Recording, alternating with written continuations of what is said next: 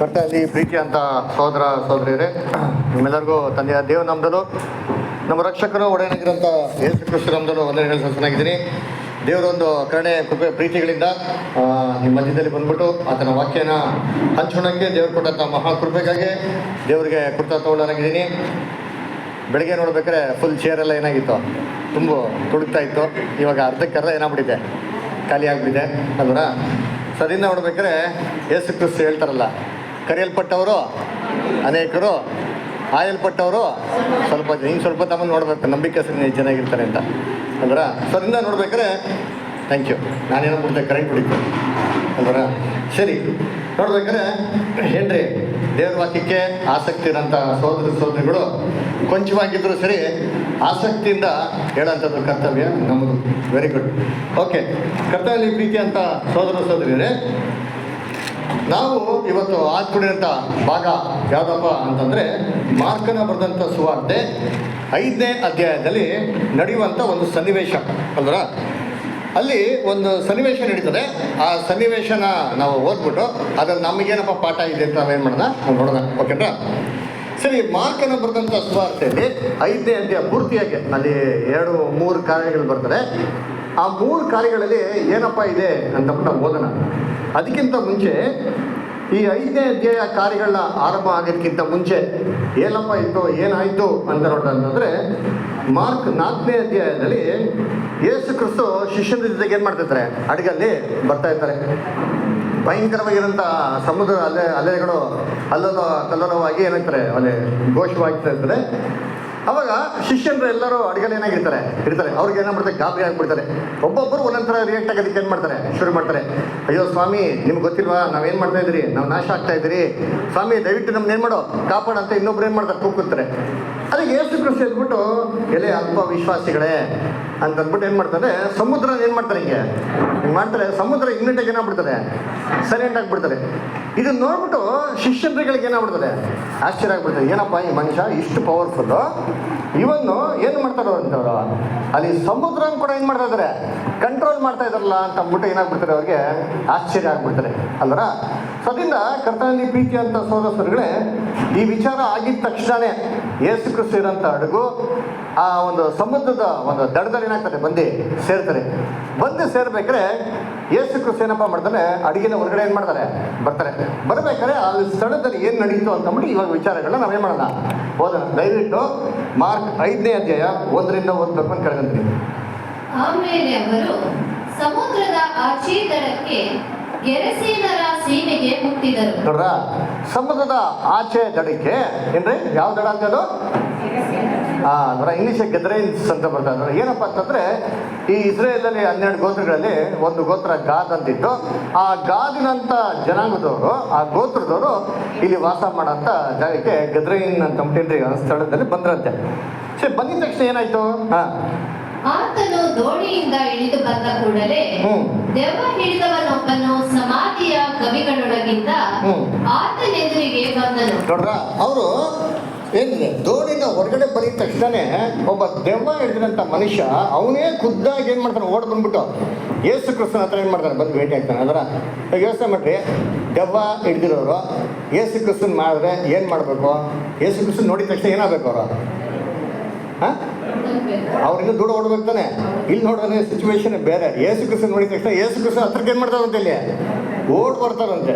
Next ಅವನಿಗೆ ಸಮಾಧಿಯ ಗವಿಗಳೇ ವಾಸಸ್ಥಳವಾಗಿದ್ದವು. ನೋಡಪ್ಪ, ಇವನ್ನೆಲ್ಲಪ್ಪ ವಾಸ ಮಾಡ್ತಾ ಇದ್ದ ಅಂತ ನೋಡ್ಬೇಕಾರೆ ಎಲ್ಲಿ ವಾಸ ಮಾಡ್ತಾ ಇದ್ದೀವಿ, ಸಮಾಧಿಯ ಗವಿಗಳಲ್ಲಿ ವಾಸ ಮಾಡ್ತಾ ಇದ್ದಂತೆ. ಅದರ ಇದೇನಿದು, ಸಮಾಧಿ ಗವಿ ಎರಡು ಹೆಂಗಿದೆ? ಗವಿಲಿದ್ದ ಸಮಾಧಿಲಿದ್ದ? ಸಮಾಧಿ ಇಲ್ದ್ರೆ ಸತ್ತಿರಬೇಕು, ಗವಿಲಿದ್ರೆ ಜೀವಂತವಾಗಿರ್ತಾರೆ. ಇದೇ ಸಮಾಧಿಯ ಗವಿ ಅಂತ ಏನರ್ಥ ಅಂದರೆ, ಇಸ್ರೇಲಲ್ಲಿ ಸಮಾಧಿಗಳು ಹೆಂಗಿತ್ತು, ಗವಿಗಳಲ್ಲಿತ್ತು. ಅದರ ಇವಾಗ ನಮಗೆಲ್ಲ ಹೆಂಗಿದೆ ಅಂತಂದರೆ ಏನ್ರಿ, ಒಂದು ಮಣ್ಣಲ್ಲಿ ಕೆತ್ಬಿಟ್ಟು ಊದ್ಬಿಡ್ತಾರೆ. ಅದಕ್ಕೆ ನಾವೇನು ಮಾಡ್ತಾ ಕರಿತೀರಿ, ಸಮಾಧಿ ಅಂತ ಕರಿತೀರಿ. ಅದರ ಅದಕ್ಕೆ ತಮ್ಮ ನೋಡ್ಬೇಕಾದ್ರೆ ಕಲ್ಲರಿ ಅಂತ, ಅದಕ್ಕೆ ಕಲ್ಲರಿ ಅಲ್ಲ, ಮಣ್ಣರಿ. ಅದರ ಕಲ್ಲರಿ ಯಾವುದಂದ್ರೆ ಕಲ್ಲಲ್ಲಿ ಕೆತ್ತಿರೋಂಥ ಸ್ಥಳಕ್ಕೆ ಹೇಳೋದೇನ್ರಿ, ಕಲ್ಲರಿ ಅಂತ ಬಿಟ್ಟದ್ರ. ಅದಕ್ಕೆ ನೋಡ್ಬೇಕಾದ್ರೆ ಕತ್ತಲ್ಲಿ ಪ್ರೀತಿ ಅಂತ ಸೋದರಗಳೇ, ಇಸ್ರೇಲಲ್ಲಿ ಈ ಸಮಾಧಿಗಳು, ಈ ಗುಹೆಗಳು ಎಲ್ಲಪ್ಪ ಇತ್ತು ಅಂದರೆ ಬಂಡೆ ಜಾಗದಲ್ಲಿ ಏನು ಮಾಡ್ತಾಯಿದ್ದ, ಇದನ್ನು ಕೆತ್ತನೆ ಮಾಡ್ತಾಯಿದ್ರು. ಅಂದ್ರೆ ಆಮೇಲೆ ಇಸ್ರೇಲ್ನಲ್ಲಿ ನ್ಯಾಯ ಪ್ರಮಾಣದಲ್ಲಿ ಏನಪ್ಪ ಇತ್ತು ಒಂದು ಪ್ರಮಾಣ ಇತ್ತು, ಏನ್ರಿ ಯಾರು ಬಂದ್ಬಿಟ್ಟು ಸತ್ತೋಗಿರೋದು ಏನು ಮಾಡ್ಬಿಡ್ದು, ಮುಟ್ಬಾರ್ದು. ಮುಟ್ರೆ ಏನಾಗ್ತಾರೆ ಅವರು ಅಶುದ್ಧ ಆಗ್ತಾರೆ ಅಲ್ವರ. ಹಂಗಿರ್ಬೇಕಾದ್ರೆ ಈ ಒಂದು ಶವ ಸಂಸ್ಕಾರ ಮಾಡೋದಾಗ್ಲಿ ಅಥವಾ ಈ ಸಮಾಧಿಗಳೆಲ್ಲ ಎಲ್ಲಪ್ಪ ಇರ್ತವೆ ಅಂತಂದ್ರೆ ಸಿಟಿಯಿಂದ ಏನಾಗ್ತಿತ್ತು ಹೊರಗಡೆ ಇರ್ತಾ ಇತ್ತು ಅಲ್ವರ. ಅಂದ್ರೆ ಸಿಟಿ ಔಟ್ಸ್ಕರ್ಟ್ಸ್ ಅಲ್ಲಿ ಇದ್ದಿದ್ದೆಲ್ಲಪ್ಪ ಅಂದ್ರೆ ಈ ಸಮಾಧಿಗಳು. ಅದಕ್ಕೆ ಯೇಸು ಕ್ರಿಸ್ತನ ಎಲ್ಲಿ ಸಾಯಿಸಿದ್ದು, ಎಲ್ಲಿ ಸತ್ತಿದ್ದು ಯೇಸು ಕ್ರಿಸ್ತ ಪ್ರಾಣಲ್ಲಿ ಬಿಟ್ರು? ಗೊಲ್ಗೊತ್ತ ಎಲ್ಲಿತ್ತು? ಊರಿಂದ ಆಚ ಕಡೆ ಆ ಒಂದು ಗೊಲ್ಗೊತ್ತ ಪರ್ವತ ಕೆಳಗಡೆ ಎಷ್ಟೋ ಗವಿಗಳಿತ್ತು. ಅದರಲ್ಲಿ ಕುಷ್ಠರೋಗಿಗಳು ಏನ್ ಮಾಡ್ತಾ ಇದ್ರು, ವಾಸ ಮಾಡ್ತಾರೆ. ಅಂದ್ರೆ ಇಸ್ರೇಲಲ್ಲಿ ಚರಿತ್ರೆಯಲ್ಲಿ ಏನಪ್ಪಾ ಅಂತಂದ್ರೆ ಸಾಮಾನ್ಯವಾಗಿ ನೋಡ್ಬೇಕ್ರೆ ಈ ಗವಿಗಳು ಅಂತ ಹೇಳ್ಬೇಕಾದ್ರೆ ಇದೆಲ್ಲ ಎಲ್ಲಪ್ಪ ಇರ್ತಾ ಇತ್ತು ಅಂದ್ರೆ ಏನ್ರಿ ಅದು ಊರಿನ ಹೊರಗಡೆ ಏನಾಗ್ತಾ ಇತ್ತು ಅದು ಇರ್ತಾ ಇತ್ತು ಅಲ್ವರ. ಆಮೇಲೆ ಈ ಗವಿ ಆಗಿರೋದ್ರಿಂದ ಇಲ್ಲಿ ಸಾಮಾನ್ಯವಾಗಿ ಯಾರಪ್ಪ ಮನುಷ್ಯರು ಇರೋರು ಅಂತಂದ್ರೆ ಎಲ್ಲ ಬಂದ್ಬಿಟ್ಟು ಕುಷ್ಠರೋಗಿಗಳು ಅಥವಾ ಏನ್ರಿ ಏನೋ ಒಂದು ಸೊಸೈಟಿಯಲ್ಲಿ ಸೇರಿಸ್ಕೊಳಕ್ ಆಗ್ದೇನಂತ ಜನಗಳು ಏನ್ ಮಾಡೋರು ಅಂದ್ರೆ ಇಲ್ಲಿ ವಾಸ ಮಾಡೋರಂತೆ ಅಲ್ವರ. ಅದಕ್ಕೆ ನೋಡ್ಬೇಕಾದ್ರೆ ಇಲ್ಲೂ ಕೂಡ ಒಂದು ದೆವ್ವ ಹಿಡಿದ್ರಂತ ಮನುಷ್ಯ ಏನ್ ಮಾಡ್ತಾನೆ ಅಲ್ಲಿ ಎಲ್ಲಪ್ಪ ವಾಸ ಮಾಡ್ತಾನೆ ಅಂತಂದ್ರೆ ಅವನು ಹೋಗ್ಬಿಟ್ಟು ಏನ್ರಿ ಇಂಥ ಒಂದು ಗವಿಗಳಲ್ಲಿ ಒಂದು ಗವಿಯಲ್ಲಿ ಏನ್ ಮಾಡ್ತಾನ ಅವನು ವಾಸ ಮಾಡ್ತಾ ಇರ್ತಾನೆ ಅಂತ ನೋಡ್ತೀರಿ ಅಲ್ವರ. ಸೊ ಅದಕ್ಕೆ ನೋಡ್ಬೇಕಾದ್ರೆ ಇವನು ಯೇಸು ಕ್ರಿಸ್ತನ್ ನೋಡಿದ ತಕ್ಷಣ ಓಡ್ ಬಂದು ಏನ್ ಮಾಡ್ತಾನೆ, ಯೇಸು ಕ್ರಿಸ್ತನ ಏನ್ ಕೇಳ್ಕೊಂತಾನೆ, ಓದಿ ಮುಂದಕ್ಕೆ ನೋಡೋಣ. ಅವನನ್ನು ಅನೇಕ ಸಾರಿ ಬೇಡಿಗಳಿಂದಲೂ ಸರಪಳಿಗಳಿಂದಲೂ ಕಟ್ಟಿದ್ದರು. ಅವನು ಸರಪಳಿಗಳನ್ನು ಕಿತ್ತು ಬೇಡಿಗಳನ್ನು ಮುರಿದು ಹಾಕಿದ್ದನು. ನೋಡ್ರ, ಅವನ್ನ ಎಷ್ಟು ಸತಿ ಅವನ್ನ ಕಂಟ್ರೋಲ್ ಮಾಡಕ್ಕೆ ಪ್ರಯತ್ನ ಮಾಡೋದ್ರೆ ಎಷ್ಟೋ ಸತಿ ಸರಪಳಿಗಳಾಕ್ಬಿಟ್ಟು ಅವನು ಬೇಡಿಗಳಾಕ್ಬಿಟ್ಟು ಅವನ್ನ ಹಿಡಿತಲ್ಲಿ ಇದಕ್ಕೆ ಏನ್ ಮಾಡೋದಂತೆ, ಅದನ್ನ ಟ್ರೈ ಮಾಡೋದ. ಟ್ರೈ ಆಗಿದ್ಯಾ? ಆಗಿದೆಯಾ? ಆಗಲೇ ಇಲ್ವಂತಂದ್ರ ಏನು ಸರ್ಪಣಿಗಳು ಬೇಡಿಗಳು ಅಲ್ರ, ಚೈನ್ ಅಲ್ರ, ಚೈನ್ ಮುರಿಯೋಕ್ಕಾಗ್ತದ? ಸೈಕಲ್ ಚೈನೇ ಮುರಿಯೋಕ್ಕಾಗತ್ತ? ಇನ್ನು ಕಬ್ಬಣದ ಚೈನ್ ಹಾಕ್ಬಿಟ್ಟು ಒಬ್ಬ ಮನುಷ್ಯನ ಹಿಡಿತಲ್ಲಿ ನಿಂತರ ಒಂದು ಚೈನ್ ಹಾಕಿದ್ರೆ ಅವನು ಅದನ್ನ ಬಿಡಿಸ್ಕೊಂಡು ಬರ್ತಾನೆ ಅಂತಂದರೆ ಇದು ಯೋಚನೆ ಮಾಡಿರ್ತೀನಿ, ಇದು ಯಾವುದೇ ಒಬ್ಬ ಮನುಷ್ಯ ಮಾಡೋಂಥ ಕೆಲಸ ಅಲ್ಲ. ಅದಕ್ಕೆ ನೋಡ್ಬೇಕು ಇವನಲ್ಲಿ ಒಂದು ಎಕ್ಸ್ಟ್ರಾರ್ಡನರಿ ಪವರ್ ಏನಾಗಿದೆ ಇದೆ ಅಂದರೆ ಅದೇ ಯಾವುದಪ್ಪ ಅಂದರೆ ಒಂದು ಅಶುದ್ಧ ಆತ್ಮ ಏನಾಗಿದೆ ಅವನಲ್ಲಿ ತುಂಬಿಕೊಂಡಿದೆ ಅಂದ್ರೆ. ಅದಕ್ಕೆ ನೋಡ್ಬೇಕಾದ್ರೆ ಅವನ ನಿವಾಸ ಎಲ್ಲಪ್ಪ ಇಲ್ಲ ಅಂತಂದರೆ ಏನ್ರಿ ಮನೆಗಳಲ್ಲಿ ಏನಾಗಿಲ್ಲ ಅವನು ಇಲ್ಲ, ಮನೇಲಿದ್ದವನು ಎಲ್ಲಿದ್ದಂತೆ ಅವನು ಸಮಾಧಿಯಲ್ಲಿ ಏನಾಗಿದ್ದಂತೆ ಇದ್ದಂತೆ ಅಲ್ವರ. ಆಮೇಲೆ ನೋಡ್ರಿ 4ನೇ ವಾಕ್ಯ ಓದಿದ್ದೀನಿ. ಅವನನ್ನು ಇನ್ನು ಯಾರೂ ಸರಪಳಿಯಿಂದಾದರೂ ಕಟ್ಟಲಾಗದೆ ಹೋದರು. ಅವನನ್ನು ಹತೋಟಿಗೆ ತರುವುದಕ್ಕೆ ಯಾರಿಂದಲೂ ಆಗಲಿಲ್ಲ. ನೋಡ್ರ, ಅವನ ಹತೋಟಿ ತರಕ್ಕೆ ಯಾರಿಂದಲೂ ಏನಾಗಿಲ್ವಂತೆ, ಯಾವ ಮನುಷ್ಯನೂ ಕೂಡ ಇವನ್ನ ಕಂಟ್ರೋಲ್ ಮಾಡಕ್ಕೆ ಆಗಿಲ್ವಂತ ನೋಡ್ತೀನಿ. ಇಂಗ್ಲೀಷಲ್ಲಿ ನೋ ಮ್ಯಾನ್ ಕುಡ್ ಟೇಮ್ ಮೀ ಅಂತ ಹೇಳ್ತಾರೆ. ಅಂದ್ರೆ ಏನಂದ್ರೆ ಅವನ್ನ ಸರಿಪಡಿಸೋಕ್ಕಾಗಲಿ ಸ್ಥಿರಪಡಿಸೋದಕ್ಕಾಗಲಿ ಸರಿಯಾದ ಮನುಷ್ಯನಾಗಿ ಮಾಡೋದಕ್ಕೆ ಯಾವ ಮನುಷ್ಯನಿಂದ ಆಗ್ಲೇ ಇಲ್ವಂತರಿ ಅದರ. ನೆಕ್ಸ್ಟ್ ಆಮೇಲೆ ಅವನು ನಿತ್ಯ ರಾತ್ರಿ ಹಗಲು ಸಮಾಧಿಯ ಗವಿಗಳಲ್ಲಿಯೂ ಗುಡ್ಡಗಳಲ್ಲಿಯೂ ಆರ್ಭಟಿಸುತ್ತಾ ಕಲ್ಲುಗಳಿಂದ ತನ್ನನ್ನು ಕಳೆದುಕೊಳ್ಳುತ್ತಾ ಇದ್ದನು. ನೋಡ್ರ, ಇವನಪ್ಪ ಹೆಂಗಂತೀವ ಇವನು ಸಮಾಧಿ ಇರೋದಲ್ದಿರ ಏನು ಸರಪಣಿಗಳಾಕಿ ಬಂಧಿಸ ಸರಿ ಅದನ್ನ ಕಂಟ್ರೋಲ್ ಮಾಡಕ್ಕೆ ಆಗ್ತಲ್ವಂತೆ. ಇವನು ನಿತ್ಯ ಹಗಲು ರಾತ್ರಿ ಎಲ್ಲಿದ್ದಂತೆ ಬೆಟ್ಟ ಗುಡ್ಡಗಳಲ್ಲಿದ್ದು ಆರ್ಭಟಿಸ್ತಾ ಕಲ್ಗಳಿಂದ ಏನ್ ಮಾಡ್ತಾನೆ ಅಂತೆ ತನ್ನ ತಾನೇ ಗಾಯ ಪಡ್ಕೊಂತಾನೆ ಅಂತ. ಯೋಚನೆ ಮಾಡ್ರಿ ಅಂತೀನಿ ಅಂದ್ರೆ ಹಂಗೆ ದೆವ್ವ ನೋಡ್ರಿ ಹೆಂಗಿದೆ ಅಂತೀನಿ. ಫಾಲನ್ ಏಂಜಲ್ಸ್ ಮಾಡೋಂಥ ಕ್ರಿಯೆಗಳು ನೋಡಿ ನಮ್ಗೆ ಚೆನ್ನಾಗಿ ಗೊತ್ತಿರೋ ಫಾಲನ್ ಏಂಜಲ್ಸ್ ಅನ್ನು ಯಾರು ಅಂತಂದರೆ ಮೊದಲನೇ ಲೋಕದಲ್ಲಿ ಸುಂದರವಾಗಿರೋ ಸ್ತ್ರೀಗಳ ಜೊತೆ ಸಂಬಂಧ ಇಟ್ಕೊಂಡಿರೋಂಥ ದೇವದೂತರುಗಳನ್ನ, ಪಾಪ ಮಾಡಿರೋಂಥ ದೇವದೂತರುಗಳನ್ನ ದೇವರು ಸುಮ್ಮನೆ ಬಿಡದೆ ಅವನು ಭೂಮಿಯ ವಾಯುಮಂಡಲ ಏನು ಮಾಡಿದ್ರೆ ಇವಾಗ ಕಟ್ಟಾಕಿದ್ದಾರೆ. ಅವ್ರದ್ದು ಪರಲೋಕಕ್ಕೂ ಹೋಗಂಗಿಲ್ಲ, ಆತ್ಮಿಕ ಶರೀರದಲ್ಲಿ ಮಾಂಸಿಕ ಶರೀರದಲ್ಲಿ ಭೂಲೋಕಕ್ಕೂ ಏನಿಲ್ಲ ಅವರು ಬರಂಗಿಲ್ಲ. ಅದನ್ನ ನೋಡ್ಬೇಕಾದ್ರೆ ಭೂಮಿಯ ವಾಯುಮಂಡಲ ಕಟ್ಟಾಕಿರೋದ್ರಿಂದ ಅವ್ರಿಗೆ ಒಂದು ದೇಹ ಇಲ್ಲ ಬರೋದಿಕ್ಕೆ. ಅದರಿಂದ ಯಾರು ವಿಲ್ ಪವರ್ ವೀಕ್ ಆಗಿದೆಯೋ ಅವ್ರನ್ನ ಪ್ರೊಸೆಸ್ ಮಾಡಿಕೊಂಡು ಅವ್ರನ್ನ ಯೂಸ್ ಮಾಡಿಕೊಂಡು ಅವ್ರ ಮುಖಾಂತರ ಎಲ್ಲ ದುಷ್ಟ ಕೆಲಸಗಳು ಮಾಡ್ತಾರೆ ಅಂತ ಏನ್ರಿ ಬಿದ್ದೋಗಿರೋ ದೂತರುಗಳಲ್ಲಿ. ಅದ್ರ ನೋಡಿ ಇವು ಮನುಷ್ಯನ ಯಾವ ಥರ ಪ್ರೊಸೆಸ್ ಮಾಡಿದ್ದಾರೆ ಅಂತ ನೋಡಿ ಯೋಚನೆ ಮಾಡಿದ್ದೀನಿ. ಕಲ್ಗಳು ತಗೊಂಡು ತನ್ನ ಸ್ವಂತ ದೇಹನ ಗಾಯ ಮಾಡ್ಕೊಳ್ಳೋಂಥ ರೀತಿಯಲ್ಲಿ ಆ ಮೈಂಡಲ್ಲಿ ಏನು ಮಾಡೋರಂತೆ ಅಲ್ಲಿ ಕಂಪ್ಲೀಟಾಗಿ ಕ್ಯಾಪ್ಟಿವಿಟಿಯಲ್ಲಿ ತೊಗೊಳೋರಂತೆ ಅಲ್ರ. ಸರಿ, ಈ ಮನುಷ್ಯ ಯಾರಿದ್ದಾನೆ ಕಂಟ್ರೋಲ್ ಮಾಡೋಕ್ಕಾಗಿಲ್ವಂತೆ. ಆಮೇಲೆ ಈ ಮನುಷ್ಯ ಇರೋಂಥ ಕಂಡೀಷನ್ ಹೆಂಗಿತ್ತು ಅಂದರೆ 15ನೇ ವಾಕ್ಯ ಓದಿ. ಅವ್ನು ಬಟ್ಟೆ ಹಾಕಿದ್ನ ಅಂದರೆ ದೆವ್ವಗಳ ದಂಡಿನಿಂದ ಹಿಡಿಯಲ್ಪಟ್ಟಿದ್ದವನು ಬಟ್ಟೆಗಳನ್ನು ಹಾಕಿಕೊಂಡು ಸ್ವಸ್ಥ ಬುದ್ಧಿಯಿಂದ ಕೂತಿರುವುದನ್ನು ನೋಡಿ ಇವಾಗ ಎಲ್ಲ ವಾಸಿ ಆಗಿದ್ಮೇಲೆ ಬಟ್ಟೆ ಹಾಕೊಂಡು ಏನ್ ಮಾಡಿದಂತೆ ಅವನು ಕೂತಿದ್ದ ಅಂತ ಹೇಳ್ತಾರೆ. ಅಂದ್ರೆ ಇದಕ್ಕಿಂತ ಮುಂಚೆ ಏನಿಲ್ಲ ಅವನಿಗೆ. ಯೋಚನೆ ಮಾಡಿ, ಕಂಡೀಷನ್ ಇಮ್ಯಾಜಿನ್ ಮಾಡ್ಕೊಳ್ಳಿ. ಒಬ್ಬ ಮನುಷ್ಯ ಏನ್ರಿ ಒಬ್ಬ ಏನ್ರಿ ಗಂಡಸು ಏನ್ರಿ ಹುಚ್ಚುಚ್ಚುತ್ತರ ಬಿಹೇವ್ ಮಾಡಿ ಕಲ್ಗಳು ತೊಗೊಂಡು ತನ್ನ ಮೈನೆಲ್ಲ ಗಾಯ ಮಾಡಿಕೊಂಡು ವಸ್ತ್ರನೇ ಇಲ್ದಿರ ದಿನ ಎಲ್ಲಿರ್ತಾ ಇದ್ದಂತ ಅವನು ಸಮಾಧಿಗಳಲ್ಲಿ ಇರ್ತಾ ಇದ್ದಂತಂದ್ರೆ ಇಂಥ ಒಬ್ಬ ಮನುಷ್ಯ ಏನು ಚೈನ್ ಹಾಕೊಂಡು ಕಂಟ್ರೋಲ್ ಮಾಡೋಕ್ಕಂತೆ ಏನು ಪವರ್ ಇರ್ತಾ ಇತ್ತು ಅಂತಂದರೆ ಈ ಫಾಲ್ ಏಂಜಲ್ಸ್ಗೆ ಚೈನ್ ಎಲ್ಲ ಕಿತ್ತು ಬಿಸಾಕ್ಬಿಡೋರಂತೆ ಅಲ್ವರ. ಯೋಚನೆ ಮಾಡಿರ್ತೀನಿ ಎಂಥ ಪೆಥೆಟಿಕ್ ಕಂಡೀಷನ್ ಅಲ್ವಾ. ಫಾಲನ್ ಏಂಜಲ್ಸು ಏನ್ರಿ ಮನುಷ್ಯನ ಯಾವ ಲೆವೆಲ್ಗೆ ಒಂದು ಭಯಂಕರವಾಗಿ ಒಂದು ಟಾರ್ಚರ್ ಕೊಡ್ತಾ ಇದ್ರು ಅಂದರೆ ಕಲ್ಲುಗಳು ತೊಗೊಂಡು ತನ್ನ ಸ್ವಂತ ದೇಹನ ಏನ್ರಿ ಗಾಯ ಮಾಡ್ಕೊಡೋ ರೀತಿಲಿ. ಅದರ ಸ್ವಲ್ಪ ಕೂಡ ಅವ್ರಿಗೆ ಏನಿಲ್ವಂತೆ, ಕನಿಕರನೇ ಇಲ್ವಂತೆ ಅವ್ರಿಗೆ. ಇವಾಗ ಇವ್ರ ಕನಿಕರ ಇಲ್ದಿರಂತ ಬಿದ್ದೋಗಿರೋ ದೂತರುಗಳು ಕ್ರಿಸ್ತನ್ ನೋಡ್ಬಿಟ್ಟು ಏನು ಹೇಳ್ತಾರೆ, ಕಂಟಿನ್ಯೂ ಮಾಡಿ. ಅವನು ಯೇಸುವನ್ನು ದೂರದಿಂದ ಕಂಡು ಓಡಿ ಬಂದು ಆತನಿಗೆ ಅಡ್ಡ ಬಿದ್ದು ಮಹಾಶಬ್ದದಿಂದ ಆರ್ಭಟಿಸಿ, ಯೇಸುವೆ, ಪರಾತ್ಪರನಾದ ದೇವರ ಮಗನೇ, ನನ್ನ ಗೊಡುವೆ ನಿನಗೇಕೆ? ದೇವರಾಣೆ, ನನ್ನನ್ನು ಕಾಡಬೇಡ ಎಂದು ಹೇಳಿದನು. ನೋಡ್ರ, ನನ್ನ ಗೊಡವೆ ನಿನಗೇಕೆ? ದೇವರಾಣೆ ಹೇಳ್ತೀನಿ, ದಯವಿಟ್ಟು ನನ್ನ ಏನ್ ಮಾಡಬೇಡ, ನನ್ನ ಕಾಡಬೇಡ. ಏನಪ್ಪ ಇವ್ರು ಮಾತ್ರ ಬೇರೆಯವ್ರನ್ನೆಲ್ಲ ಕಾಡ್ಬೋದು, ಎಷ್ಟು ಜನ ಇದ್ರು ನೋಡೋಣ ಅದರ. ಆದರೆ ಇವ್ರಿಗೆ ಮಾತ್ರ ಏನು ಮಾಡ್ಬಿಡ್ತೈತೆ ಯಾರು, ಏನ್ರಿ ಕ್ಯಾರೆಕ್ಟರ್ ಅಲ್ರ. ನಮ್ಮನ್ನು ಮಾತ್ರ ಏನು ಮಾಡ್ಬೇಡ, ಕಾಣಕ್ಕೆ ಬರಬೇಡ ನೀನು ಅಲ್ರ, ಡಿಸ್ಟರ್ಬೇ ಮಾಡಬೇಡ ಅದರ. ಇವಾಗ ಯೇಸು ಕ್ರಿಸ್ತ ಇವನ್ನ ಕಾಡ್ತಾರ. ಯೋಚನೆ ಮಾಡಿ, ಇಂಗ್ಲೀಷ್ ಬರ್ತಾರೆ ದೋ ಟಾರ್ಮೆಂಟ್ ಮೀ ನಾಟ್ ಅಂತ ಹೇಳ್ತಾರೆ. ಅಂದರೆ ಯೇಸು ಕ್ರಿಸ್ತ ಇವ್ರಿಗೆ ಹಿಂಸೆ ಕೊಡ್ತಾರಾ, ಟಾರ್ಚರ್ ಕೊಡ್ತಾರಾ?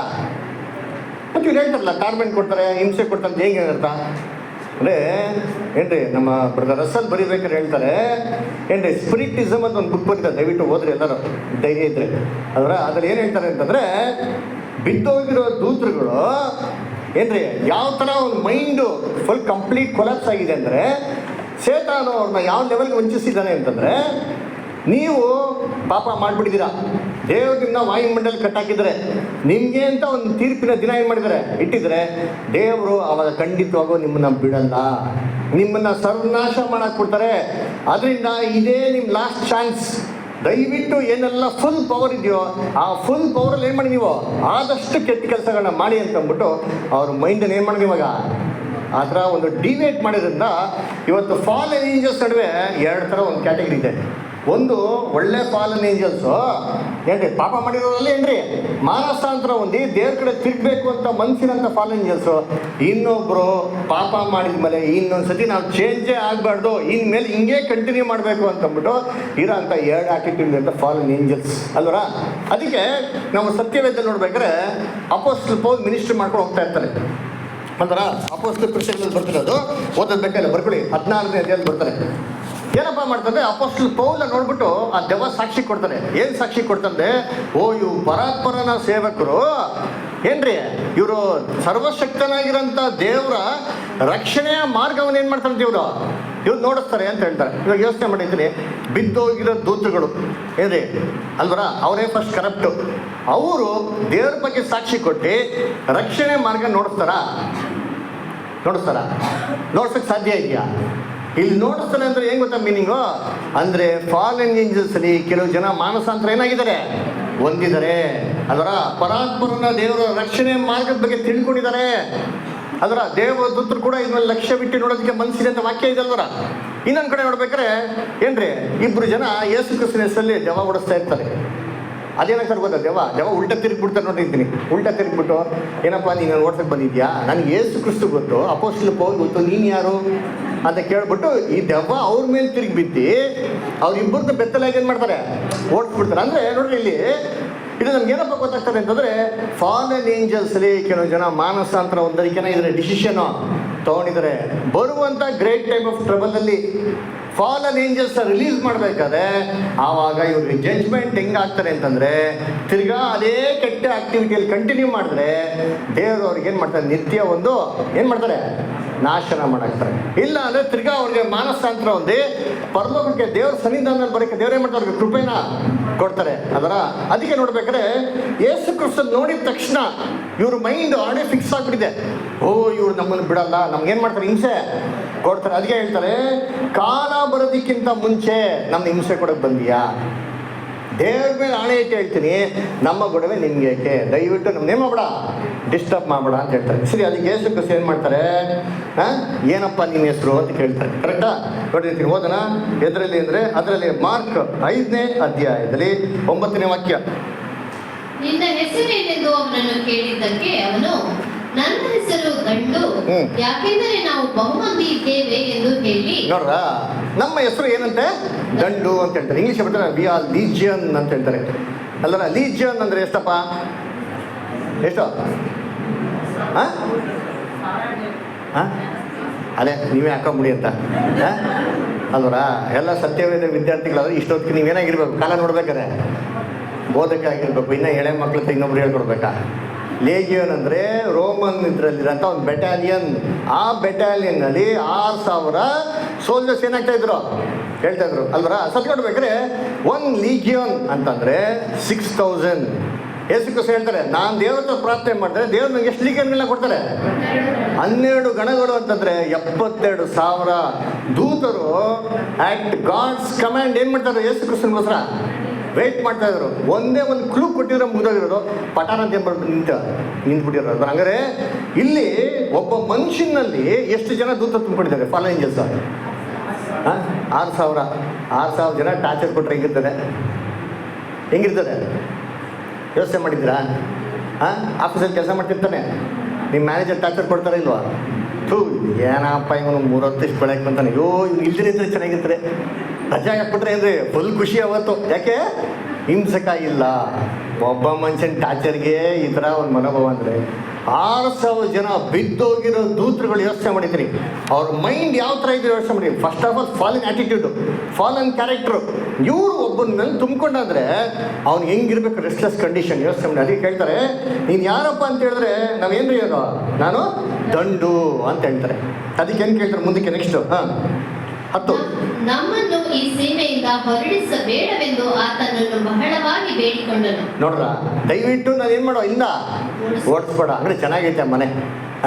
ಅದರ 6,000 ಜನ ಒಬ್ಬರೇ ತಿಳ್ಕೊಂಡವ್ರೆ, ಕಂಫರ್ಟಬಲ್ ಆಗೈತೆ, ಒಬ್ಬನೇ ಬುಗ್ರಿ ಥರ ಆಡಿಸ್ತಾರೆ, ಚೆನ್ನಾಗಿದೆ. ಇಲ್ಲ ಇಲ್ಲಿ ನಮ್ಮ ಓಡಿಸ್ಬಿಡೋ, ದಯವಿಟ್ಟು ವೇ ಕಂಫರ್ಟಬಲ್ ಇರೋಂಗ್ಲಿ ಅಂತ ಹೇಳ್ತಾರೆ. ಅದಕ್ಕೆ ಯೇಸು ಕ್ರಿಸ್ತ ಏನು ಮಾಡ್ತಾರೆ ನೋಡಿ ಮುಂದಕ್ಕೆ. ಅಲ್ಲಿಯ ಗುಡ್ಡದಲ್ಲಿ ಹಂದಿಗಳ ದೊಡ್ಡ ಹಿಂಡು ಮೇಯುತ್ತಿತ್ತು. ಆ ದೆವ್ವಗಳು ಆ ಹಂದಿಗಳೊಳಗೆ ಸೇರಿಕೊಳ್ಳುವುದಕ್ಕೆ ನಮ್ಮನ್ನು ಕಳುಹಿಸಿಕೊಡು ಎಂದು ಬೇಡಿಕೊಂಡವು. ನಮ್ನೆಲ್ಲಿ ಕಳಿಸ್ಬಿಡು, ಹಂದಿಗಳಲ್ಲಿ ಕಳಿಸ್ಬಿಡು, ದಯವಿಟ್ಟು ನಮ್ಮನ್ನ ನಾಶ ಮಾಡಬೇಡ, ನಮ್ಮ ಹಂದಿಗಳಲ್ಲಿ ಕಳಿಸ್ಬಿಡು. ಅಂದರೆ ನೋಡಿ, ಫಾಲನ್ ಏಂಜಲ್ಸ್ಗೆ ಅವರು ಒರಿಜಿನಲ್ ಎಸ್ಟೇಟ್ ಏನ್ರಿ, ಒಂದು ಆತ್ಮಿಕ ಶರೀರದಲ್ಲಿ ಅಲ್ಲೇ ಸೈಲೆಂಟ್ ಆಗಿರೋಕೆ ಅವ್ರಿಗೆ ಮನಸ್ಸೇ ಇಲ್ಲ ರೀ. ಯಾರೋ ಒಬ್ರದ್ದು ಏನು ಮಾಡ್ತಾ ಇರಬೇಕು, ಕಿತಾಪತಿ ಕೊಡ್ತಾನೆ ಇರ್ಬೇಕು ನೋಡ್ರಿ ಅಲ್ಲರ. ಅದಕ್ಕೆ ಮನುಷ್ಯ ಆದರೂ ಪರವಾಗಿಲ್ಲ, ಪ್ರಾಣಿ ಓಕೆ ನಡೀತಾರಪ್ಪ, ಪ್ರಾಣಿ ಆದರೂ ಪರವಾಗಿಲ್ಲ, ಅದೇ ಅಡ್ಜಸ್ಟ್ ಮಾಡ್ಕೊತೀರಿ ಅಂತ ಅಲ್ವರ. ಅದಕ್ಕೆ ಯೇಸು ಕ್ರಿಸ್ತ ಏನು ಮಾಡ್ತಾರೆ, ಈ ದಂಡಲ್ಲಿ ಏನು ಮಾಡ್ತಾರೆ ಅವನ್ನ, ಸರಿ ಆ ದಂಡನ್ನ ಈ ಒಂದು ಹಂದಿ ಇದರಲ್ಲಿ ಏನು ಮಾಡ್ತಾರೆ, ಓಡಿಸ್ತಾರೆ. ಹಂದಿಗಳಲ್ಲಿ ಏನಾಯ್ತಾರೆ, ಜೋರಿಗೆ ಬೇಕು ಹೋಗಿ ಏನು ಮಾಡ್ತಾರೆ, ಸಮುದ್ರ ಹೋಗಿ ಎಲ್ಲ ಬಿದ್ದು ಸತ್ತೋಯ್ತವೆ ಅಂತ ನೋಡ್ತೀರಿ. ಹಂದಿಗಳು ಎಷ್ಟಿತ್ತಂತೆ, ಸುಮಾರು ಎಷ್ಟಂತೆ, ಓದಿರ್ತೀನಿ 13ನೇ ವಾಕ್ಯ. ಆಗಲಿ ಎಂದು ಅವುಗಳಿಗೆ ಅಪ್ಪಣೆ ಕೊಡಲು ಆ ದೆವ್ವಗಳು ಹೊರಗೆ ಬಂದು ಹಂದಿಗಳೊಳಗೆ ಹೊಕ್ಕವು. ಆ ಗುಂಪು ಓಡಿ ಕಡಿದಾದ ಸ್ಥಳದಿಂದ ಸಮುದ್ರದೊಳಗೆ ಬಿದ್ದು ಅಲ್ಲಿ ಉಸಿರು ಕಟ್ಟಿ ಸತ್ತಿತು. ಎಷ್ಟಿತ್ತಂತೆ, ಹೆಚ್ಚು ಕಡಿಮೆ 2,000 ಹಂದಿಗಳು. ಹೆಚ್ಚು ಕಮ್ಮಿ ಎಷ್ಟು ಸಾವಿರ ಹಂದಿಗಳು, ದೂತರುಗಳು ಎಷ್ಟು ಜನ ಇದ್ದಿದ್ದ 6,000. ಹಂಗಾರೆ ಒಂದಂದಿಯಲ್ಲಿ ಎಷ್ಟು ಜನ ಸೇರ್ಕೊಟ್ರು, ಒಂದೊಂದಿಯಲ್ಲಿ ಎಷ್ಟು ಜನಪ್ಪ ಸೇರ್ಕೊಂಡ್ರು, ಮ್ಯಾಥಮೆಟಿಕ್ಸ್ ಕೂಡ ಎಷ್ಟು 3 ಅಲ್ವರ. ಯೋಚನೆ ಮಾಡ್ರಿ, ಒಂದೊಂದು ಹಂದಿಗೆ 3 ಜನ ಪ್ರೊಸೆಸ್ ಮಾಡಿದ್ದಕ್ಕೆ ಹಂದಿ ಏನಾಯ್ತಂತೆ, ಹಂದಿಗೆ ಬ್ರೇನೇ ಕೊಲಾಪ್ಸ್ ಆಗ್ಬಿಡ್ತು. ಅದೇ ಏನು ಮಾಡಬೇಕು ಗೊತ್ತಿಲ್ಲ, ಲೆಫ್ಟ್ ಹೋಗೋಣ ರೈಟ್ ಹೋಗೋಣ, ಅಲ್ಲೇ ಸೀದಾ ಹೋಗೋಣ ಎಲ್ಗೋಗ್ಬಿಟ್ಟು ಅಂತೆ. ನೋಡ್ರಿ ಯೋಚನೆ ಮಾಡಿರ್ತೀನಿ, 2 ಬಿದ್ದೋಗಿರೋ ದೂತರುಗಳು ಒಂದು ಹಂದಿನ ಹಿಡ್ಕೊಂಡಿದ್ದಕ್ಕೆ ಈ ಕಂಡೀಷನ್ ಅಂದರೆ ಪಾಪ ಅವನು ಎಷ್ಟೊಂದು ನೆಟ್ಟಿಗಿದ್ದ ಅಂತ ಅನ್ಬೇಕು.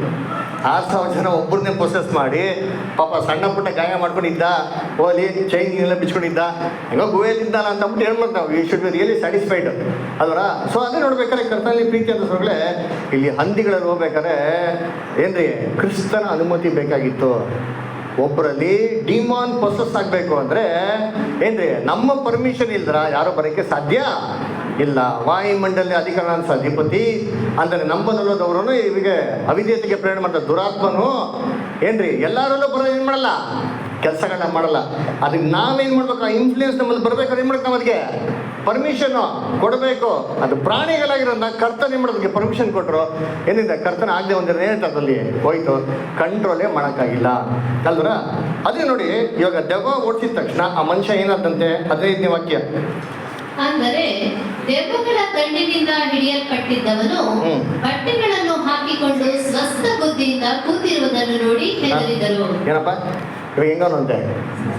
ದೆವ್ವಗಳ ಹೋಗಿ ಮಲಗಿದಾರಂತೆ, ಸ್ವಸ್ಥ ಬುದ್ಧಿಯಿಂದ ಹೆಂಗಿದ್ದಂತೆ, ಬಟ್ಟೆ ಉಳ್ಳವನಾಗಿ ಕೂತ್ಕೊಂಡಿರೋದು ನೋಡ್ಬಿಟ್ಟು ಎಲ್ಲ ಏನು ಮಾಡಿದ್ರಂತೆ?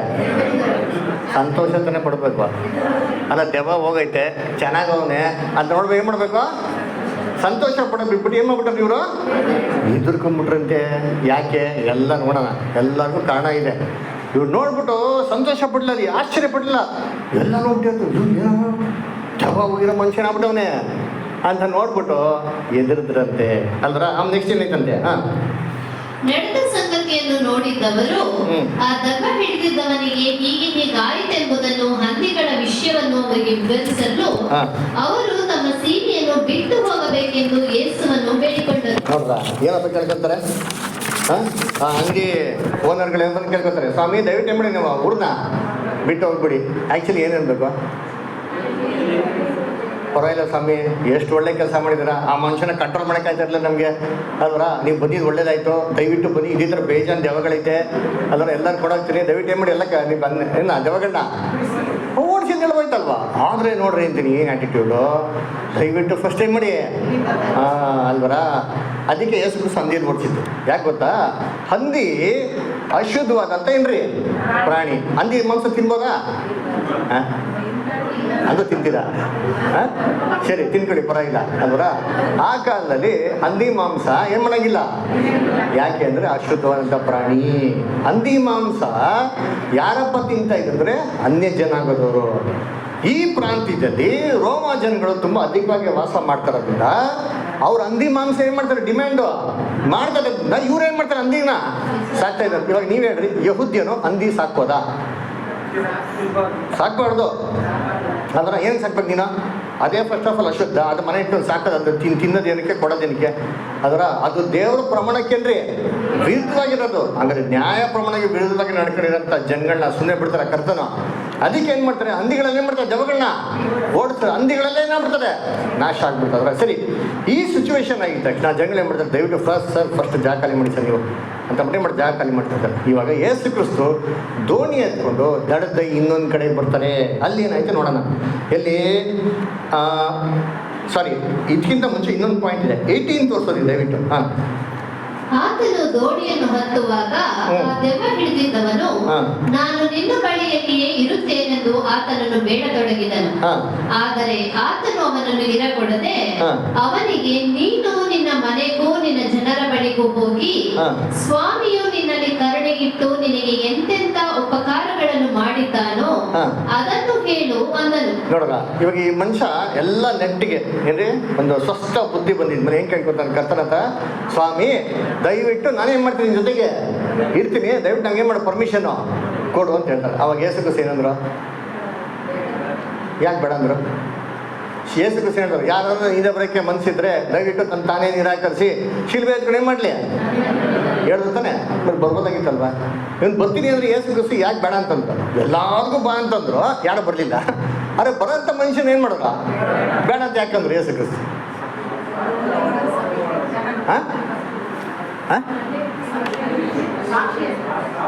ಅಲ್ಲ, ಬಂದ್ಮೇಲೆ ಕೂಡ ಸಾಕ್ಷಿ ಹೇಳ್ಬೋದಲ್ವಾ?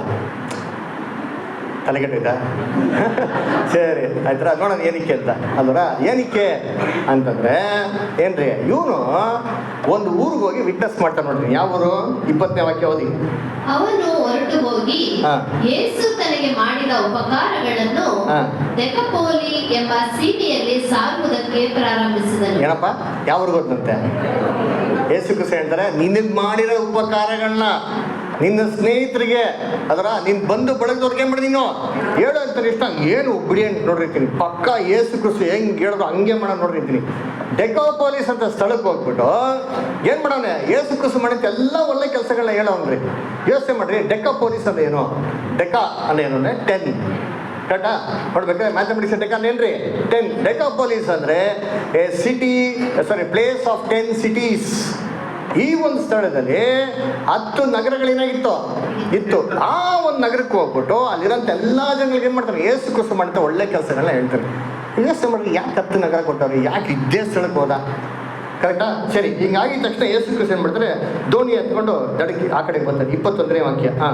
ಯೇಸು ತಿರುಗಿ ದೋಣಿಯಲ್ಲಿ ಈಚೆ ದಡಕ್ಕೆ ಬಂದಾಗ ಜನರು ಬಹು ದೊಡ್ಡ ಗುಂಪಾಗಿ ಆತನ ಬಳಿಗೆ ಬಂದರು. ಆಮೇಲೆ ಆತನು ಸಮುದ್ರದ ದಡದಲ್ಲಿದ್ದನು. ಆಗ ಸಭಾಮಂದಿರದ ಅಧಿಕಾರಿಗಳಲ್ಲಿ ಒಬ್ಬನಾದ ಯಾಯೀರನೆಂಬುವರು ಬಂದು ಯೇಸುವನ್ನು ಕಂಡು ಆತನ ಪಾದಗಳಿಗೆ ಬಿದ್ದು, ನನ್ನ ಚಿಕ್ಕ ಮಗಳು ಈಗ ಸಾಯುತ್ತಾಳೆ, ಆಕೆಯು ವಾಸಿಯಾಗಿ ಬದುಕಿಕೊಳ್ಳುವಂತೆ ನೀನು ಬಂದು ಆಕೆಯ ಮೇಲೆ ಕೈ ಇಡಬೇಕು ಎಂದು ಆತನನ್ನು ಬಹಳವಾಗಿ ಬೇಡಿಕೊಂಡನು. ನೋಡ್ರ, ದಡದ ಆ ಕಡೆ ಬರೀ ತಕ್ಷಣ ಏನಪ್ಪ ಮಾಡ್ತಾರೆ, ಏನಂತ ಕಂಡು ಯಾಯಿರನು. ಕರೆಕ್ಟ್. ಯಾಯಿರನ ಮಗಳು, ಎಂಥ ಮಗಳು, ದೊಡ್ಡವಳ ಚಿಕ್ಕವಳ? ಚಿಕ್ಕ ಮಗಳು ಏನಾಗಿರ್ತದೆ, ಕಾಯಿಲೆಯಿಂದ ಅವಳು ಎಂತ ನಳ್ತಾ ಇದ್ದಾಳೆ. ದಯವಿಟ್ಟು ಬಂದು ಅವಳ ಮೇಲೆ ಕೈ ಇಟ್ಟು ಪ್ರಾರ್ಥನೆ ಮಾಡಿ ನೀನು ಕಾಯಿಲೆನ ವಾಸಿ ಮಾಡು, ಸ್ವಸ್ಥಪಡಿಸು, ಜೀವಂತವಾಗಿ ಮಾಡು ಅಂತ ಕೇಳ್ಕೊತಾರೆ. ಸರಿ, ಏಸು ಕ್ರಿಸ್ತ ಆಯ್ತು ಪಡೆಯಕ್ಕೆ ಹೋಗೋಣ ಅಂತ ಹೇಳ್ತಾರೆ. ಇವ್ರು ಯಾರಪ್ಪ ಅಂದರೆ ಸಿನಗಾಗಿನ ಲೀಡರ್. ಇಸ್ರೇಲಲ್ಲಿ ಎಷ್ಟೋ ಸಿನಗಾಗಳಿತ್ತು, ಅದ್ರಲ್ಲಿ ಒಬ್ಬರು ಲೀಡರ್ಗಳಿರ್ತಾರೆ. ಆ ಲೀಡರ್ ಒಬ್ಬ ವ್ಯಕ್ತಿ. ಸರಿ, ಯೇಸು ಕ್ರಿಸ್ತ ಜೊತೆಗೆ ಹೋಗ್ತಾ ಇರ್ಬೇಕಾದ್ರೆ ಸಡನ್ನಾಗೆ ಒಂದು ಸ್ತ್ರೀ ಬರ್ತಾರೆ ನೋಡಿರ್ತೀನಿ. ಆ ಸ್ತ್ರೀ ಯಾರಪ್ಪ ಅಂತಂದ್ರೆ 25ನೇ ವಾಕ್ಯ. ಆಗ 12 ವರ್ಷದಿಂದ ರಕ್ತಕುಸುಮ ರೋಗವಿದ್ದ ಒಬ್ಬ ಹೆಂಗಸು ಬಂದಳು. ನೋಡ್ರಿ, ಎಷ್ಟು ವರ್ಷ ಅಂತೆ? 12 ವರ್ಷ. ಯೋಚನೆ ಮಾಡಿರ್ತೀನಿ, 12 ವರ್ಷ ರಕ್ತ ಕುಸುಮ ರೋಗ ಅಂತಂದರೆ ಆ ಒಂದು ಸ್ತ್ರೀಗೆ ಎಷ್ಟು ವೇದನೆ ಇರಬೇಕು, ಎಷ್ಟು ಮೆಂಟಲ್ ಟಾರ್ಚರ್ ಇರಬೇಕು, ಎಷ್ಟು ನೋವಿರಬೇಕು. ಅದನ್ನು ಸಹಿಸ್ಕೊಳಕ್ಕೆ ಏನು ಮಾಡ್ತಾಯಿಲ್ಲ ಆ ಸ್ತ್ರೀ ಕೈಲಿ ಆಗ್ತಾ ಇಲ್ಲ. ಆ ಸ್ತ್ರೀ ಏನು ಮಾಡ್ಲಂತೆ ಅದಕ್ಕೆ? ಆಕೆಯು ಅನೇಕ ವೈದ್ಯರಿಂದ ಏನ್ರಿ, ಅನೇಕ ವೈದ್ಯರಿಂದ ಬಹು ಕಷ್ಟವನ್ನು ಅನುಭವಿಸಿ ಕೈಯಲ್ಲಿದ್ದದನ್ನೆಲ್ಲ ಕೈಲಿರೋದನ್ನೆಲ್ಲ ಕಳ್ಕೊಂಡ್ಬಿಟ್ಟಳ್ರಿ. ಏನ್ರಿ, ಬಹು ಕಷ್ಟವನ್ನು ಅನುಭವಿಸಿ ಏನೆಲ್ಲ ಮಾಡೋಕ್ಕಾಗ್ತಾರೋ ಟ್ರೀಟ್ಮೆಂಟ್ಗೆ ಫುಲ್ ಮಾಡಿದಂತ್ರಿ. ತನ್ನ ಹತ್ರ ಇರೋದೆಲ್ಲವನ್ನೂ ಏನು ಮಾಡಿದ್ದೇವಮ್ಮ ಖರ್ಚು ಮಾಡಿದೆ. ಯೋಚನೆ ಮಾಡಿರ್ತೀನಿ ಅಲ್ವರ ಏನ್ರಿ. ರಕ್ತ ಕುಸುಮ ರೋಗ ಅಂತ ನೋಡ್ಬೇಕಾರೆ ಏನ್ರಿ ಕಂಟಿನ್ಯೂಸ್ ಆಗಿರುತ್ತೆ, ಬ್ಲಡ್ ಫ್ಲೋ ಆಗ್ತಾ ಇದೆ ಅಲ್ವರ. ಅದನ್ನ ಕಂಟ್ರೋಲ್ ಮಾಡೋಕೆ ಏನು ಮಾಡ್ತಾಯಿಲ್ಲ ಸ್ತ್ರೀ ಕೈಲಿ ಆಗ್ತಾನೆ ಇಲ್ಲ ಅಲ್ವರ. ಈ ಸ್ತ್ರೀಗೆ ಎಷ್ಟು ವರ್ಷದಿಂದ ಇತ್ತಂತೆ ಅದು? 12 ವರ್ಷ. ಯಾಕೆ 12 ವರ್ಷ ಅಂತ ನೋಡೋಣ ಅಲ್ವರ ಏನ್ರಿ. ಅಂದರೆ ಈ ಸ್ತ್ರೀ ಯಾವಾಗ ಬಂದ್ಬಿಟ್ಟು ಮೆಚೂರ್ಡ್ ಆದ್ಲೋ ಅವಾಗಿಂದ ಕೂಡ ಏನಾಗಿದೆ, ರೋಗ ಇದೆ ಅಂತ. ಇಸ್ರೇಲಲ್ಲಿ ನ್ಯಾಯ ಪ್ರಮಾಣದಲ್ಲಿ ಏನಪ್ಪ ಕೊಟ್ಟಿದೆ ಅಂತಂದರೆ, ಯಾಚಿಕಾಂಡ 15ನೇ ಅಧ್ಯಾಯ ಬರ್ಕೊಳ್ಳಿ. ಈ ಥರ ಸ್ತ್ರೀಗಳು ಏನು ಮಾಡಿ ಯಾವಾಗ ಏನು ಮಾಡ್ಬೇಕು, ಅದನ್ನ ಹೊರಗೆ ಹಾಕಿರ್ಬೇಕು. ಅಂದರೆ ಹೊರಗೆ ಅಂದರೆ ಏನಂದರೆ, ಇವಾಗ ಇಂಡಿಯಲ್ಲಿ ಕೂಡ ನೋಡ್ಬೇಕಾದ್ರೆ ಒಂದು 50 years ಬಿಫೋರ್ ಅದನ್ನು ಏನಂತಾರೆ, ಈ ಹೊರಗಡೆ ಆಗಿರೋ ಸ್ತ್ರೀಗಳು ಏನು ಮಾಡೋದು, ಮನೆಯೊಳಗೆ ಸೇರಿಸ ಎಲ್ಲ ಅಂಟು ಮುಟ್ಟು ಅಂತ ಹೇಳ್ಬಿಟ್ಟು ಏನು ಮಾಡೋರು, ಎಲ್ಲ ವಸ್ತ್ರಗಳನ್ನೆಲ್ಲ ತುಂಬ ಜೋಪಾನವಾಗಿರೋರು. ಈ ಥರ ಒಂದು ಪದ್ಧತಿ ಎಲ್ಲಿತ್ತೋ, ಇಸ್ರೇಲಲ್ಲಿತ್ತು. ಅಂದರೆ ಈ ಸ್ತ್ರೀಗೆ ಸಮಾಜದಲ್ಲಿ ಎಲ್ಲ ಸ್ತ್ರೀಗಳ ಜೊತೆಗೆ, ಎಲ್ಲ ಕುಟುಂಬದವ್ರ ಜೊತೆಗೆ ಇರೋಕ್ಕೆ ಅನುಮತಿ ಇಲ್ಲ. ಯಾಕಂದರೆ ಈಕೆ ಎಂಥ ಸ್ತ್ರೀ, ಅಶುದ್ಧವಾಗಿರೋ ಸ್ತ್ರೀ. ಯೋಚನೆ ಮಾಡಿರ್ತೀನಿ, ಇವಾಗೆಲ್ಲ ಇಲ್ಲ ಬಿಡಿ, ಇಂಡಿಯಾದಲ್ಲಿ ಹೊಟ್ಟಾಯ್ತು. ಬ್ರಾಹ್ಮಣಗಳಿರ್ತಲ್ಲ, ಬ್ರಾಹ್ಮಣರಲ್ಲಿ ಏನು ಮಾಡೋರುತ್ತೆ ಇವನ್ನ ತುಂಬ ಒಂಥರ ಅನ್ಟಚಬಲ್ ಥರ ಏನು ಮಾಡೋದು, ಟ್ರೀಟ್ ಮಾಡೋದು. ಅಂದ್ರೆ ಅದು ಎಷ್ಟು ಸೈಕಾಲಜಿ ಎಫೆಕ್ಟ್ ಯೋಚನೆ ಮಾಡಿ. ಏನು ಆ ತಿಂಗಳಲ್ಲಿ ಯಾವತ್ತೋ ಒಂದು ದಿನಕ್ಕೆ ಅಂದರೆ ಪರವಾಗಿಲ್ಲ, ಏನು ಕಂಟಿನ್ಯೂಸ್ ಆಗಿ 12 years ಅಂದರೆ ಫುಲ್ ಟೋಟಲ್ ಏನಾಗ್ಬಿಟ್ಟಲ್ಲ, she is gone into depression, she is completely broken down. ಅಂದ್ರೆ ಅಂಥ ಸ್ತ್ರೀ ಯೇಸು ಕ್ರಿಸ್ತನ ನೋಡ್ಬಿಟ್ಟು ಏನು ನೆನೆಸ್ಕೊಂತಾಳೆ, ಅಯ್ಯೋ ಈ ಮನುಷ್ಯನ ಒಂದು ಅಂದರೆ ಬಟ್ಟೆ ತುಂಡನ್ನು ಮುಟ್ಟಿದ್ರೆ ಏನಾಗ್ತದೆ ನನಗೆ ಸ್ವಸ್ಥ ಆಗ್ಬಿಡ್ತಾನೆ. ಮನ್ಸಲ್ಲಿ ಏನು ಮಾಡ್ತಾಳೆ, ಥಿಂಕ್ ಮಾಡ್ತಾಳೆ. ಈ ಸ್ತ್ರೀ ಹಂಗಾರೆ ಏನು ಮಾಡಿರಬೇಕು, ಈ ನ್ಯೂಸನ್ನ ಏನು ಮಾಡಿರ್ಬೇಕೆಲ್ಲ ಒಂದು ಕಡೆ ಕೇಳಿರಬೇಕು. ಓಹೋ, ಯೇಸು ಕ್ರಿಸ್ತನ ಅಷ್ಟು ಪವರ್ ಇದೆ ಅಂತ. ಅದಕ್ಕೆ ಏನು ಮಾಡ್ತಾಳೆ, ಎಲ್ಲ ಹೋಗ್ತಾ ಇರ್ಬೇಕಾದ್ರೆ ಸಡನ್ನಾಗಿ ಗುಂಪಲ್ಲಿ ಬಂದ್ಬಿಟ್ಟು ಯೇಸು ಕ್ರಿಸ್ತನ ಏನು ಮುಟ್ಟಾಳೆ, ಬಟ್ಟೆ ಏನು ಮುಟ್ಟಿದ್ರು, ಬಟ್ಟೆಯ ವಸ್ತ್ರ ಏನಿತ್ತು, ಬಟ್ಟೆಯ ವಸ್ತ್ರದಲ್ಲಿ ಮೂಲೆಗೆ ಏನಿತ್ತು, ಬಾರ್ಡ್ರಲ್ಲಿ ಏನಿತ್ತು, ಹಾಂ ಗಂಟು, ಏನು ಗಂಟು, ಹುಚ್ಚಾಗ್ತಾರೆ ಗೊತ್ತಾ ಹೆಣ್ಮಕ್ಳು. ಇವಾಗೆಲ್ಲ ಇಲ್ಲ ಬಿಡ್ರಿ. ಅದರ ಇಸ್ರೇಲಲ್ಲಿ ಪದ್ಧತಿ ಇತ್ತು, ನಿಮ್ಮ ಬಟ್ಟೆ ಏನ್ರಿ ಕನ್ನಡದಲ್ಲಿ ಅಂತ ತಮಿಳಲ್ಲಿ ಓರಂಗಳು ಅಂತ ಹೇಳ್ತಾರೆ. ಅಂಚಲ್ಲಿ ಏನಿರಬೇಕು, ಕುಷ್ಠರ ಇರಬೇಕು ಅಂತ ಹೇಳ್ತಾರೆ, ಬ್ಲೂ ಕಲರ್ ಇರಬೇಕು ಅಂತ ಹೇಳ್ತಾರೆ. ಈ ಸ್ತ್ರೀ ಏನು ಮಾಡ್ತಾರೆ ಅಂದರೆ, ಯೇಸು ಕ್ರಿಸ್ತನ ಆ ಒಂದು ವಸ್ತ್ರದ್ದು ಮುಟ್ಟಿದ ತಕ್ಷಣ ಇರುತ್ತೆ ಇಮ್ಮಿಡಿಯೇಟ್ಗೆ ವಾಸಿ ಹೋಗೋಯ್ತು. ನೋಡಿದ್ದೀನಿ 29 29 and 30. ಗುಂಪಿನಲ್ಲಿ ಹಿಂದಿನಿಂದ ಬಂದು ಆತನ ಉಡುಪನ್ನು ಮುಟ್ಟಿದಳು. ಮುಟ್ಟಿದ ಕೂಡಲೇ ಆಕೆಗೆ ರಕ್ತ ಹರಿಯುವುದು ನಿಂತು ಹೋದದರಿಂದ ಹಾ. ಆಕೆಯು ನನ್ನನ್ನು ಕಾಡಿದ ರೋಗವು ಹೋಗಿ ಹಾ. ನನಗೆ ಗುಣವಾಯಿತು ಎಂದು ತನ್ನೊಳಗೆ ತಿಳ್ಕೊಂಡಳು. ನೋಡ್ರಿ, ಮುಟ್ಟಿದ ತಕ್ಷಣ ಸ್ಪಾಟಲ್ಲಿ ಏನಾಗಿದೆ ರೀ, ಅಲ್ಲೇ ಸ್ಪಾಟಲ್ಲಿ ವಾಸಿ ಆಗಿದೆ ಅಂತಾರೆ. She could feel it, she could realise it ಅಲ್ಲ. ಆಮೇಲೆ ಆ ಕ್ಷಣವೇ ಯೇಸು ತನ್ನಿಂದ ಶಕ್ತಿಯು ಹೊರಟಿತೆಂದು ಹಾ. ತನ್ನಲ್ಲಿ ತಿಳ್ಕೊಂಡು ಇವಾಗ ಯೇಸು ಕ್ರಿಸ್ತು ಆ ಸ್ತ್ರೀಯ ಮುಟ್ಟಿದ ತಕ್ಷಣ ಕಾಲೇ ವಾಸಿ ಆಗಿದ ತಕ್ಷಣ ಯೇಸು ಕ್ರಿಸ್ತು ಏನು ಓಡ್ತಂತೆ? ಶಕ್ತಿ ಓಡ್ತಂತೆ. ಅಂದ್ರೆ ಯೋಚನೆ ಮಾಡ್ರಿ, ಒಂದು ಸ್ತ್ರೀ ಒಂದೇ ಒಂದು ಚಿಕ್ಕ ಕಾಯಿಲೆಗೆ ವಾಸಿ ಮಾಡೋದಕ್ಕೆ ಯೇಸು ಕ್ರಿಸ್ತು ಏನು ನೋಡ್ತಾವ? ಶಕ್ತಿ. ಅಂದ್ರೆ ಯೇಸು ಕ್ರಿಸ್ತು ಜನಕ್ಕೆ ಅದ್ಭುತ ಮಾಡ್ಬೇಕು. ಹೆಂಗೆ ಅದ್ಭುತ ಮಾಡಿದ್ರು? ಸುಮ್ಮನೆ ಮ್ಯಾಜಿಕ್ ಮಾಡ್ಬಿಟ್ರ? ಏನೋ ಹಂಗೆ ಮ್ಯಾಜಿಕ್ ವರ್ಡ್ಸ್ ಹೇಳ್ಬಿಟ್ಟು ಹಂಗೆ ಚುಮ್ಮ ಅಂತ ಬಿಟ್ರಂತ ಹೆಂಗೆ ಮಾಡಿದ್ದಲ್ಲ? It was out of his own power, own strength. ಈ ಸ್ಟ್ರೆಂತ್ ಏನಾಗಿದೆ ಅವ್ರಿಗೆ, ಒಂದೊಂದು ಸತಿ ಏನಾಗಿದೆ, ಎಕ್ಸಿಟ್ ಆಗಿ ಹೋಗಿದೆ ಅಂತೀರಿ. ನಗರದಲ್ಲಿರೋಂಥ ಎಲ್ಲರೂ ಅವ್ರ ಮನೆ ಭಾಗದ ಹತ್ರ ನಿಂತವ್ರನ್ನ ಎಲ್ಲರಿಗೂ ಅದ್ಭುತ ಮಾಡೋದು ಅಂತಂದರೆ ಯೇಸು ಕ್ರಿಸ್ತನ ಅಷ್ಟೊಂದು ಶಕ್ತಿ ಏನಾಗಿದೆ, ಹೊರಟೋಗಿದೆ. ಅದಕ್ಕೆ ಹೇಳ್ತಾನೆ ಏನೋ, ಈ ವಾಸ್ ಏನೋ ಈ ಬೇರ್ ಆಲ್ ಅವರ್ ಇನ್ಫಾರ್ಮಿಟೀಸ್ ಅಂತ ಅದು ಹೇಳೋದು. ಏಷ್ಯಾದ ಹೇಳ್ಬೇಕಾರೆ ಕರ್ತನಲ್ಲಿ ಪ್ರೀತಿ ಅಂತ ಸೋರಸಗಳು ಹೇಳ್ಬೇಕಾದ್ರೆ ಯೇಸು ಕ್ರಿಸ್ತಂದ ಹೋಗಿದ ತಕ್ಷಣ ಯೇಸು ಕ್ರಿಸ್ತ ರಿಯಲೈಸ್ ಆಗ್ತಾರೆ. ಸ್ತ್ರೀ ನೋಡ್ಬಿಟ್ಟು ಭಯದಿಲ್ಲ ರೀ, ಅನುಕಂಪದಿಂದ ಪ್ರೀತಿನ ಏನು ಮಾಡ್ತಾರೆ, ಬಲಪಡಿಸ್ತಾರೆ, ಧೈರ್ಯ ಪಡಿಸ್ತಾರೆ. ಎದುರುಗಡ ಮಗಳೇ ಅಲ್ಲರ, ಧೈರ್ಯವಾಗಿರೋ, ಬಲಗೊಂಡಿರೋ, ನಿನ್ನ ವಿಶ್ವಾಸ ನೀನೇನು ಮಾಡಿದ್ದೆ, ನಿನ್ನ ಸ್ವಸ್ಥಪಡಿಸಿದೆ ಅಂತ ಹೇಳ್ತಾರೆ. ಹಿಂಗಾಗಿದ ತಕ್ಷಣ ಅಷ್ಟೊತ್ತಿಗೆ ನ್ಯೂಸ್ ಬರ್ತದೆ. ಯಾರೋ ಯಾರೇನಾ ಮನೆಯಿಂದ ನ್ಯೂಸು, ಸ್ವಾಮಿ ಅವ್ರನ್ನ ಡಿಸ್ಟರ್ಬ್ ಮಾಡಿಬಿಡಿ, ದಯವಿಟ್ಟು ನಿಮ್ಮ ಮಗಳು ಏನಾದ್ಲು ತೀರಿದ್ದಾಳೆ ಅಂತ ನೋಡಿದ್ದೀನಿ. ಎಲ್ಲಿ? ಅದರಲ್ಲೇ 35. ಆತನು ಇನ್ನೂ ಮಾತಾಡುತ್ತಿರುವಲ್ಲಿ ಸಭಾಮಂದಿರದ ಅಧಿಕಾರಿಯ ಕಡೆಯವರು ಬಂದು, ನಿನ್ನ ಮಗಳು ತೀರಿ ಹೋದಳು, ಇನ್ನೇಕೆ ಗುರುವಿಗೆ ತೊಂದರೆ ಕೊಡುವುದು ಅಂದರು. ನೋಡ್ರ, ಇನ್ಯಾರು ಡಿಸ್ಟರ್ಬ್ ಮಾಡ್ತಾರೆ, ಬಿಟ್ಬಿಡಿ ಅಂತ ಏನ್ ಮಾಡ್ತಾ ಹೇಳ್ತಾರೆ. ಅವಾಗ ಯೇಸು ಕ್ರಿಸ್ತ ಏನ್ ಮಾಡ್ತಾರೆ ಅದಕ್ಕೆ ನೋಡಿ. ಅವರು ಆಡಿದ ಮಾತನ್ನು ಯೇಸು ಲಕ್ಷ್ಯ ಮಾಡದೆ ಸಭಾಮಂದಿರದ ಅಧಿಕಾರಿಗೆ ಅಂಜಬೇಡ, ನಂಬಿಕೆ ಮಾತ್ರ ಇರಲಿ ಎಂದು ಹೇಳಿದರು. ನೋಡ್ರ, ಹೆದರ್ಬೇಡ, ಧೈರ್ಯವಾಗಿರೋ, ಬೇರೆಯವ್ರ ಮಾತೆಲ್ಲ ಕೇಳ್ಕೊಂಡು ಮೈಂಡ್ ಏನು ಮಾಡ್ಕೊಂಬಿಡ, ಇನ್ನು ಡಿಸ್ಟರ್ಬ್ ಮಾಡ್ಕೊಂಬಿಡ, ಏನೂ ಆಗಿಲ್ಲ, ನಡೀರಿ ಹೋಗಿ ಅಂತ ಏನು ಮಾಡ್ತಾರೆ ಅಂದರೆ ಸೀರೆ ಯೇಸು ಕ್ರಿಸ್ತ ಜೊತೆಗೆ ಬರ್ತಾರೆ. ಆ ಜೊತೆಗೆ ಬಂದ್ಬಿಟ್ಟು ನೋಡಿದ್ರೆ ಎಲ್ಲ ಜಗಳ ಮಾಡ್ತಾರೆ, ಗೊಡೋ ಅಂತ ಅಳ್ತಾ ಇರ್ತಾರೆ. ಅಂದ್ರೆ ಆ ಹುಡುಗಿ ಏನಾಗ್ಬಿಟ್ಟಾಳೆ, ಆ ಮಗಳು ಸತ್ತೋಗ್ಬಿಟ್ಟಾಳೆ ಅಂತ. ಯೇಸು ಕ್ರಿಸ್ತ ನೋಡ್ಬಿಟ್ಟು ಏನು ಹೇಳ್ತಾರೆ, 39th verse. ಆತನು ಒಳಕ್ಕೆ ಹೋಗಿ, ನೀವು ಗದ್ದಲ ಮಾಡುವುದು ಅಳುವುದು ಯಾಕೆ, ಹುಡುಗಿ ಸತ್ತಿಲ್ಲ, ನಿದ್ದೆ ಮಾಡುತ್ತಾಳೆ ಅನ್ನಲು. ಏನಪ್ಪ ಯೇಸು ಕ್ರಿಸ್ತ ಏನಂದ್ರ, ಆ ಹುಡುಗಿ ಏನಾಗಿಲ್ಲ, ಸತ್ತಿಲ್ಲ, ಏನು ಮಾಡ್ತಾವ್ರೆ, ಯಾಕೆ ಯಾಕೆ ಹೇಳು ನನಗೆ? ಯೇಸು ಕ್ರಿಸ್ತಂಗೆ ಹೇಳ್ಬೇಕಾರೆ ಆ ಹುಡುಗಿ ಸತ್ತೋಗಿದ್ಲ, ನಿದ್ದೆ ಮಾಡ್ತಾ ಇದ್ಲ? ಹಾಂ, ನಿದ್ದೆ ಮಾಡ್ತಾರೆ, ಸತ್ತೋಗಿದ್ಲ? ಸತ್ತೋಗಿದ್ಲ ಅಲ್ವರ. ಅದನ್ನು ನಿದ್ದೆಗೆ ಏನು ಮಾಡ್ತಾರೆ ಯೇಸು ಕ್ರಿಸ್ತು ಕಂಪೇರ್ ಮಾಡ್ತಾರೆ. ಯಾವ ರೀತಿ ನಿದ್ದೆ ಮಲಗಿದ್ರು ವಾಪಸ್ ಜೀವಂತವಾಗಿ ಬರ್ತಾರೋ, ಎದ್ರು ಬಿಡ, ನಿನ್ನ ಮಗ್ಳು ಏನಾಗಿಲ್ಲ, ಸತ್ತೋಗಿಲ್ಲ, ಇನ್ನು ಸ್ವಲ್ಪ ಹೊತ್ತಲ್ಲಿ ಏನು ಮಾಡ್ತಾರೆ, ವಾಪಸ್ಸು ಎದ್ದು ಬರ್ತಾಳೆ. ನೋಡ್ರ, ಯೇಸು ಕ್ರಿಸ್ತು ಆ ಕಾಲದಲ್ಲೇ ಸತ್ಯ ಹೇಳ್ಬಿಟ್ರು ಅಲ್ವರ. ಆಶ್ಚರ್ಯ ಪಡಬೇಡ್ರಿ, ಏನ್ರಿ ಎಲ್ಲರೂ ಏನಾಗಿಲ್ಲ ಏನಂತಾರೆ ಯೇಸು, ಆಶ್ಚರ್ಯ ಪಡಬೇಡ್ರಿ, ಸಮಾಧಿಯಲ್ಲಿ ಸಮಾಧಿಯಲ್ಲಿ ಮಲಗಿರೋರು ಎಲ್ಲರೂ ನೋಡಿ ಎಷ್ಟು ಚೆನ್ನಾಗಿ ಹೇಳ್ಬಿಟ್ರು. ಎಲ್ಲರೂ ಸಮಾಧಿಯಲ್ಲಿ ಏನು ಮಾಡ್ತಾರೆ, ನಿದ್ದೆ ಮಾಡ್ತಾರೆ. ಈ ಹುಡುಗಿ ಕೂಡ ಏನು ಮಾಡ್ತೈತೆ, ನಿದ್ದೆ ಮಾಡ್ತಾರೆ. ಅದಕ್ಕೆ ಕೇಳ್ಬಿಟ್ಟು ಎಲ್ಲರೂ ಪರಿಹಾಸ ಪಡ್ತಾರೆ, ಏನಪ್ಪ ಇನ್ನು ಸತ್ತಾಗಿರೋ ನೋಡ್ಬಿಟ್ಟು ಮಲ್ಬಿಟ್ಟವ್ರೆ ಅಂತ ಹೇಳ್ತಾರಲ್ಲ ಅಂದ್ಬಿಟ್ಟು. ಸರಿ, ಯೇಸು ಕ್ರಿಸ್ತು ಹೋಗ್ಬಿಟ್ಟು ಏನು ಮಾಡ್ತಾರೆ, ಆ ಹುಡುಗಿನ ಎಬ್ಬಿಸ್ತಾರೆ. ಹೆಂಗೆ ಎಬ್ಬಿಸ್ತಾರೆ? 41st verse. ಅವಳ ಕೈ ಹಿಡಿದು ತಲಿತಾಕು ಅಂದನು. ಏನಂತಾರೆ? ತಲಿತಾಕುಂ ಅಂತಂದ್ಬಿಟ್ಟು ಯಾವ ಭಾಷೆ? ಹೀಬ್ರೂ ಭಾಷೆ. Very good. ಯಾವ ಕಾಲೇಜಲ್ಲಿ ಓದಿದ್ದೀನಲ್ಲ ನೋಡಿ, ಪ್ರೊಫೆಸರ್ ಅವರೇ ಸೇರ್ಕೊಳ್ಳಿ. Aramaic language. ತಲಿತಾಕುಂ ಅಂದರೆ ಯಾವ ಲ್ಯಾಂಗ್ವೇಜು? ಮತ್ತೆ ಹೀಬ್ರೂ ಗ್ರೀಕಿಲ್ವಾ? ಹಳೆ ಒಡಂಬಡಿಕೆ ಬರ್ದಿರೋದು ಯಾವ ಭಾಷೆ? ಹೀಬ್ರೂ. ಹೊಸ ಒಡಂಬಡಿಕೆ ಬರ್ದಿರೋದು ಗ್ರೀಕ್ ಭಾಷೆ. ಅದರ ಮತ್ತೆ ಅರಾಮಿಕಲ್ಲಿ ಬಂತು. That is the spoken language. ಏನ್ರಿ, ಯೇಸು ಕ್ರಿಸ್ತನ ಮೊದಲೇ ಬರಬೇಕಲ್ಲಿ ಅವ್ರು ಮಾತಾಡ್ತಾರಂಥ ಭಾಷೆ ಯಾವ ಭಾಷೆ?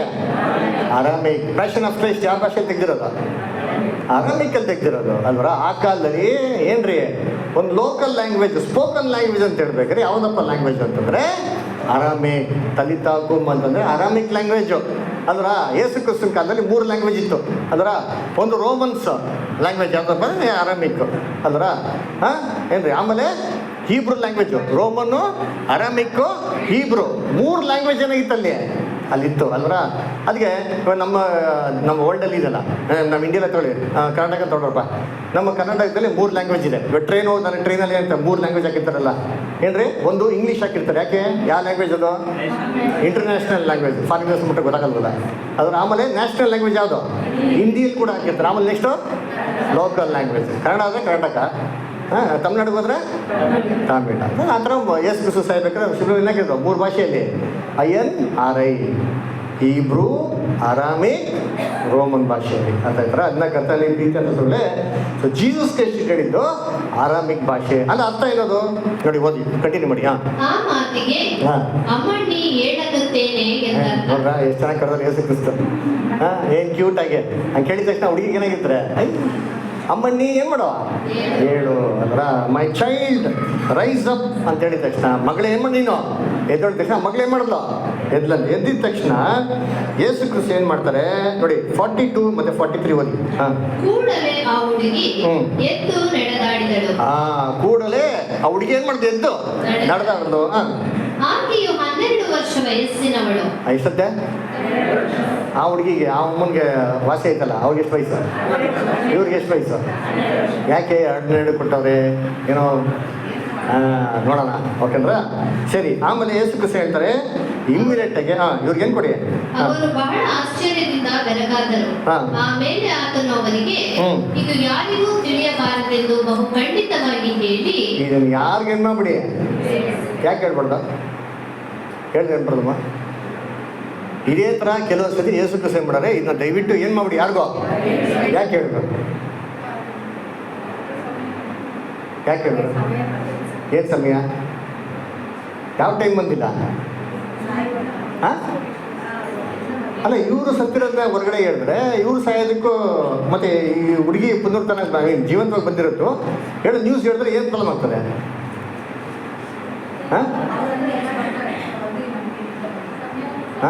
ಏನು ಗೊತ್ತಾ ಏನ್ರಿ, ಯೇಸು ಕ್ರಿಸ್ತ 3 ಜನ ಎಬ್ಬಿಸ್ತಾರೆ. ಯಾರನ್ನ ಎಬ್ಬಿಸ್ತಾರೆ?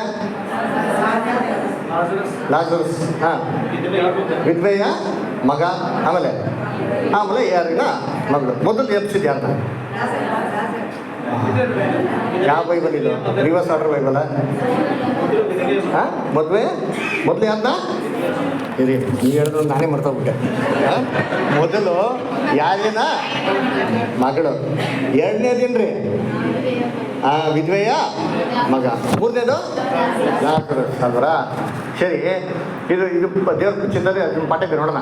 ಈ 3 ಜನ ಯಾಕೆ ಇದೇ ಆರ್ಡರ್ಲಿ ಎಬ್ಬಿಸ್ರು, ಏನು ಕತೆ ಅಂತ ಅಲ್ವರ. ಸರಿ, ಇವಾಗ ಲಾಜರಸ್ ವಿಚಾರದಲ್ಲಿ ಏನಾಯಿತು? ಲಾಜರಸ್ ಏನು ಮಾಡ್ತಾರೆ, ಎಲ್ಲರ ಮುಂದೆ ಏನು ಮಾಡ್ತಾರೆ, ಪಬ್ಲಿಕ್ ಆಗಿ ಎಬ್ಬಿಸ್ತಾರೆ, ಕರೆಕ್ಟಾ? ಅವ್ರು ಸಮಾಧಿಯಿಂದ ಬಂದಿದ ತಕ್ಷಣ ಬೈಬಲಲ್ಲಿ ಹೋದರೆ ಏನಂತ ಕೊಟ್ಟಿದ್ದಾರೆ ಅಂತಂದರೆ, ಎಲ್ಲ ಫರಿಸೇಯರು ಸದಸ್ಯರು ಯೇಸು ಕ್ರಿಸ್ತನ ಸಾಯಿಸಬೇಕು ಅಂತ ಏನು ಮಾಡಿದಂತೆ ಪ್ಲ್ಯಾನು ಮಾಡಿದ್ರು. ಯಾಕೆ? ಯೇಸು ಕ್ರಿಸ್ತ ಇದಕ್ಕಿಂತ ದೊಡ್ಡ ಅದ್ಭುತ ಮಾಡೋಕ್ಕೆ ಸಾಧ್ಯನೇ ಇಲ್ಲ. ಸತ್ತವರು 4 ದಿನ ಕೊಳ್ತೋಗಿರೋಂಥ ದೇಹನ ಏನು ಮಾಡಿದ್ರು, ವಾಪಸ್ ಎಬ್ಸಿದ ತಕ್ಷಣ ಎಲ್ಲರೂ ಇವನ್ನ ಫಾಲೋ ಮಾಡ್ಬಿಡ್ತಾರೆ. ಏನಾಗ್ಬಿಡ್ತು, ಅವ್ರಿಗೆ ಭಯ ಬಂದ್ಬಿಡ್ತು ಅಲ್ವರ. ಅದಕ್ಕೆ ಏನು ಮಾಡ್ತಾರೆ, ಯೇಸು ಕ್ರಿಸ್ತನ ಇಮ್ಮಿಡಿಯೇಟಾಗಿ ಸಾಯಿಸಾಕ್ಬೇಕು, ಇಲ್ಲಾಂದರೆ ರೋಮವರು ಬಂದ್ಬಿಟ್ಟು ರಾಜ್ಯನ ನಮ್ಮನ್ನೇನು ಮಾಡ್ತಾರೆ, ಕಿತ್ಕೊಂತಾರೆ ಅಂದ್ಬಿಟ್ಟು ಯೇಸು ಕ್ರಿಸ್ತನ ಶಿಲ್ವೆಗೆ ಹಾಕಿ ಸಾಯಿಸೋಕ್ಕೆ ಪ್ಲ್ಯಾನ್ ಮಾಡ್ತಾರೆ. ಅವ್ರ ಜೊತೆಗೆ ಇನ್ನೊಬ್ಬರನ್ನು ಕೂಡ ಸಾಯಿಸ್ಬೇಕು ಅಂತ ಪ್ಲ್ಯಾನ್ ಮಾಡಿದ್ರು. ಯಾರನ್ನ? ಕರೆಕ್ಟ್. ಅಂದರೆ ಬೈಬಲ್ ಓದ್ತಾ ಇದ್ದೀರಾ ಅಂತ ಅರ್ಥ ಅದರ. ಚಕ್ಕ ಉತ್ತರ ಬರ್ಬೇಕಂಗೆ ಅದರ. ಲಾಜರಸ್ ಕೂಡ ಏನು ಮಾಡ್ಬೇಕಂದ್ರು. ಹಂಗಂದ್ರೆ ಯಹೂದ್ಯರು ಏನಪ್ಪ ಪ್ಲ್ಯಾನ್ ಮಾಡಿದ್ರು ಅಂದರೆ, ಈ ನ್ಯೂಸ್ ಗೊತ್ತಾಗಿದೆ ಏನು ಮಾಡಿರೋರು, ಈ ಪಾಪ ಒಂದು ಅಮ್ಮನಿನ ಕೂಡ ಏನು ಮಾಡೋರು ಹೋಗ್ಬಿಟ್ಟು. ಅದಕ್ಕೆ ಹೇಳ್ತಾರೆ, ದಯವಿಟ್ಟು ಏನು ಮಾಡಿ ಹೊರಗಡೆ ಹೋಗ್ಬಿಟ್ಟು ಹೇಳ್ಬೇಡಿ ಅಂತಂದ್ರು ಅಲ್ವರ. ಸರಿ, ಅದೇ ಹೊಡ್ಬೇಕಾದ್ರೆ ಏನು ಕೊಡೋದು ಅಂತಂದ್ರೆ ಫಸ್ಟ್ ಆಹಾರ ಕೊಡ್ತಾ ಆಹಾರ ತಿಂತಾರಪ್ಪ. ಸರಿ, ಎಲ್ಲ ಕತೆ ಚೆನ್ನಾಗಿ ಕೇಳಿದ್ರ. ಸರಿ, ಇದ್ರಲ್ಲಿ ಏನು ಪಾಠ ಇದೆ ಅಲ್ವರ? ಏನೋ ಇರ್ಬೇಕಲ್ವಾ? ಯಾಕೆ ಯೇಸು ಕ್ರಿಸ್ತ ದಡದಿಂದ ಬರೀ ತಕ್ಷಣ ದೆವ್ವ ಹಿಡಿದಿರೋ ಮನುಷ್ಯ ತಾನೇ ಓಡ್ ಬಂದ? ಅವನು ಯಾಕೆ ಸಮಾಧಿಲಿದ್ದ ಅಂತ ಕೊಟ್ಟಿದ್ದಾರೆ. ಸರಪಣಿಗಳಿದ್ದಂತೆ, ಕಂಟ್ರೋಲೇ ಮಾಡೋಕ್ಕಾಗ್ತಾನೆ, ಸರಪಣಿನ ಕಿತ್ತಾಕ್ಬಿಡೋರಂತೆ ಅಲ್ವ. ಆಮೇಲೆ ಯೇಸು ಕ್ರಿಸ್ತನ ನೋಡ್ಬಿಟ್ಟು ಅವನೇ ಏನು ಮಾಡ್ತಾನೆ ಕೇಳ್ಕೊತಾನೆ, ಯಾಕೆ ನೀವು ಹಿಂಸೆ ಕೊಡೋಕೆ ಬಂದಿದ್ದೀರಾ, ದಯವಿಟ್ಟು ಕರುಣೆ ಇಡು ಅಂತಂದ್ಬಿಟ್ಟು ಯೇಸು ಕ್ರಿಸ್ತ ಅದನ್ನೆಲ್ಲ ಬಿಟ್ಟು ಹಂದಿಯಲ್ಲಿ ಓಡಿಸ್ತಾರೆ. ಯಾಕೆ ಹಂದಿಯಲ್ಲೇ ಓಡಿಸಿದ್ರು? ಇದರಲ್ಲಿ ಏನು ಪಾಠ ಇದೆ? ಆಮೇಲೆ ಓಡಿಸಿದ ತಕ್ಷಣ ನಾನು ಬರ್ತೀನಿ ಸ್ವಾಮಿ, ನೀವು ಹಿಂದೆ ಬರ್ತೀನಿ ನಡೀರಿ ಅಂತ ಹೇಳ್ಬೇಕು. ಯೇಸು ಕ್ರಿಸ್ತ ಬೇಡಪ್ಪ ನೀ ಇರು ಅಂತ ಹೇಳ್ತಾರೆ. ಡೆಕಾಪೊಲಿಸ್ಗೆ ಹೋಗಿ ಹೇಳು ಅಂತ ಹೇಳ್ತಾರೆ. ಯಾಕೆ? ಅದಾಗಿದ ತಕ್ಷಣ ದಡದ ಈ ಕಡೆ ಬಂದಿದ ತಕ್ಷಣ 2 ಅದ್ಭುತಗಳನ್ನ ಮಾಡ್ತಾರೆ. ಫಸ್ಟ್ ಹೋಗ್ಬಿಟ್ಟು ಯಾರೇನೋ ಮಗಳನ್ನ ಏನ್ರಿ ವಾಸಿ ಮಾಡಕ್ಕೆ ಏನು ಮಾಡ್ತಾರೆ ಅಲ್ಲಿ ಪ್ಲ್ಯಾನ್ ಮಾಡ್ತಾರೆ. ಕರೆಕ್ಟಾ? ಹೋಗ್ತಾ ಇರ್ಬೇಕಾದ್ರೆ ರಕ್ತ ಕುಸುಮ ರೋಗ ಇರೋಂಥ ಸ್ತ್ರೀ ಏನು ಮಾಡ್ತಾರೆ ವಾಸಿ ಮಾಡ್ತಾರ. ಹಂಗಾರೆ ಇದರಲ್ಲಿ ಏನು ಪಾಠ ಇದೆ ಕರ್ತನ ಪ್ರೀತಿಯಾದ ಸೊಗಳೆ? ಇದರಲ್ಲಿ ಗಾಡ್ಸ್ ಪ್ಲ್ಯಾನ್ ಏನಾಗಿದೆ ಅಡಿಗೆ ದೇವ್ರ ಯೋಜನೆನೇ ಬ್ಯೂಟಿಫುಲ್ ಆಗಿದೆ. ಹೇಗಿದೆ ಅಂತ ನೋಡ್ಬೇಕಾದ್ರೆ ಯೇಸು ಕ್ರಿಸ್ತು ಅಡಿಗೆಲ್ಲಿ ಏನು ಮಾಡ್ತಾವ್ರೆ ಬರ್ತಾವ್ರೆ. ಅವ್ರ ಜೊತೆಗೆ ಯಾರವ್ರೆ? 8 ಜನ ಇದ್ರು. Very good. ಅಂದ್ರೆ ಯೇಸು ಕ್ರಿಸ್ತು ಅಡಿಗೆಲ್ ಬರ್ತಾ ಇರ್ಬೇಕಾದ್ರೆ 12 ಜನ ಶಿಷ್ಯರು ಏನಾಗೋರೆ, ಅಪೊಸ್ತಲರು ಎಲ್ಲ ಜೊತೆಗೆ ಏನಾಗೋರೆ ಅವರೇ. ಆದರೆ ಸಮುದ್ರಗಳು ಅಲ್ಲೊಲ್ಲ ಕಲ್ಲೊಲ್ಲಾಗಿದ ತಕ್ಷಣ ಈ ಶಿಷ್ಯಂದಿಗಳಿಗೆ ಏನಾಗೋಯ್ತು, ಎಲ್ಲ ಟೆನ್ಷನ್ ಆಗೋಯ್ತು. ಅಂದ್ರೆ ಸ್ವಾಮಿ ನೋಡ್ಬಿಟ್ಟು, ಸ್ವಾಮಿಯೇ ನಾವು ನಾಶ ಆಗ್ತಾ ಇದ್ದೀವಿ, ನಿಮ್ಗೆ ಅಷ್ಟು ಗೊತ್ತಾಗ್ತಾ ಇಲ್ವಾ? ಅಪನಂಬಿಕೆಯಿಂದ ಮಾತುಗಳು ಏನು ಮಾಡ್ತಾರೆ, ಮಾತಾಡೋಕ್ಕೆ ಶುರು ಮಾಡ್ತಾರೆ. ಫುಲ್ ಗಾಬರಿ ಆಗಿಬಿಡ್ತಾರೆ. ಯೇಸು ಕ್ರಿಸ್ತು ಸಿಂಪಲ್ ಆಗಿ ಎದ್ಬಿಟ್ಟು ಸಮುದ್ರ ಏನು ಮಾಡ್ತಾರೆ ಹಿಂಗಂತ ನೋಡಿ, ಸೈಲೆಂಟ್ ಸೆಕೆಂಡ್ಸಲ್ಲಿ ಇದು ನೋಡ್ಬಿಟ್ಟು ಶಿಷ್ಯರುಗಳಿಗೆ ಏನಾಗ್ಬಿಡ್ತಾರೆ, ಗಾಬರಿ ಆಗ್ಬಿಡ್ತಾರೆ. ಏನಪ್ಪ ಈ ಮನುಷ್ಯ ಸಮುದ್ರನ ಕೂಡ ಕಂಟ್ರೋಲ್ ಮಾಡ್ತಾನೆ ಅಂತ. ಅದ್ರ ನೀವೇನ್ರಿ ಸಮುದ್ರ ಅಂದೇನು, ಅಲ್ಲೋಲ ಕಲ್ಲೋಲವಾಗಿರೋದು ಸಮುದ್ರ ಅಂದೇನು? ಅದರ ಗೊಂದಲಿಸುವಂತ ಜನರು ದುಷ್ಟರಾದ್ರೆ ಹೆಂಗಿದ್ರಂತೆ, ಅಲ್ಲೋಲ ಕಲ್ಲೋಲವಂತ ಸಮುದ್ರ ತರ ಇದ್ರೆ ಅದೇನ್ ಮಾಡ್ತಾರೆ, ಕೆಸರನ್ನ ಏನ್ ಮಾಡ್ತಾರೆ ಕಾರ್ತಾರೆ ಅಂತ ಹೇಳ್ಬೇಕ್ರಿ. ಇವತ್ತು ಯೇಸು ಕ್ರಿಸ್ತನ 2ನೇ ಬರುವಿಕೆಯಲ್ಲಿ ಇರ್ಬೇಕ್ರೆ ಯೇಸು ಕ್ರಿಸ್ತು ಸಮುದ್ರದಲ್ಲಿ ಏನ್ ಮಾಡ್ತಾರೆ ಬರ್ತಾರೆ, ಅಡಿಗಲಿದ್ದಾರೆ. ಕಾನ್ಸಿಕ್ರೇಟೆಡ್ ಮಕ್ಳ ಜೊತೆಗೆ ಏನಾಗಿದ್ದಾರೆ ಇವತ್ತು ಇರ್ಬೇಕಾದ್ರೆ ಯೇಸು ಕ್ರಿಸ್ತು ನಿಶ್ಚಿಂತೆಯಾಗಿ ನಿದ್ದೆ ಮಾಡ್ತಾರೆ. ಟೆನ್ಷನ್ ಇಲ್ಲರು ಯಾರು, ಗಾಬರಿ ಪಡ್ಕೊಂತಾರೆ ಯಾರು? ನಾವೇ. ಅಂದ್ರೆ ತಲೆ ಕೆಟ್ಟೋಗ್ಬಿಡೈತೆ. ಆ ಸನ್ನಿವೇಶ ನೋಡಿ, ಈ ಸನ್ನಿವೇಶ ನೋಡಿ, ಅಯ್ಯೋ ಸ್ವಾಮಿ ನಿಮ್ಗೇನು ಗೊತ್ತಾಗ್ತಾ ಇಲ್ಲ ಅಂತಂದ್ರೆ ಅವ್ರು ಉತ್ತರ ಕೊಡೋದು ಒಂದೇ, everything is in control, remain com. ಅಲ್ವರ ಏನ್ರಿ ಜನಗಳಿಗೆ ಏನಾಗ್ತದೆ, ಅದು ಅಪೊಸ್ತಲರಿಗೆ ಏನಾಗ್ತಲ್ಲ. ಒಬ್ಬೊಬ್ಬರು ಒಂಥರ ವಿಚಾರ ನೋಡ್ರಿ ಇದ್ದೀನಿ. ಅದರ ಒಬ್ಬರು ಮಾತಾಡಿ ನೋಡಿ ಇನ್ನೊಬ್ರು ಮೈಂಡ್ ಡಿಸ್ಟರ್ಬ್ ಆಯ್ತು, ಇನ್ನೊಬ್ರು ಮಾತಾಡಿ ಇನ್ನೊಬ್ರು ಮೈಂಡ್ ಏನಾಯ್ತಲ್ಲ ಡಿಸ್ಟರ್ಬ್ ಆಯ್ತು ಅಂತಾರೆ. ಯೇಸು ಕ್ರಿಸ್ತು ಎದ್ದು ಸೈಲೆಂಟ್ ಮಾತಾಡಿ ಸೈಲೆಂಟ್ ಆಗಿ ಸಮುದ್ರ ಇದು ನೋಡ್ಬಿಟ್ಟು ಆಶ್ಚರ್ಯ ರೀ. ನಮ್ಮ ಕರ್ತನ ಕೈಲಿ ಆಗದಿರೋ ಕೆಲಸ ಯಾವುದಿಲ್ಲ ರೀ. ಕೀರ್ತನೆ ಹೇಳ್ತಾರ, ಅಲೆಗಳು ಘೋಷಗಳು ಮಾತ್ರ ಸರಿ ಏನ್ರಿ, ಯೆಹೋವನು ಏನಾಗ್ತಾರೆ ಸ್ಥಿರವಾಗಿದ್ದಾರೆ. ಎಲ್ಲವನ್ನ ಏನ್ ಮಾಡ್ತಾರೆ, ಸಮಾಧಾನಕ್ಕೆ ತರ್ತಾರೆ. ಅದರ ಒಂದ್ಸತಿ ಇವೆಲ್ಲ ಗ್ರೇಟ್ ಟೈಮ್ ಆಫ್ ಟ್ರಬಲ್ ಎಲ್ಲ ಅಲೆಗಳು ಇರ್ತಾರಲ್ಲ, ಎಲ್ಲ ಅಲೆಗಳೆಲ್ಲ ಕಂಟ್ರೋಲ್ ಮಾಡಿ ಸಮಾಧಾನ ಮಾಡಿದ ತಕ್ಷಣ ಯೇಸು ಕ್ರಿಸ್ತು ಇರೋಂಥ ದೋಣಿ ಟಕ್ಕಂತ ಇಮ್ಮಿಡಿಯೇಟ್ ಆಗಿ ದಡಕ್ಕೆ ಏನಾಗ್ತಾರೆ ಬಂದು ಸೇರ್ತಾರೆ. ಯೇಸು ಕ್ರಿಸ್ತನ ಕಾಲನ ದಡಕ್ಕೆ ಏನ್ ಮಾಡ್ತಾರೆ ಇಡ್ತಾರೆ. ಕಣ್ಣು ಕಾಣಂತ ರೀತಿಯಲ್ಲಿ ದೇವರ ರಾಜ್ಯ ಭೂಲೋಕದಲ್ಲಿ ಏನ್ ಮಾಡ್ತಾರೆ, ಕರ್ತನ ಸ್ಥಾಪನೆ ಮಾಡ್ತಾರೆ. ಗ್ರೇಟ್ ಟೈಮ್ ಆಫ್ ಟ್ರಬಲ್ ಆಗಿದ ತಕ್ಷಣ ಅವ್ರ ಕಾಲು ಇಟ್ಟಿದ ತಕ್ಷಣನೇ ಭೂಲೋಕದಲ್ಲಿ ಕಣ್ಣು ಕಾಣಂತ ರೀತಿಯಲ್ಲಿ ರಾಜ್ಯ ಸ್ಥಾಪನೆ ಮಾಡ್ತಾರೆ. ಅಂದ್ರೆ ಒಬ್ಬ ವ್ಯಕ್ತಿ ಯೇಸು ಕ್ರಿಸ್ತನ ನೋಡಿದ ವಾಲೆಂಟ್ರಾಗಿ ಓಡ್ಬೇಕಂತ್ರಿ. ಅವನೇ ಏನ್ರಿ, ಯೇಸು ಕ್ರಿಸ್ತು ಕರೆದಿಲ್ಲ, ಇವರೇ ನೋಡ್ಬಿಟ್ಟು ವಾಲೆಂಟ್ರಾಗಿ ಓಡ್ಬೋತಾನೆ. ಓಡ್ಬಂದ್ಬಿಟ್ಟು ಅವನೇನ್ ಕೇಳ್ತಾನೆ, ಸ್ವಾಮಿಯೇ ಅಂತಂದ್ಬಿಟ್ಟು ಅಲ್ವರ. ಅವನಲ್ಲಿ ಏನಿತ್ತಂತೆ, ದೆವ್ವ ಒಂದ ಎರಡ 6,000 ಜನ ಹೇಳಿಬಿಟ್ಟಂತೆ. ಸರಪಣಿಯಲ್ಲೆಲ್ಲ ಹಾಕೋರು ಸರಿ ಕಂಟ್ರೋಲ್ನೇ ಮಾಡೋಕ್ಕಾಗ್ತದೆ, ಕಿತ್ತು ಬಿಸಾಕೋರು ಅಂತ ನೋಡಿರ್ತೀನಿ. ಯಾವುದೇ ಬಂಧನದಲ್ಲಿ ಇರೋಕ್ಕೆ ಅವ್ರಿಗೆ ಆಗ್ತಾನೆ ಇಲ್ಲ. ಯಾವುದೇ ಮನುಷ್ಯ ಅವ್ರನ್ನ ಏನ್ ಮಾಡ್ತಾ ಇಲ್ಲ, ಕಂಟ್ರೋಲು ಮಾಡ್ತಾನೆ. ಹಂಗಾರೆ ನೀವು ಹೇಳ್ರಿ, ಯೇಸು ಕ್ರಿಸ್ತು 2ನೇ ಬರುವಿಕೆಯಲ್ಲಿ ಬಂದಾಯ್ತು. ಭೂಲೋಕದಲ್ಲಿ ಅತಿ ಶೀಘ್ರದಲ್ಲಿ ಕಣ್ಣು ಕಾಣಂತ ರಾಜ್ಯ ಏನ್ ಮಾಡ್ತಾರೆ, ದೇವರು ಸ್ಥಾಪನೆ ಮಾಡ್ತಾರೆ. ಅದರ ಸ್ಥಾಪನೆ ಮಾಡಿದ ತಕ್ಷಣ ಫಸ್ಟ್ ಒಬ್ಬ ವ್ಯಕ್ತಿ ಅವ್ರು ಬಂದು ಭೇಟಿ ಮಾಡ್ತಾರೆ. ಯಾರದು? ಯಾರು ಹೇಳಲ್ಲ. ಯೇಸು ಕ್ರಿಸ್ತು ಇನ್ನೊಂದು ಕ್ಲೂ ಕೊಡ್ತಿಂತಲ್ಲಪ್ಪ. ಅವ್ರು ಏನಪ್ಪ ಅಂದ್ರೆ ಕಣ್ಣು ಕಾಣಂತ ರಾಜ್ಯ ಫಸ್ಟ್ ಎಲ್ಲಿ ಸ್ಥಾಪನೆ ಆಗ್ತದೆ? ಅದು ಭೂಲೋಕದಲ್ಲಿ ಆಕಾಶದ ಭೂಲೋಕದಲ್ಲಿ ಆಕಾಶದಲ್ಲಿ ಆಗೋಯ್ತು, ಭೂಲೋಕದಲ್ಲಿ ಆಗ್ತದೆ. ನೆಕ್ಸ್ಟ್ ಎಲ್ಲ ಎಲ್ಲ ಎಲ್ಲ ಬೇಕು ಇಸ್ರೇಲಲ್ಲೇ. ಅದರ ಅವ್ರನ್ನ ಫಸ್ಟ್ ಎದುರು ನೋಡಕ್ ಬರೋಂಥ ಮನುಷ್ಯನ ಯಾರು ಗೊತ್ತಾ? ಯಾರಂತೆ? ಇಸ್ರೇಲ್ ಜನಗಳು. ಅವರೆಲ್ಲ ಎಂತ ಏನ್ ಹಿಡಿದವರು? ದೆವ್ವ ಹಿಡಿದ್ರವರು. ಅವರಲ್ಲಿ ಸ್ವಸ್ಥ ಬುದ್ಧಿ ಏನಾಗಿಲ್ಲ ಇಲ್ಲ. ವಸ್ತ್ರ ಹಾಕಿದ್ನ? ವಸ್ತ್ರ ಹಾಕಿಲ್ಲ. ಚೈನ್ ಇತ್ತ? ಏನ್ ಚೈನ್ ಹಾಕಿ ಕಂಟ್ರೋಲ್ ಮಾಡಕ್ ಆಗ್ತಾ ಇಲ್ಲ. ಕರ್ತನಲ್ಲಿ ಪ್ರೀತಿ ಅಂತ ಸೊರಸಗಳೇ, ಯಹೂದ್ಯರು ಜನಗಳು ದೇವ್ರು ಹೆಂಗಪ್ಪ ಇದ್ರು ಅಂದ್ರೆ ಅವಿಧೇಯರಾಗಿದ್ರು. ಒಬ್ರು ಏನಾಗಿಲ್ಲ, ಅಲ್ಲಿ ವಿಧೇಯತ್ವನೇ ಇಲ್ಲ. ಅದ್ರ ದೇವ್ರು ನೋಡ್ರಿ ಅವ್ರಿಗೇನು ಕೊಟ್ಟಿದ್ರು? ವಸ್ತ್ರ ಕೊಟ್ಟಿದ್ರು. ನೀತಿ ವಸ್ತ್ರ ಕೊಟ್ಟಿದ್ರ ಇಲ್ವಾ? ಅದ್ರ ನೀತಿ ವಸ್ತ್ರ ಅಂದೇನು? ನೀತಿ ವಸ್ತ್ರ ಹೆಂಗ್ ಸಂಪಾದನೆ ಮಾಡೋದು? ಹೆಂಗೆ? ರ್ಯಾನ್ಸಮ್. ಯಹೂದ್ಯರಿಗೆ ಹೆಂಗ್ ಸಂಪಾದನೆ ಮಾಡ್ಬೇಕಾಯ್ತು? ಏನ್ರಿ, ದೇವ್ರ ನೀತಿ ಲಿಂಗಪ್ಪ ಸಂಪಾದನೆ ಮಾಡಬೇಕಂತಂದ್ರೆ ದೇವ್ರು ಕೊಟ್ಟಂತ ಪರಿಶುದ್ಧ ಪ್ರಮಾಣಗಳನ್ನ ಕೈಗೊಂಡು ನಡೆಯೋದ್ರಿಂದ ದೇವ್ರ ದೃಷ್ಟಿಯಲ್ಲಿ ಏನಾಗೋರು, ಅವರು ನೀತಿವಂತರಾಗೋರು. ಆ ವಸ್ತ್ರನ ಅವ್ರು ಏನ್ ಮಾಡ್ಬೇಕಾಯ್ತು? ದಿನ ಧರಿಸ್ಕೊಬೇಕಾಗಿತ್ತು. ದೇವ್ರಿಗೆ ವಿಧೇಯನಾಗಿರ್ಬೇಕಾಯ್ತು ದಿನ. ಇವ್ರು ವಿಧೇಯನಾಗಿದ್ರ? ವಿಧೇಯರಾಗಿಲ್ಲ. ದೇವ್ರು ಕೊಟ್ಟಂತ ಬಟ್ಟೆ ಏನ್ ಮಾಡ್ಬಿಟ್ರು, ಬಿಚ್ಚಿ ಹಾಕ್ಬಿಟ್ರು. ದೇವ್ರ ನೀನ್ ನ್ಯಾಯ ಪ್ರಮಾಣ ಕೊಟ್ಟಿದ್ಯಾ, ನನಗೆ ಬೇಡ ದೇವ್ರ ನೀನ್ ನ್ಯಾಯ ಪ್ರಮಾಣ ತಗೋ, ನಿಂಗೆ ಇಟ್ಕೊಂಡು ನಿನ್ ಬಟ್ಟೆ ಅಂತ ಇವರೇ ಬಟ್ಟೆ ಹಾಕೊಳ್ಳೋದಂತೆ. ನೋಡಿ ಓದೋಣ ವಾಕ್ಯ ಇಲ್ಲಿ, ಮ್ಯಾಥ್ಯೂ 15:6 ಮತ್ತೆ 15:6. ಅವರಿಗೆ ತನ್ನ ತಂದೆ ತಾಯಿಗಳನ್ನು ಸನ್ಮಾನಿಸಬೇಕಾದಲ್ಲಿ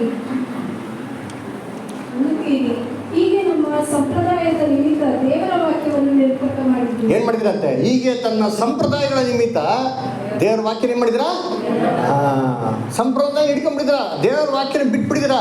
ಈ ವಸ್ತ್ರ ತೆಗೆದಿಟ್ಟು ಈ ವಸ್ತ್ರ ಏನ್ ಮಾಡಿದ್ರ ನೀವು ಧರಿಸ್ಕೊಂಡಿದ್ದೀರಾ. ಅದ್ರ ಅಂದ್ರೆ ಇಸ್ರೇಲ್ ಜನಗಳು ಏನಪ್ಪ ಮಾಡ್ಬಿಟ್ರು ಅಂದ್ರೆ, ದೇವರಿಗೆ ಯಾವಾಗ ಅವಿದ್ಯರಾದ್ರು ವಸ್ತ್ರ ಇಲ್ದಿರೋಂತರ ಆಗ್ಬಿಟ್ರು. ಐಶ್ವರ್ಯವಂತ ಧರ್ಮ ಪಟಕ ಆಗ್ತಾ ಇದೆಯಾ? ಅದರ ಐಶ್ವರ್ಯವಂತ ಹಾಕೊಂಡಿರುತ್ತೆ, ಸಕಲ ವಿಧವಾದಂಥ ನಾರು ಮುಡಿ ಎಲ್ಲ ವಸ್ತ್ರಗಳು ಹಾಕ್ಕೊಂಡು ಚೆನ್ನಾಗಿ ತಿಂತ ಉಂಟಾ ಇದ್ದಂತ ಅದೇನೋ ಇಸ್ರೇಲ್ ರಾಜ್ಯಕ್ಕೆ ದೇವ್ರು ಎಲ್ಲ ಥರ ಆಶೀರ್ವಾದ ಏನು ಮಾಡಿದ್ರು, ಕೊಟ್ಟಿದ್ರು. ಆದರೆ ಇವ್ರು ಏನು ಮಾಡಲಿಲ್ಲ, ಅದಕ್ಕೆ ವಿಧೇಯರಾಗಿ ಇರಲಿಲ್ಲ. ಅದಕ್ಕೆ ಏನು ಮಾಡ್ದಂತ ಲೆಕ್ಕ ಅಂತಂದರೆ, ಬಟ್ಟೆನ ಏನು ಮಾಡ್ದಂಗಲ್ಲಿ ಕಿತ್ತಾಕಂತ ಲೆಕ್ಕ ಅಲ್ವರ. ಅದಕ್ಕೆ ದೇವರು ನ್ಯಾಯ ಪ್ರಮಾಣ ಬಂದಂದು ಏನು ಮಾಡಿದ್ರು, ಇಟ್ಟಿದ್ರು. ನೋಡಪ್ಪ, ನ್ಯಾಯ ಪ್ರಮಾಣ ಇದೆ, ಇದರಲ್ಲೇ ಇರ್ಬೇಕು ನೀವು ಅಂತ. ಆದರೆ ಇಸ್ರೇಲ್ಗಳು ನ್ಯಾಯ ಪ್ರಮಾಣಗಳು ಇದ್ರ, ನ್ಯಾಯ ಪ್ರಮಾಣ ಏನು ಮಾಡೋದು ಮೀರು ಏನು ಮಾಡ್ಬಿಟ್ರು ಅವರು, ನಡೆದ್ಬಿಟ್ಟು. ಅಂದ್ರೆ ದೇವ್ರು ಎಷ್ಟೋ ಪ್ರಯತ್ನ ಮಾಡಿದ್ರಿ. ನ್ಯಾಯಸ್ಥಾಪಕರನ್ನ ಕೊಟ್ಟರು, ರಾಜ್ಯಗಳನ್ನ ಕೊಟ್ಟರು, ಪ್ರವಾದಿಗಳನ್ನ ಕೊಟ್ಟರು, ಕೊನೆ ಕ್ರಿಸ್ತನ್ನೇ ಕಳ್ಸಿಕೊಟ್ರಪ್ಪ. ಇರಪ್ಪ ಇಲ್ಲೇ ಇರಪ್ಪ, ಇದಪ್ಪ, ಅಯ್ಯೋ ಮಕ್ಕಳ ಇಲ್ಲಿ ಮತ್ತೆ ಕೇಳ್ತೆ ಅಂತ ಇವ್ರೇನು ಮಾಡೋದು, ಅದ್ರ ಬಿಟ್ಟು ಏನು ಮಾಡೋದು, ಇವ್ರನ್ನ ಕಂಟ್ರೋಲ್ ಮಾಡೋಕ್ಕಾಗಿತ್ತ? ಇಸ್ರೇಲ್ ಜನರಿಗೆ ಕಂಟ್ರೋಲ್ ಮಾಡೋಕ್ಕಾಗಿತ್ತ? ಏಸಕ್ಕೂ ಹೇಳ್ತಾರೆ ಇಸ್ರೇಲ್ ಜನರ ಬಗ್ಗೆ, ಸ್ಟಿಫ್ ನೆಕ್ಡ್ ಪೀಪಲ್ ಅಲ್ಲ, ಕಳತ್ತು ಒಣಗಾದ ಜನಗಳು ಅಂತಂದ್ರೆ ಕತ್ತೆ ಬೊಕ್ಸಲ್ಲ ನೋಡ್ರಿ, ದುರಂಕಾರ. ಅದರ ಅದಕ್ಕೆ ದೇವ್ರು ಏನು ಮಾಡಿದ್ರು, ದೆವ್ವ ಹಿಡಿದ್ರ ಹತ್ರ ಆಗ್ಬಿಟ್ರು. ಅಂದ್ರೆ ಅದಕ್ಕೆ ಕರ್ತನಲ್ಲಿ ಪ್ರೀತಿ ಅನ್ಸ್ಕೊಳ್ಳೋ ಓದುವಂಥ ವಾಕ್ಯ ಅಂತೀನಿ. ಎಲ್ಲಿ ಅಂದರೆ ರೋಮಾಪುರದಲ್ಲಿ 9ನೇ ಅಧ್ಯಾಯ ಅಂದರೆ 31ನೇ ವಾಕ್ಯ ಓದಿದ್ದೀನಿ. ರೋಮನ್ 9:31. ಆದರೆ ಇಸ್ರಾಯೇಲರು ನೀತಿಯನ್ನು ದೊರಕಿಸುವ ಧರ್ಮವನ್ನು ಹಿಡಿಯಬೇಕೆಂದು ಪ್ರಯತ್ನಿಸಿದರು, ಆ ಧರ್ಮವನ್ನು ಹಿಡಿಯಲಾರದೆ ಹೋದರೆಂದು ಹೇಳಬೇಕು. ನೋಡ್ರ ಏನ್ರಿ, ದೇವ್ರು ಕೊಟ್ಟ ಧರ್ಮನ ಹಿಡಿಯಕ್ಕಾಗ್ದರೆ ಯಾವ ಧರ್ಮ ಹಿಡಿದ್ರಂತೆ ಅಲ್ವರ. ಅದಕ್ಕೆ ಸುನೀತಿಯ ಧರ್ಮ. ಅದರಲ್ಲಿ 10ನೇ ಅಧ್ಯಾಯ 3ನೇ ವಾಕ್ಯ.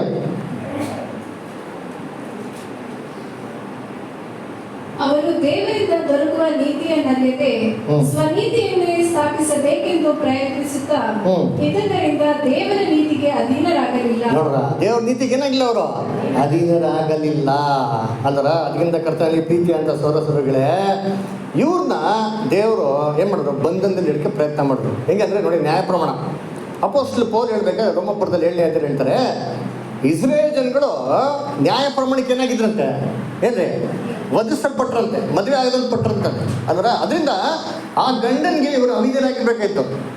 ಗಂಡ ತೀರ ತನಕ ಇಸ್ರೇಲ್ ಜನಗಳು ನ್ಯಾಯ ಪ್ರಮಾಣ ಬಿಟ್ಟು ಹೊರಗಡೆ ಬರೋಕ್ಕೆ ಸಾಧ್ಯ ಇಲ್ಲ. ಅವ್ರಿಗೆ ಕಟ್ಟಲ್ಪಟ್ಟಿದ್ರು. ರೋಮಾಪುರದಲ್ಲಿ 7ನೇ ಅಧ್ಯಾಯ 1 ಮತ್ತು 2.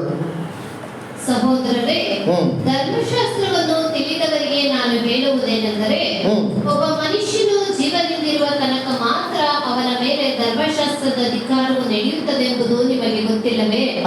ಅದಕ್ಕೆ ದೃಷ್ಟಾಂತ, ಗಂಡನು ಜೀವದಿಂದಿರುವ ತನಕ ಹೆಂಡತಿಯು ನ್ಯಾಯದ ಪ್ರಕಾರ ಅವನಿಗೆ ಬದ್ಧನಾಗಿರ್ತಾನೆ. ನೋಡ್ರ, ಕರೆಕ್ಟಾಗಿ ಕಂಪೇರ್ ಮಾಡ್ಕೊಂತೀನಿ. ಇಸ್ರೇಲ್ ಜನಗಳು ಹೆಂಗೆ ನ್ಯಾಯ ಪ್ರಮಾಣಕ್ಕೆ ಬದ್ಧರಾಗಿದ್ರು, ಹೆಂಗೆ ಸರಪಣಿಗಳಲ್ಲೇ ಬದ್ಧರಾಗಿದ್ರು, ಇದೇ ತರ ನೋಡ್ಬೇಕಾದ್ರೆ ಗಂಡ ಮತ್ತು ಹೆಂಡತಿ ಅಂತ ಹೇಳ್ತಾರೆ ಕರ್ತನಲ್ಲಿ ಪ್ರೀತಿ ಅನ್ನಿಸೋಗಳೇ. ಆದರೆ ಇಸ್ರೇಲ್ ಜನಗಳು ಏನು ಮಾಡೋದು, ಅವಾಗ ಈ ಒಂದು ಏನು ಮಾಡೋದು, ಆ ಚೈನ್ನ ಸರಪಣಿ ಏನು ಮಾಡೋದು, ಕಿತ್ತು ಬಿಸಾಕ್ಬಿಡೋರು. ಅದರ ಏನೇ ಚೈನ್ ಹಾಕ್ರಿ, ಎಷ್ಟೇ ಹಾಕ್ರಿ, ಏನು ಮಾಡೋದಂತೆ, 6 ಚೈನ್ ಕೊಟ್ಟು ಕಿತ್ತು ಬಿಸಾಕ್ಬಿಡೋದಂತೆ. No use. ನ್ಯಾಯ ಪ್ರಮಾಣ ಇವ್ರ ಮೇಲೆ ವರ್ಕೌಟೇ ಆಗಲಿಲ್ಲ. ಅದಕ್ಕೆ ಇವರು ಹೆಂಗಾಗ್ಬಿಟ್ರು ಅಂದರೆ ದೆವ್ವ ಹಿಡಿದವ್ರು ಆಗ್ಬಿಟ್ರು. ಕರೆಕ್ಟಾ?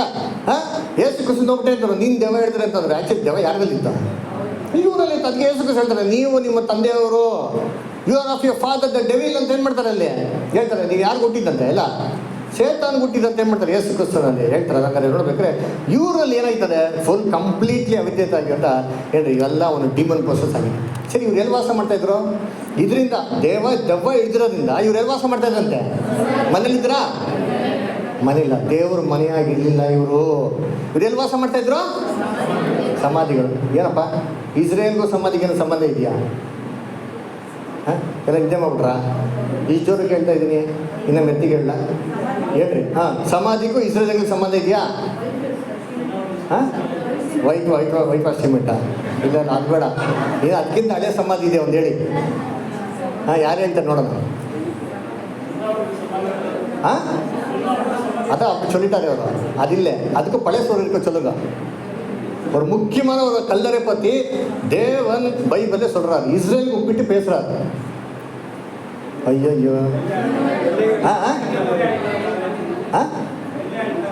அதான் சொல்லிட்டாரு. ಕನ್ನಡ ತಮಿಳು சொல்ற. ಥಿಂಕ್ ಮಾಡಬೇಕು ದೇವ್ರ ಮಕ್ಕಳು ಅಲ್ವರ. ಇಸ್ರೇಲ್ಗೂ ಸಮಾಧಿಗೆ ಸಂಬಂಧನೇ ಇಲ್ವಾ? ಈ ಮನುಷ್ಯ ಎಲ್ಲಿದ್ದಂತೆ? ಸಮಾಧಿಲಿದ್ದಂತೆ. ಯೇಸು ಕ್ರಿಸ್ತನ ನೋಡಿದ ತಕ್ಷಣ ಎಲ್ಲಿಂದ ಹೊರಗಡೆ ಬರ್ತಾನೆ? ನೀವ್ ಹೇಳ್ರಿ. 1874 ಯೇಸು ಕ್ರಿಸ್ತನ ವ್ಯಾಲಿ ಆಫ್ ಡ್ರೈ ಬೋನ್ಸ್ ಆಯ್ತಾ ಇಲ್ವಾ? ಅದಕ್ಕೆ ಥಿಂಕ್ ಮಾಡಬೇಕು. ನಿಮ್ಮ ಬುದ್ಧಿನ ಏನು ಮಾಡಿ ಕ್ರಿಯೆಗೆ ಹಾಕ್ರಿ ಅಂದ್ರೆ ಓದಿರ್ತೀನಿ. ಎಸಿಕೆಲ್ 37 ನೋಡ್ಬೇಕು. ಏನು ಮಾಡ್ತಾರೆ? ಒಂದು ಎಂತಾರೆ ಎಲ್ಲಿ ತೊಗೊಂಡು ತೆಗೆದುಕೊಡೋಗ್ತಾರೆ. ತೆಗೆದುಕೊಂಡೋಗಿ ಏನು ನೋಡ್ತಾರೆ? ಸ್ವಾಮಿ ದೇವರು ಎಸಿಕೆಲ್ಗೆ ಹೇಳ್ತಾರೆ, ಇವೆಲ್ಲ ಎಲುಬುಗಳು ಬದುಕ್ತದ ಅಂತ ಹೇಳ್ಬೇಕ್ರೆ ಎಸಿಕೆಲ್ ಹೇಳ್ತಾರೆ, ಸ್ವಾಮಿ ನೀನೇ ಬಲ್ಲೇನೋ, ಸರಿ ಪ್ರವಾದಿಸು ಅಂತ ಹೇಳ್ತಾರೆ. ಪ್ರವಾದಿಸಿದ ತಕ್ಷಣ ಆಯ್ತು, ಎಲುಬಿಗೆ ಏನಾಯ್ತು? ಜೋಡಣೆ ನರಗಳು ಬಂತು, ಮಾಂಸ ಬಂತು, ಚರ್ಮ ಬಂತು, ಎಲ್ಲ ಬಂತು. ಉಸಿರು ಮಾತ್ರ ಏನಾಗಿಲ್ವಂತೆ, ಶ್ವಾಸ ಮಾತ್ರ ಇಲ್ಲ ಅಂತ ಹೇಳ್ತಾರೆ. ಈ ದಿನ ದೇವ್ರು ಏನು ಹೇಳ್ತಾರೆ? Ezekiel 37 chapter 11 and 12. ಆಮೇಲೆ ಆತನು ನನಗೆ ಹೀಗೆ ಹೇಳಿದನು, ನರಪುತ್ರನೇ, ಈ ಎಲುಬುಗಳು ಇಸ್ರಾಯೇಲಿನ ಪೂರ್ಣ ವಂಶವು. ಆಮೇಲೆ ಇಗೋ, ಆ ವಂಶೀಯರು ಅಯ್ಯೋ, ನಮ್ಮ ಎಲುಬುಗಳು ಒಳಗಿ ಹೋದವು, ನಮ್ಮ ನಿರೀಕ್ಷೆಯು ಹಾಳಾಯಿತು, ನಾವು ಗುಣನಾಶವಾದೆವು ಅಂದುಕೊಳ್ಳುತ್ತಿದ್ದಾರೆ. ಆದ ಕಾರಣ ನೀನು ಈ ದೈವೋಕ್ತಿಯನ್ನು ಅವರಿಗೆ ನುಡಿ, ಕರ್ತನಾದ ಯೆಹೋವನೆಂತೆನ್ನುತ್ತಾನೆ, ನನ್ನ ಜನರೇ ನೋಡಿರಿ, ನಾನು ನಿಮ್ಮ ಗೋರಿಗಳನ್ನು ತೆಗೆದು ಅವುಗಳೊಳಗಿಂದ ನಿಮ್ಮನ್ನು ಎಬ್ಬಿಸಿ ಅವುಗಳಿಂದ ನಿಮ್ಮನ್ನೇನ್ ಮಾಡ್ತೀನಿ? ಎಬ್ಬಿಸ್ತೀನಿ. ಯೇಸು ಕ್ರಿಸ್ತ 2ನೇ ಬರಿಕೆಯಲ್ಲಿ ಬರೀದ ತಕ್ಷಣ 1878 ಮಾಡಿರೋ ಕೆಲಸನ ಯಾವ್ದು ರೀತಿ? The resurrection of the dry bones. ಸತ್ತೋಗಿರೋಂಥ ಇಸ್ರೇಲ್ ರಾಜ್ಯನ ಏನು ಮಾಡೋದು? ವಾಪಸ್ಸು ಜೀವಂತ ನೋಡಿ. ವರ್ಲ್ಡ್ ಮ್ಯಾಪಲ್ಲಿ ಇಸ್ರೇಲ್ ಇರಲಿ ಅಲ್ರ. 1878 ಇಸ್ರೇಲ್ ಏನಾಯ್ತು? ರಿಸರೆಕ್ಟ್ ಆಗಿ ಬರೋದಕ್ಕೆ ಶುರು ಆಯಿತು. ಆ ಮನುಷ್ಯ ಯಾವ ರೀತಿ ದೆವ್ವ ತುಂಬಿಡಿದ್ರೆ ಮನುಷ್ಯ ಸಮಾಧಿನ ಅವನೇ ಎದ್ದು ಬಂದ. ಯೇಸು ಕ್ರಿಸ್ತನ 2ನೇ ಬರಿಕೆಯಲ್ಲಿ ಕರೆಕ್ಟಾಗಿ ಏನಾಗಿದೆ? ಇಸ್ರೇಲ್ ಜನಗಳು ವಾಪಸ್ ಏನಾಗವ್ರೆ ಅಂದರೆ ಬಂದವ್ರೆ ಸ್ವಾತಂತ್ರ್ಯಕ್ಕಾಗಿ ಅಲ್ವರ. ಅದಕ್ಕೆ ಆ ಮನುಷ್ಯನಿಗೆ ಏನ್ರಿ ಯಾರು ಕಂಟ್ರೋಲ್ ಮಾಡೋಕ್ಕಾಗ್ತಾರಲ್ಲ. ಯೇಸು ಕ್ರಿಸ್ತ ಹೇಳ್ತಾರೆ ನೋಡಿ ಇಲ್ಲಿ Matthew 23rd chapter 38 and 39. Matthew 23rd chapter. Matthew 23rd chapter verse 37 ಇಂದ ಓದಿದ್ದೀನಿ. ಯೆರೂಸಲೇಮೇ, ಯೆರೂಸಲೇಮೇ, ಪ್ರವಾದಿಗಳ ಪ್ರಾಣ ತೆಗೆಯುವವಳೇ, ದೇವರು ನಿನ್ನ ಬಳಿಗೆ ಕಳುಹಿಸಿಕೊಟ್ಟವರನ್ನು ಕಲ್ಲೆಸೆದು ಕೊಲ್ಲುವವಳೇ, ಕೋಳಿ ತನ್ನ ಮರಿಗಳನ್ನು ರೆಕ್ಕೆಗಳ ಕೆಳಗೆ ಕೂಡಿಸಿಕೊಳ್ಳುವಂತೆ. ಏನ್ರಿ? ಯೆರೂಸಲೇಮೇ, ಯೆರೂಸಲೇಮೇ, ಪ್ರವಾದಿಗಳನ್ನ ಕೊಳ್ಳೋಳೆ. ಆ ಮನುಷ್ಯ ಏನ್ ಮಾಡ್ತೈತೆ? ಕಲ್ಗಟ್ಕೊಂಡು ತಾನೇ ಏನ್ ಮಾಡ್ತೈತೆ ಅಂತ ಅವನು ಗಾಯ ಮಾಡ್ಕೊತಾ ಇದ್ದಂತ. ತನ್ನ ಎಲ್ಲ ಪಾಪ ಕೃತ್ಯಗಳೇನೈತೆ ಅವ್ನು ಬಿದ್ದಿದ್ದಂತೆ. ಮೈಯೆಲ್ಲ ಫುಲ್ ಗಾಯ ಅಲ್ವರ. ಅದಕ್ಕೆ ನೋಡ್ಬೇಕಾದ್ರೆ ಅವ್ನು ಹೋಗ್ತೀನಿ ಅಂತಾರೆ, ನಾನು ನಿಮ್ಮನ್ನು ಎಷ್ಟೋ ಸತಿ ಸೇರಿಸ್ಬೇಕು ಅಂತ ಏನು ಮಾಡಿದ್ದೀನಿ? ಮನಸ್ಸು ಮಾಡಿದ್ದೀನಿ, ನಿಮ್ಗೇನಿಲ್ಲ ಮನಸ್ಸೇ. ಆ ಮನುಷ್ಯನ ಯಾರೂ ಕಂಟ್ರೋಲ್ ಮಾಡೋಕ್ಕಾಗ್ತಾ ಇರಲಿಲ್ಲ. ಎಷ್ಟೋ ಸತಿ ಕಂಟ್ರೋಲ್ ಮಾಡೋಕ್ಕೆ ಏನು ಮಾಡಿದ್ರು? ಪ್ರಯತ್ನ ಮಾಡಿದ್ರು, ಏನಾಗಿಲ್ಲ, ಕಂಟ್ರೋಲ್ ಆಗ್ತಾನೆ ಇಲ್ಲ. ಇಸ್ರೇಲ್ ಜನಗಳು ಏನಾಗಿಲ್ಲ, ಗ್ರಿಪ್ಪಿಗೆ ಬರಲೇ ಇಲ್ಲ. ಅದಕ್ಕೆ ಯೇಸು ಕ್ರಿಸ್ತ ಹೇಳ್ತಾರೆ, ನಿಮ್ಮ ಮನೆ ನಿಮ್ಗೆ ಏನಾಗಿದೆ? ಬರಿದಾಗಿದೆ. ಎಲ್ಲಿವರೆಗೂ? ನೆಕ್ಸ್ಟ್ ಈಗಿನಿಂದ ಕರ್ತನ ಹೆಸರಿನಲ್ಲಿ ಬರುವವನಿಗೆ ಆಶೀರ್ವಾದ ಎಂದು ನೀವು ಹೇಳುವ ತನಕ ನೀವು ನನ್ನನ್ನು ನೋಡುವುದೇ ಇಲ್ಲ. ನೋಡ್ರ, ಕರ್ತನ ಹೆಸರಲ್ಲಿ ಬರೋನು ಭಾಗ್ಯವಂತನು ಅಂತ ಹೇಳೋ ತನಕ ಇನ್ನು ಮುಂದೆ ನೋಡೋದಿಲ್ಲ. ನಮ್ಗೆ ಎಷ್ಟು ತಿರುಗಿ ಹೋದ್ರು ಅಂತೀರಿ, ಯೆರೂಸಲೇಮ್ ಕಡೆ ಇನ್ನೊಂದ್ಸರಿ ಬರಲೇ ಇಲ್ಲ ರೀ. ಅದ್ರ ಎಲ್ಲಿವರೆಗೂ ಅಂತಂದ್ರೆ blessed is he that cometh in the name of the Lord ಅಂತ ಅವ್ರ ಬಾಯಿನಲ್ಲಿ ಬರ್ಬೇಕು. ಇದು ಯಾವಾಗ ಬರ್ತಾರೆ ಅಂತಂದ್ರೆ ಈ ಮುಂದಕ್ಕೆ ಏನ್ರಿ ಭಯಂಕರದಿಂದ ಇಕ್ಕಟ್ಟಾಗ್ಬೇಕಾರೆ ಅವ್ರ ಬಾಯಿಂದ ಅರಿಕೆ ಮಾಡ್ತಾರೆ, ಅಯ್ಯೋ ಕರ್ತನ ಹೆಸರಲ್ಲಿ ಬರುವಂಥವ್ರು ಏನ್ರಿ ಭಾಗ್ಯವಂತರು ಅಂತ ಕೂಗ್ಬೇಕು. ಅಲ್ರ ಆ ಒಂದು ದೆವ್ವನ ಮನುಷ್ಯ ಹೆಂಗೆ ಕೂಗ್ನು ಅದೇ ಥರ ಏನು ಮಾಡ್ದಲ್ಲಿ ಕೂಗ್ಕೊಂಡು ಬೇಕಾರೆ ಅವ್ರಿಗೆ ಏನು ಕೊಡೋದಲ್ಲಿ ಆಶೀರ್ವಾದ ಕೊಡೋದು. ಸರಿ, ಇವಾಗ ಅಲ್ಲಿ ಏನಪ್ಪ ಮಾಡೋದು ಅಂತಂದರೆ ಆ ಮನುಷ್ಯ ಕೂಗ್ಕೊಬೇಕಾರೆ ಇವನಲ್ಲಿ ದೆವ್ವ ಇತ್ತು. ಆ ದೆವ್ವನ ಎಲ್ಲಿ ಓಡಿಸಿದ್ರು? ಹಂದಿಗಳಲ್ಲಿ ಏನು ಮಾಡೋದು ಓಡಿಸಿದ್ರು. ಅದರ ಇದಕ್ಕೂ ಏನಕ್ಕೂ ಸಂಬಂಧ?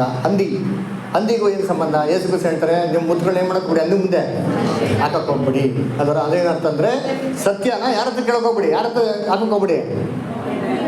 ಹಾಂ ನಾವಲ್ಲ ಏನು ಅಮೆರಿಕ ಹೋದ ನಾವೆಲ್ಲ ಅನೇಕ ಜನ ಬರ್ತಾನೆ ಅದರ ಹಂಗಾರೆ ನಮ್ಮ ಮುಂದೆ ಹಾಕ್ಬೇಡ ಅಂತ ಹೇಳೋದಂದ್ರೆ ಯಾರಿಗೆ ಅಶುದ್ಧ ಗುಣಗಳಿದೆಯೋ ಅವ್ರಿಗೇನು ಮಾಡಕ್ಕೆ ಹೋಗ್ಬೇಡ. ದೇವರ ವಾರ್ತೆಗೆ ಮುಖ್ಯತ್ವ ಯಾರು ಕೊಡೋದು ಅವರೆಲ್ಲ ಏನ್ರಿ ಅಂದಿಯ ಸಮಾನ. ಪೇತ್ರದಲ್ಲಿ ಏನು ಹೇಳ್ತಾರೆ, ನೀವು ಸತ್ಯ ಎಲ್ಲ ತಿಳ್ಕೊಂಡು ಹಿಂದೆ ತಿರ್ಗಾ ಲೋಕದ ಮನೆ ಹತ್ತಿರ ಸಿಗಾಕೊಂಡ್ರೆ ನೀವು ಹೆಂಗಿದ್ದೀರಂತೆ, ನಿಮ್ಮ ಅಂತ್ಯ ಸ್ಥಿತಿ ಹೆಂಗಿರ್ತಾರೆ, ಮೊದ್ಲಿಕ್ಕಿಂತ ಚೆನ್ನಾಗಿರ್ತಾರೆ, ಮೋಸವಾಗಿರ್ತಾರೆ ನೋಡ್ರ. ಅದಕ್ಕೆ ಹಂದಿ ಏನು ಮಾಡ್ದಂಗೆ ತಿರ್ಗಾ ಕೆಸರಿಗೆ ಹೋದಂಗೆ, ನಾಯಿ ತನ್ನ ಕಕ್ಕಿದ್ದೇನು ಮಾಡ್ದಂಗೆ ತಿಂದಂಗೆ ಅಂತ ಹೇಳ್ತಾರೆ. ಅದನ್ನ ಕರ್ತಲ್ಲಿ ಪ್ರೀತಿ ಅನ್ಸ್ಕೊಳ್ಳೆ. ಹಂದಿ ಅಂದರೆ ಅಶುದ್ಧವಾಗಿರೋ ಗುಣಗಳು. ಇಸ್ರೇಲ್ ಜನಗಳು ಏನಕ್ಕೆ ಮೋಸವಾದ ಕಂಡೀಷನ್ ಆಗ್ಬಿಟ್ರು ಅಂದರೆ ಅವ್ರದಲ್ಲಿ ಇರಬಾರ್ದಾಗಂತ ಎಲ್ಲ ಅಶುದ್ಧ ಗುಣಗಳು ಯಾರಲ್ಲಿತ್ತು ಅವ್ರಿಗೆ. ಇವಾಗ ಯೇಸು ಕ್ರಿಸ್ತ ಎರಡನೇ ಬರಿಕೆಯಲ್ಲಿ ಅವ್ನು ನೆಟ್ಟಿಗೆ ಮಾಡಬೇಕು ಅಂದರೆ ಫಸ್ಟು ಈ ಗುಣಗಳು ಯಾರಿಂದ ಹೋಗ್ಬೇಕು, ಇಸ್ರೇಲ್ ಏನಾಗಬೇಕು, ಹೊರಡೆ ಹೋಗ್ಬೇಕು. ಅದನ್ನೇ ಮಾಡೋದ್ರಿ. ಇಸ್ರೇಲ್ ಜನಗಳಿಂದ ಅವ್ರನ್ನಿರೋಂಥ ಅಶುದ್ಧವಾಗಿರೋ ಎಲ್ಲ ಗುಣಗಳನ್ನ ತೆಗೆದುಬಿಟ್ಟು ಯಾರನ್ನು ಕಳಿಸ್ತಾರೆ, ಹಂದಿಗಳು ಅಂತಂದರೆ ಏನ್ರಿ, ಅನ್ಯ ಜನಾಂಗದಲ್ಲಿರೋಂಥ ಗುಣಗಳು, ದೇವರಿಗೆ ಇಷ್ಟ ಇರೋಂಥ ಕ್ಯಾರೆಕ್ಟರ್ಗಳು ಇಸ್ರೇಲಿನ ಕಂಪ್ಲೀಟಾಗಿ ನಾಶ ಮಾಡುತ್ತಾರೆ. ಹಂದಿಗಳನ್ನು ಕಳಿಸ್ಬಿಟ್ಟು ಹಂದಿ ನಾಶ ಆಗೋಯ್ತು ಅಂತಂದರೆ ಆ ಗುಣಗಳನ್ನ ಇಸ್ರೇಲಿಂದ ನಾಶ ಮಾಡ್ತಾ ದೇವರು. ನಾಶ ಮಾಡಿದ್ಮೇಲೆ ಆ ಮನುಷ್ಯ ಹೆಂಗಿದ್ದಂತೆ, ಎಂಥ ಬುದ್ಧಿ, ಸ್ವಸ್ಥ ಬುದ್ಧಿ. ಅದರ ಹಂಗೆ ಇಂಗ್ಲೀಷಲ್ಲಿ ಓದ್ಬೇಕಾದ್ರೆ ತಮಿಳು ಓದಕ್ಕೆ ತೆಲಿಂದ ಬುದ್ಧಿ ಅಂತ ಬರ್ತಾರೆ, ಕ್ಲಿಯರ್ ಮೈಂಡ್. ಅದರ ಇಷ್ಟು ದಿನ ಬುದ್ಧಿ ಸ್ವಾಧೀನ ಇರಲಿಲ್ಲ, ಹಿಂಗೆ ಕೂತಿದ್ದಂತೆ ಡೀಸೆಂಟಾಗಿ ಕೂತ್ಕೊಂಡ್ರೆ ಯೇಸು ಕ್ರಿಸ್ತನ ವಾಕ್ಯ ಏನು ಮಾಡ್ತಾನೆ, ಕೂತ್ಕೊಂಡು ಕೇಳ್ತಾವನೆ ಅವ್ರ ಸನ್ನಿಧಾನದಲ್ಲಿ ಕೂತ್ಕೊಂಡು ಅಲ್ವರ. ಆಮೇಲೆ ಏನಾಗಿ ಕೊಟ್ಟಿದ್ದಂತೆ, ವಸ್ತ್ರ. ಯೇಸು ಕ್ರಿಸ್ತು ಇಸ್ರೇಲ್ಗೆ ಏನು ಗೊತ್ತಾಗುತ್ತೆ, ರಕ್ಷಣೆಯ ವಸ್ತ್ರ ಏನು ಮಾಡ್ತಾರೆ, ಕೊಡ್ತಾರೆ. ಪವಿತ್ರ ಆತ್ಮನ ಅವ್ರ ಮೇಲೆ ಏನು ಮಾಡ್ತಾರೆ, ಸುರಿಸ್ತಾರೆ. ಜಕರ್ಯ 12ನೇ ಅಧ್ಯಾಯ 10ನೇ ವಾಕ್ಯ. ದಾವೀದನ ವಂಶದಲ್ಲಿಯೂ ಯೆರೂಸಲೇಮಿನವರಲ್ಲಿಯೂ ದೇವರ ದಯೆಯನ್ನು ಹಂಬಲಿಸಿ ಬೇಡುವ ಭಾವವನ್ನು ಸುರಿಸುವೆನು. ತಾವು ಹಿರಿದವನನ್ನು ದಿಟ್ಟಿಸಿ ನೋಡುವರು, ಇದ್ದೊಬ್ಬ ಮಗನನ್ನು ಕಳೆದುಕೊಂಡಂತೆ ಅವನಿಗಾಗಿ ಗೋಳಾಡುವರು. ಇದ್ದೊಬ್ಬ ಮಗನಿಗಾಗಿ ಹೆಂಗ್ ಗೋಳಾಡ್ತಾರೋ ಆ ಥರ ಏನು ಮಾಡ್ತಾರೆ, ಇಸ್ರೇಲಿಗೆ ಗೋಳಾಡ್ಬೇಕಾರೆ ಅವ್ರನ್ನ ಹಂಬಲಿಸಿ ಬೇಡುವಂಥ ಮನೋವನ್ನ ಏನು ಮಾಡ್ತಾರೆ, ಸುರಿಸ್ತಾರೆ. ಅವಾಗ ಇಸ್ರೇಲ್ಗಳು ಕರೆದಂತ ಕೇಳ್ಕೊಬೇಕಾರೆ ಅವಾಗ ಇಸ್ರೇಲ್ಗಳಿಗೆ ಏನಾಗ್ತಾರೆ, ರಕ್ಷಣೆ ಬರ್ತದೆ. ಅಂದ್ರೆ ಆವಾಗ ಇಸ್ರೇಲ್ ಏನಾಗ್ತಾರೆ, ಸ್ವಸ್ಥ ಚಿತ್ತರಾಗಿ ಎಲ್ಲಿ ಕೂತ್ಕೊಂತಾರೆ, ಕ್ರಿಸ್ತನ ಸನ್ನಿಧಾನದಲ್ಲಿ ಏನು ಮಾಡ್ತಾರೆ ಅವರು ಕೂತ್ಕೊಳ್ತಾರೆ ಅಲ್ವರ. ಸೊ ಅದಕ್ಕೆ ಇವಾಗ ಕೂತ್ಕೊಂಡಿದ ತಕ್ಷಣ ಆ ಮನುಷ್ಯ ಏನು ಕೇಳ್ತಾನೆ, ಸ್ವಾಮಿ ಏನು ಮಾಡೋದು, ನಾನು ನೀನು ಹಿಂದೆ ಬರ್ತೀನಿ ಅಂತ ಕೇಳ್ತಾರೆ. ಆದ್ರೆ ಅವಾಗ ಯೇಸು ಕ್ರಿಸ್ತ ಹೇಳ್ತಾರೆ, ಹಾಂ ಅವ್ರು ಏನಂದ್ರು ಓದನ್ನು ನೋಡಿ. ಯೇಸು ಕ್ರಿಸ್ತ ಏನಂದ್ರೆ ಇನ್ನೊಂದ್ಸತಿ ಓದಿ, mark 5th chapter 19th verse. ಹಾಂ. ಆದರೆ ಆತನು ಅವರನ್ನು ಇರಗೊಡದೆ ಅವನಿಗೆ, ನೀನು ನಿನ್ನ ಮನೆಗೂ ನಿನ್ನ ಜನರ ಬಳಿಗೂ ಹೋಗಿ ಸ್ವಾಮಿಯು ನಿನ್ನಲ್ಲಿ ಕರುಣೆ ಇಟ್ಟು ನಿನಗೆ ಎಂತೆಂಥ ಉಪಕಾರಗಳನ್ನು ಮಾಡಿದ್ದಾನೋ ಅದನ್ನು ಹೇಳು ಅಂದನು. ಸರಿ, ಬರ್ಬೇಡ ಅಂದ್ರ, ನನ್ನ ಹಿಂದೆ ಬಾ ಅಂತ ಕೇಳಿದ್ದೆ, ಬರ್ಬೇಡ ಅಂತಂದ್ರ ಇಲ್ಲ ರೀ. ಏನು ಹೇಳ್ತಾರೆ, ನೀನು ಹೋಗ್ಬಿಟ್ಟೆ ಮಾಡೋ, ನಿನಗೆ ಮಾಡಿದ್ರೆ ಒಳ್ಳೆ ಕೆಲಸಗಳು ಯಾರು ಹೇಳೋ, ನಿಮ್ಮ ಮನೆಗೆ ಹೋಗಿ ಹೇಳೋ, ನೀನು ಸ್ನೇಹಿತರಿಗೆ ಹೋಗಿ ಹೇಳೋ ಅಂತ ಹೇಳ್ತಾರೆ. ಅಂದ್ರೆ ಅದೇನರ್ಥ ಏನು ಗೊತ್ತಾ, ಇಸ್ರೇಲ್ಗಳು ಯಾವ ರಕ್ಷಣೆ ಹೊಂದಿ ಕರ್ತನ ಒಂದು ಮಾರ್ಗಕ್ಕೆ ಬರ್ತಾರೋ ಅವರು ಯೇಸು ಕ್ರಿಸ್ತನ ಶಿಷ್ಯನಾಗೋದಕ್ಕೇನಿಲ್ಲ, ಸಾಧ್ಯ ಇಲ್ಲ.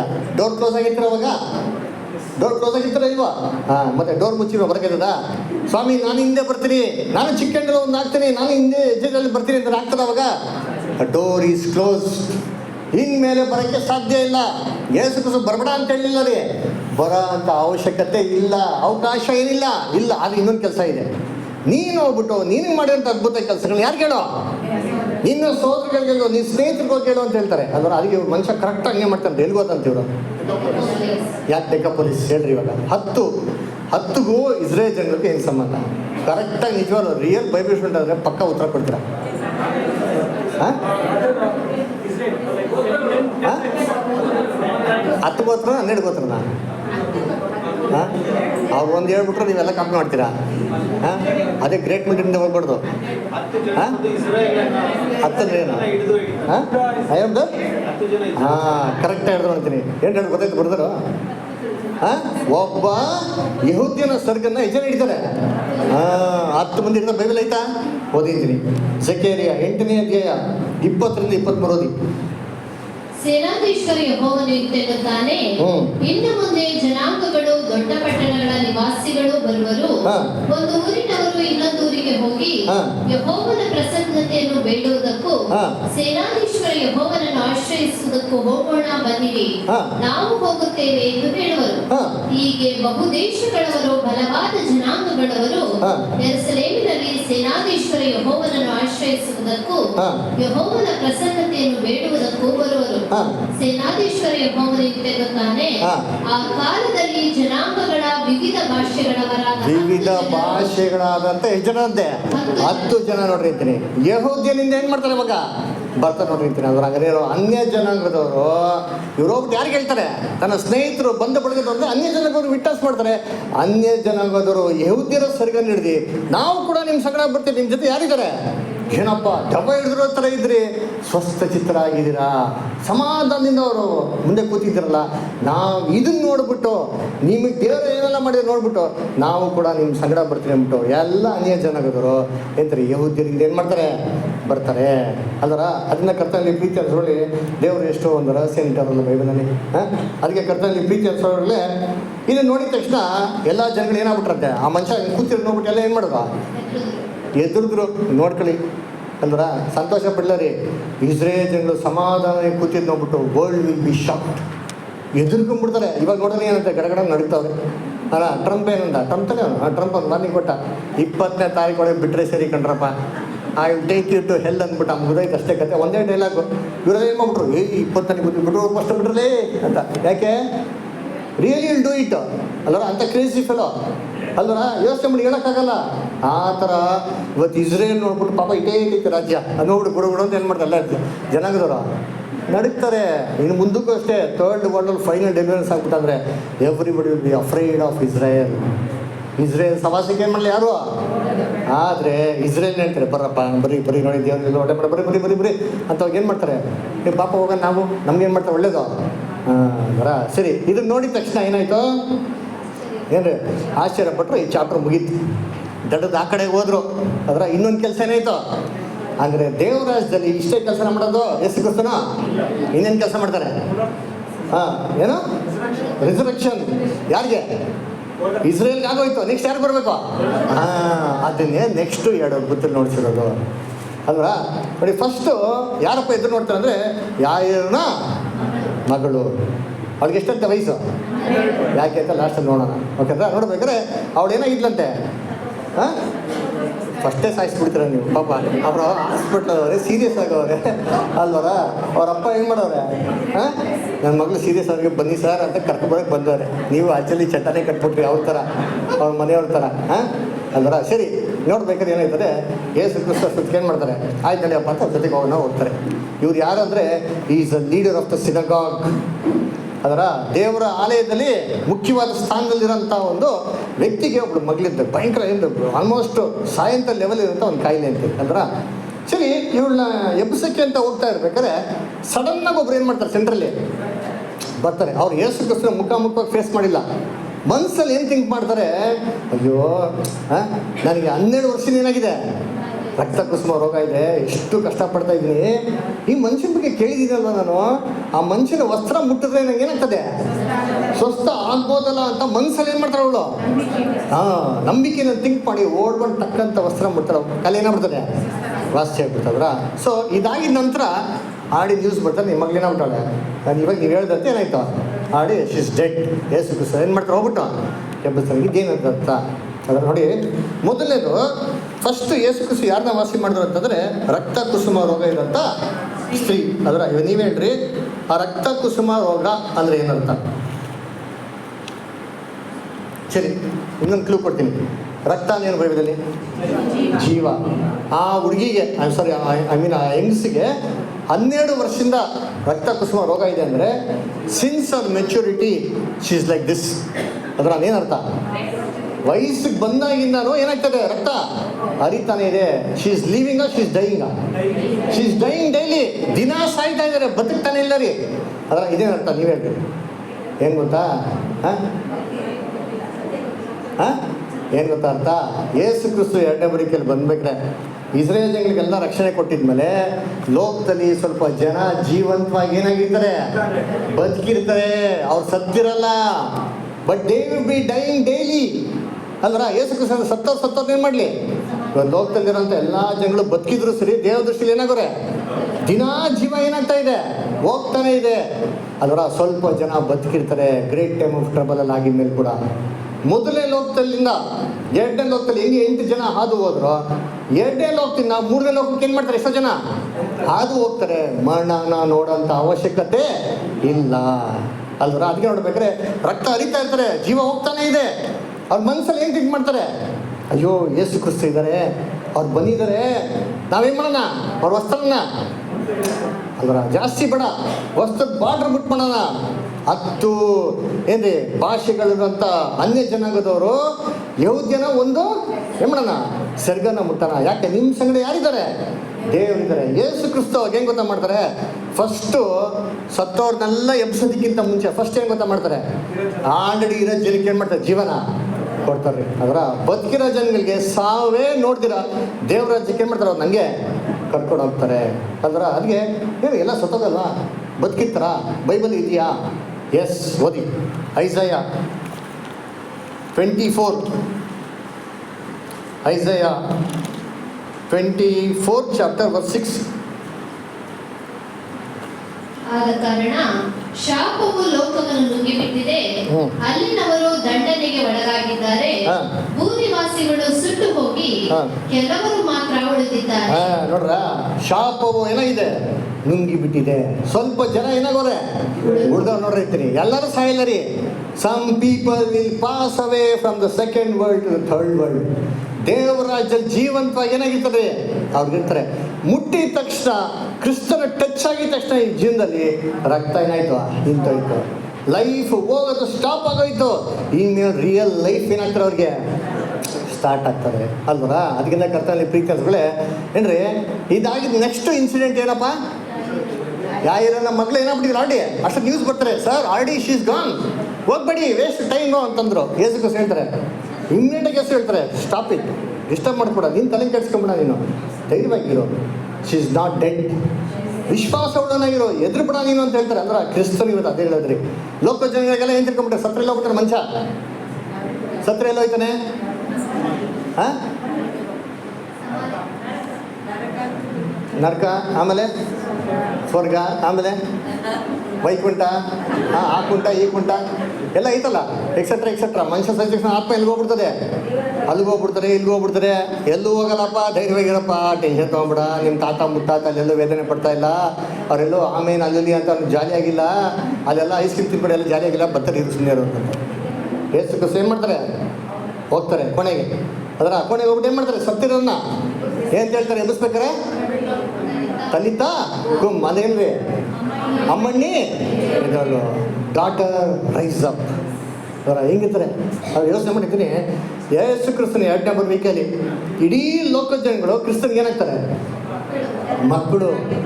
ಅದರ ಎಲ್ಲ ಸತ್ತೋಗಿರೋದನ್ನ ಯೇಸು ಕ್ರಿಸ್ತ ಹೋಗ್ಬಿಟ್ಟು ಹೇಳ್ತಾರೆ, ಏನಂದ್ರೆ ಯೇಸು ಕ್ರಿಸ್ತ ಅವ್ರು ಹೇಳ್ತಾರೆ, ಅಯ್ಯೋ ಸರ್ ಸತ್ತೋಗ್ಬಿಟ್ಟಾರೆ ಅಂತಂದ್ರೆ, ಸತ್ತಿಲ್ಲ, ಏನು ಮಾಡ್ತವ್ರೆ, ಇದ್ದೇ ಹೇಳೋದು. ಯೋಹಾನ 5:28 ಓದಿ. ಯೋಹಾನ 5:28. ಇದಕ್ಕೆ ಆಶ್ಚರ್ಯಪಡಬೇಡಿರಿ, ಸಮಾಧಿಗಳಲ್ಲಿರುವವರೆಲ್ಲರೂ ಆತನ ಧ್ವನಿಯನ್ನು ಕೇಳಿ ಎದ್ದು ಹೊರಗೆ ಬರುವ ಕಾಲ ಬರುತ್ತದೆ. ಸಮಾಧಿಯಲ್ಲಿ ಏನು ಮಾಡ್ತಾರೆ, ಎಲ್ಲರೂ ಎಲ್ಲ ಮಲ್ಗೋರ್ರಿ, ಅಲ್ಲೇ ಮಲ್ಗಿರಿ, ಎಲ್ಲೂ ಹೋಗಿಲ್ಲ. ಎದ್ರುಬೇಡಿ, ಧೈರ್ಯವಾಗಿರಿ, ಎಲ್ಲೆಲ್ಲವರೇ ಸಮಾಜದವರೇ ಆತನ ಧ್ವನಿಯನ್ನು ಕೇಳಿ ಎದ್ಬಿಡಂಥ ಕಾಲ ಮಗಳೇ ಏನು ಮಾಡೋ, ಎದ್ಬಾ ಅಂತಂದಾಗ everybody will become the children of Christ. ಯೇಸು ಕ್ರಿಸ್ತ ಒಬ್ಬೊಬ್ರಿಗೆ ಏನು ಮಾಡ್ತಾರೆ, ಜೀವ ಕೊಡ್ಬೇಕಾದ್ರೆ ಅದೇನಾಗ್ತಾರೆ, ನಿತ್ಯ ತಂದೆ. ನಿತ್ಯ ತಾಯಿ ಯಾರು? ಸಭೆ. ಅದರ ನಿತ್ಯ ತಾಯಿ ನಿತ್ಯ ತಂದೆ ಇಬ್ರು ಸೇರ್ಬಿಟ್ಟು ಲೋಕದ ಎಲ್ಲ ಜನಗಳಿಗೆ ಏನು ಕೊಡ್ತಾರೆ, ಜೀವ ಕೊಡಕ್ಕೆ ಹೋಗ್ತಾರೆ. ನೋಡಿರ್ತೀನಿ ಅಂದ್ರ ಎದ್ದಿದ ತಕ್ಷಣ ಯೇಸು ಕ್ರಿಸ್ತ ಕೊಡ್ತಾರೆ, ಫಸ್ಟ್ ಅವ್ರಿಗೆ ಏನು ಕೊಡು, ಊಟ ಕೊಡು, ಆಹಾರ ಕೊಡು. ದೇವ್ರ ವಾಕ್ಯ ಏನಾಗಿಲ್ಲ ಅವ್ರಿಗೆ, ಇಲ್ಲ ಬಲ ಇಲ್ಲ ಅವ್ರಿಗೆ, ಫಸ್ಟ್ ಏನು ಕೊಡು ಅವ್ರಿಗೆ, ದೇವ್ರ ವಾಕ್ಯನ ಕೊಡು ಅಂತ ಹೇಳ್ತಾರೆ. ಎಲ್ಲ ಕರ್ತನಲ್ಲಿ ಪ್ರೀತಿ ಅಂತ ಸೊಳ್ಳೆ ಯೇಸು ಕ್ರಿಸ್ತ ಏನು ಮಾಡ್ತಾರೆ, ಸಮಾಧಿ ಮಲ್ಗಿರೋದನ್ನೆಲ್ಲ ಏನು ಮಾಡ್ತಾರೆ, ಅದನ್ನ ಏನ್ರಿ ಎಬ್ಬಿಸ್ತಾರೆ. ಅದರ ಮಗಳೇ ಏನು ಮಾಡಿನೋ ಹೊರಗಡೆ ಬಾ ಅಂತ. ಅಲ್ಲರ ಅದಕ್ಕೆ ಯೇಸು ಕ್ರಿಸ್ತನ ವಂಶಾವಳಿ ಗೊತ್ತಾ ನಿಮಗೆ? ಯೇಸು ಕ್ರಿಸ್ತನಿಗೆ ಎಷ್ಟು ವಂಶಾವಳಿ ಇತ್ತು ನೋಡಿ, ಓದೋಣ. ಯೆಶಾಯ 53 ಕನ್ನಡದಲ್ಲಿ ಬರಲ್ಲ, ಓದಿ ಅನ್ಸಿ ನೋಡೋಣ, ಆಮೇಲೆ ಬೇಕಾದ್ರೆ ತಮಿಳಲ್ಲಿ ಹೋಗೋಣ. ಐಸಾಯ 53:8. ಏಸಾಯ 53 ಮೆಟ್ಟವಸನ. ಹಿಂಸೆಯ ನ್ಯಾಯದಿಂದ ಕೊಲ್ಲಲ್ಪಟ್ಟನು. ಆಹಾ, ಇವನು ಜೀವಲೋಕದಿಂದ ಕೀಳಲ್ಪಟ್ಟಿದ್ದಾನೆ.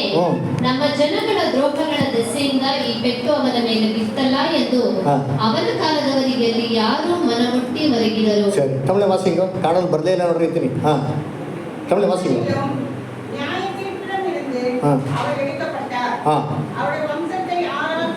பார்த்தீங்களா, ಅವ್ರ ವಂಶತೆ ಯಾರಾಲ್ சொல்லி ಕಾಣಲ್ ಬಂತ, ಊಟನೇ ತಿನ್ನಲ್ಲ, ಅದು ತಿನ್ಬಿಡ್ದ ಜೊತೆಗೆ. ಅದರ ಎಷ್ಟು ಚೆನ್ನಾಗಿದೆ ನೋಡಿ ವಾಕ್ಯ. ಅವ್ರ ವಂಶತೆ ಯಾರಾಲ್ ಸೊಲ್ಲು ಮುಡಿಯೋಂ. ಅದೇನರ್ಥ? ಅವ್ರ ವಂಶನ ಯಾರಂತ ಹೇಳಕ್ಕಾಗ್ತಾರೆ? ವಂಶನ ಇಲ್ಲ ರೀ, ನಿರ್ವಂಶ ಆಗ್ಬಿಟ್ರು ಅಂತ ಅರ್ಥ.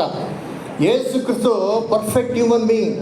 ಅವ್ರ ಗರ್ಭದಲ್ಲಿ ಒಂದು ಪರ್ಫೆಕ್ಟ್ ಜನ್ರೇಷನ್ ಇತ್ತು. ಅವ್ರು ಏನೋ ಮನ್ಸು ಮಾಡಿ ಮದುವೆ ಮಾಡ್ಕೊಂಡಿದ್ರೆ ಏನ್ರಿ ಎಲ್ಲ ಪರ್ಫೆಕ್ಟ್ ಹ್ಯೂಮನ್ ಬೀಯಿಂಗ್ಸ್ ಕಲೆ ಮಾಡೋದು ಜನ್ಮ ಕೊಡ್ಬೋದು. ಯೇಸು ಕ್ರಿಸ್ತು ಮಾಡಿದ್ರು ಅದನ್ನ ಸ್ಯಾಕ್ರಿಫೈಸ್ ಮಾಡೋರು. ಯಾಕೆ? ಕ್ರಿಸ್ತನ ರಾಜ್ಯದಲ್ಲಿ 2ನೇ ಬರಿಕೆಯಲ್ಲಿ ಬರ್ಬೇಕಾದ್ರೆ ಎಷ್ಟೋ ಜನ ಸಮಾಧಿಯಲ್ಲಿ ಮಲ್ಗವ್ರೆ. ಒಬ್ಬೊಬ್ರಿಗೆ ಹೇಳ್ತಾರೆ ತಲಿತಾ ಕಮ್ ಅಂತ ಹೇಳಿದ್ರು. ಒಬ್ಬೊಬ್ರದ್ದು ಯೇಸು ಕ್ರಿಸ್ತು ಸ್ವಂತ ಮಕ್ಕಳ ಥರ ಅಂಗೀಕಾರ ಮಾಡೋದಕ್ಕೆ ಈ ಸ್ಯಾಕ್ರಿಫೈಸ್ ದಿಸ್ ಎಂಟೈರ್ ಜನ್ರೇಷನ್. ಅದರ ಕರ್ತನಲ್ಲಿ ಪ್ರೀತಿ ಅಂತ ಸೋದರಗಳೇ, ಅಲ್ಲಿ ನೋಡ್ಬೇಕಾರೆ ಏನ್ರಿ ಸಮಾಧಿಯಲ್ಲಿರೋದೆಲ್ಲ ಏನು ಮಾಡ್ತಾರೆ ಅಲ್ಲಿ ಎಬ್ಬಸ್ರಿ 2 ಕೆಲಸಗಳನ್ನ ಮಾಡ್ತಾರೆ ನೋಡಿ. ಫಸ್ಟ್ ರಕ್ತ ಕುಸುಮ ಇರೋದ ರೋಗ ಅವಳೇನು ಮಾಡಿದ್ಲಂತೆ, ತನ್ನ ಬದುಕನ್ನೆಲ್ಲ ಖರ್ಚು ಮಾಡಿಲ್ಲಂತೆ. ಕರೆಕ್ಟಾ? ಎಲ್ಲನೂ ಖರ್ಚು ಮಾಡಿದ್ದು. ಎಷ್ಟು ವರ್ಷ? 12 ವರ್ಷ ಅಂತೆ. ಎಲ್ಲನೂ ನೋಡ್ಬಿಟ್ಟಿದ್ದಲ್ಲ ಅಲ್ವರ. ಅದಕ್ಕೆ ನೋಡ್ಬೇಕಾರೆ ಇವತ್ತು ಲೋಕದಂಥ ಮನುಷ್ಯ ಏನು ಮಾಡೋರೆ? ದೇವ್ರನ್ನ ಮೆಚ್ಚಿಸ್ಬೇಕು, ಅಯ್ಯೋ ನಮ್ಗೆ ರಕ್ಷಣೆ ಬರಬೇಕು, ನಾವು ಅವ್ರನ್ನ ಹೊಲಿಸ್ಬೇಕು, ಅವ್ರಿಂದ ನಮ್ಗೆ ಆಶೀರ್ವಾದ ಬರಬೇಕು ಅಂತ ಏನೆಲ್ಲ ಕೆಲಸಗಳು ಮಾಡ್ತಾರೆ. ಎಷ್ಟೆಲ್ಲ ಕೆಲಸಗಳು ಮಾಡ್ತಾರೆ ಯೋಚನೆ ಮಾಡಿ ಅನ್ಯ ಜನದವರು. ಅದು ಏನು ಮಾಡಿದ್ರು ಕಾಯಿಲೆ ಏನಾಗಲ್ಲ, ರಕ್ತ ಏನಾಗಲ್ಲ, ಹರಿಯೋದು ನಿಂತ್ಕೊಳಲ್ಲ, ಲೈಫ್ ಹೋಗೋದು ನಿಂತ್ಕೊಳಲ್ಲ, ಸಾಯ್ತಾನೆ ಇರ್ತಾರೆ. ಯೋಚನೆ ಮಾಡ್ರಿ. ಏನ್ರಿ ಇವಾಗೆಲ್ಲ ಏನು ಟೈಮು? ಶಬರಿಮಲೆ ಟೈಮು.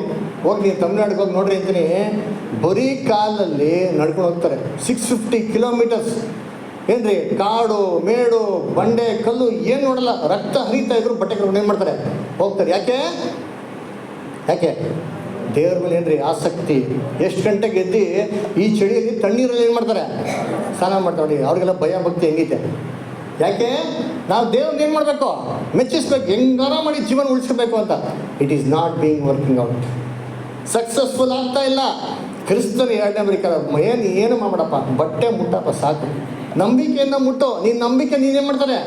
ಸ್ವಸ್ಥ ಪಡ್ತಾರೆ. ಕ್ರಿಸ್ತನ ರಾಜ್ಯದಲ್ಲಿ ನಂಬಿಕೆ ಎಲ್ಲ ಸ್ವಸ್ಥ. ನಾವು ಯೋಚನೆ ಮಾಡಿ ಇವ್ರು ಹೆಂಗಿರ್ಬೋದು ಅವಾಗ. ನಾವು ಕನ್ವೆನ್ಷನ್ ಅರ್ಧಕ್ಕರ ಟಿಕೆಟ್ ಹೊಟ್ಟೋಗ್ತೀವಿ. ಅವರೆಲ್ಲ ಬಂದು ಹೆಂಗಿರ್ತಾರೆ? ಬೆಳಗ್ಗೆ ನಾವು ಕೂತ್ಕೊಂಡು ಸಾಯಂಕಾಲ ಕದ್ದಬೇಕಾದ್ರೆ. ಯಾಕಂದ್ರೆ ಅಷ್ಟೊಂದು ಭಯ ಭಕ್ತಿ ಆಸಕ್ತಿ ಅವ್ರಿಗೇನಾಗಿರ್ತದೆ ಇರ್ತದೆ. ಆದರೆ ಅವ್ರ ಕಣ್ಗಳೇನಾಗಿಲ್ಲ, ತೆರೆದಿಲ್ಲ, ಅಷ್ಟೇ ಡಿಫ್ರೆನ್ಸ್, ಇನ್ನೇನಿಲ್ಲ. ಅದಕ್ಕೆ ನೋಡ್ಬೇಕಾದ್ರೆ ಈ 2 ಜನನ ಯೇಸು ಕ್ರಿಸ್ತು ಎಬ್ಬಿಸ್ತಾರೆ. ಪ್ರಕಟಣೆ 1:18 ಓದಿ. ರೆವಲ್ಯೂಷನ್ 1:18. ಸತ್ತವನಾದೆನು ಮತ್ತು ಇಗೋ ಯುಗಾಂತರಗಳಲ್ಲಿಯೂ ಬದುಕುವನಾಗಿದ್ದೇನೆ.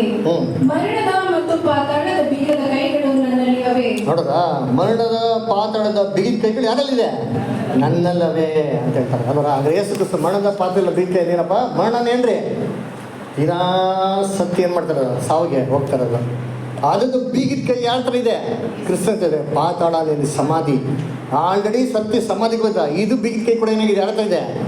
ಕ್ರಿಸ್ತಂತ ಇದೆ. ಅಂದರೆ ಯೇಸು ಕ್ರಿಸ್ತು 2ನೇ ಬರಿಕೆಯಲ್ಲಿ ಬರ್ಬೇಕಾದ್ರೆ ಇವೆರಡೂ ಲಾಕ್ ಆಗಿದೆ. ಈ 2 ಓಪನ್ ಮಾಡ್ತಾರೆ. ಸಾಯಕ್ಕೆ ಹೋಗ್ತಾರಂತ ಎಲ್ಲ ಮನುಷ್ಯಗಳಿಗೆ ಈ ಬೀಗ್ ಓಪನ್ ಮಾಡಿ ಏನು ಮಾಡ್ತಾರೆ? ಜೀವನ ಕೊಡ್ತಾರೆ. ಆಲ್ರೆಡಿ ಸತ್ತೋಗಿರೋ ಮನುಷ್ಯಗಳಿಗೆ ಈ ಬೀಗಿನ ಕೈ ಓಪನ್ ಮಾಡಿ ಏನು ಮಾಡ್ತಾರೆ? ಸತ್ತೋಗಿ ವಾಪಸ್ ಏನು ಮಾಡ್ತಾರೆ? ಎಬ್ಬಿಸ್ತಾರೆ. ಅನ್ನ ಕರ್ತನಲ್ಲಿ ಪ್ರೀತಿಸ್ಗಳೇ, ಈ ಒಂದು ಅದ್ಭುತನೇ ಕ್ರಿಸ್ತನ ಯೋಜನೆಗೆ ಬ್ಯೂಟಿಫುಲ್ ಆಗಿ ಏನು ಮಾಡೋದು? ನಮಗೆ ಮಾರ್ಕ್ 5ನೇ ಅಧ್ಯಾಯ ನಮ್ಗೆ ಏನು ಮಾಡೋದೆ? ಬ್ಯೂಟಿಫುಲ್ ಆಗಿ ನಮಗೆ ಕೊಟ್ಟಾರೆ. ಸರಿ, ಇದು ನಮ್ಗೇನು ಪಾಠ? ಇನ್ನೊಂದು 5 ನಿಮಿಷ ತೊಗೊಂಡ್ರೆ ಪ್ರಯೋಜನ. ಸರಿ, ಇದು ನಮ್ಗೇನು ಪಾಠ? ಇಸ್ರೇಲ್ ಜನಗಳಲ್ಲಿ ದೆವ್ವ ಏನು ಮಾಡ್ತಾವ? ಏನಾಯ್ತು? ದೆವ್ವ ಫಸ್ಟ್ ಏನಾಯ್ತು? ಚೆನ್ನಾಗಿರೋ ಇಸ್ರೇಲ್ ಚೆನ್ನಾಗಿದ್ರು, ದೇವ್ರ ವಾಕ್ಯಕ್ಕೆ ಏನಾಗಿಲ್ಲ, ಇದೇನಾಗಿಲ್ಲ. ಅವ್ರಲ್ಲಿ ಯಾರು ಬಂದು ತುಂಬಿಕೊಟ್ರು? 8 ಜನ ಬಂದು ತುಂಬಿಕೊಟ್ರು. 6,000 ಜನ. ಯೇಸು ಕ್ರಿಸ್ತನ ಕಥೆ ಹೇಳ್ತಾರೆ, ಕೇಳಿದ್ದೀರಾ? ಒಂದು ಪಿಶಾಚಿ ಇತ್ತಂತೆ. ಆ ಮನುಷ್ಯನಿಂದ ಪಿಶಾಚಿ ಮಾಡ್ಬಿಟ್ರಂತೆ, ಓಡಿಸ್ಬಿಟ್ರಂತೆ. ಅದೇನು ಮಾಡ್ತಂತೆ? ಅದು ವರ್ಲ್ಡ್ ಟೂರ್ ಮಾಡ್ಕೊಂಬಂದಂತೆ.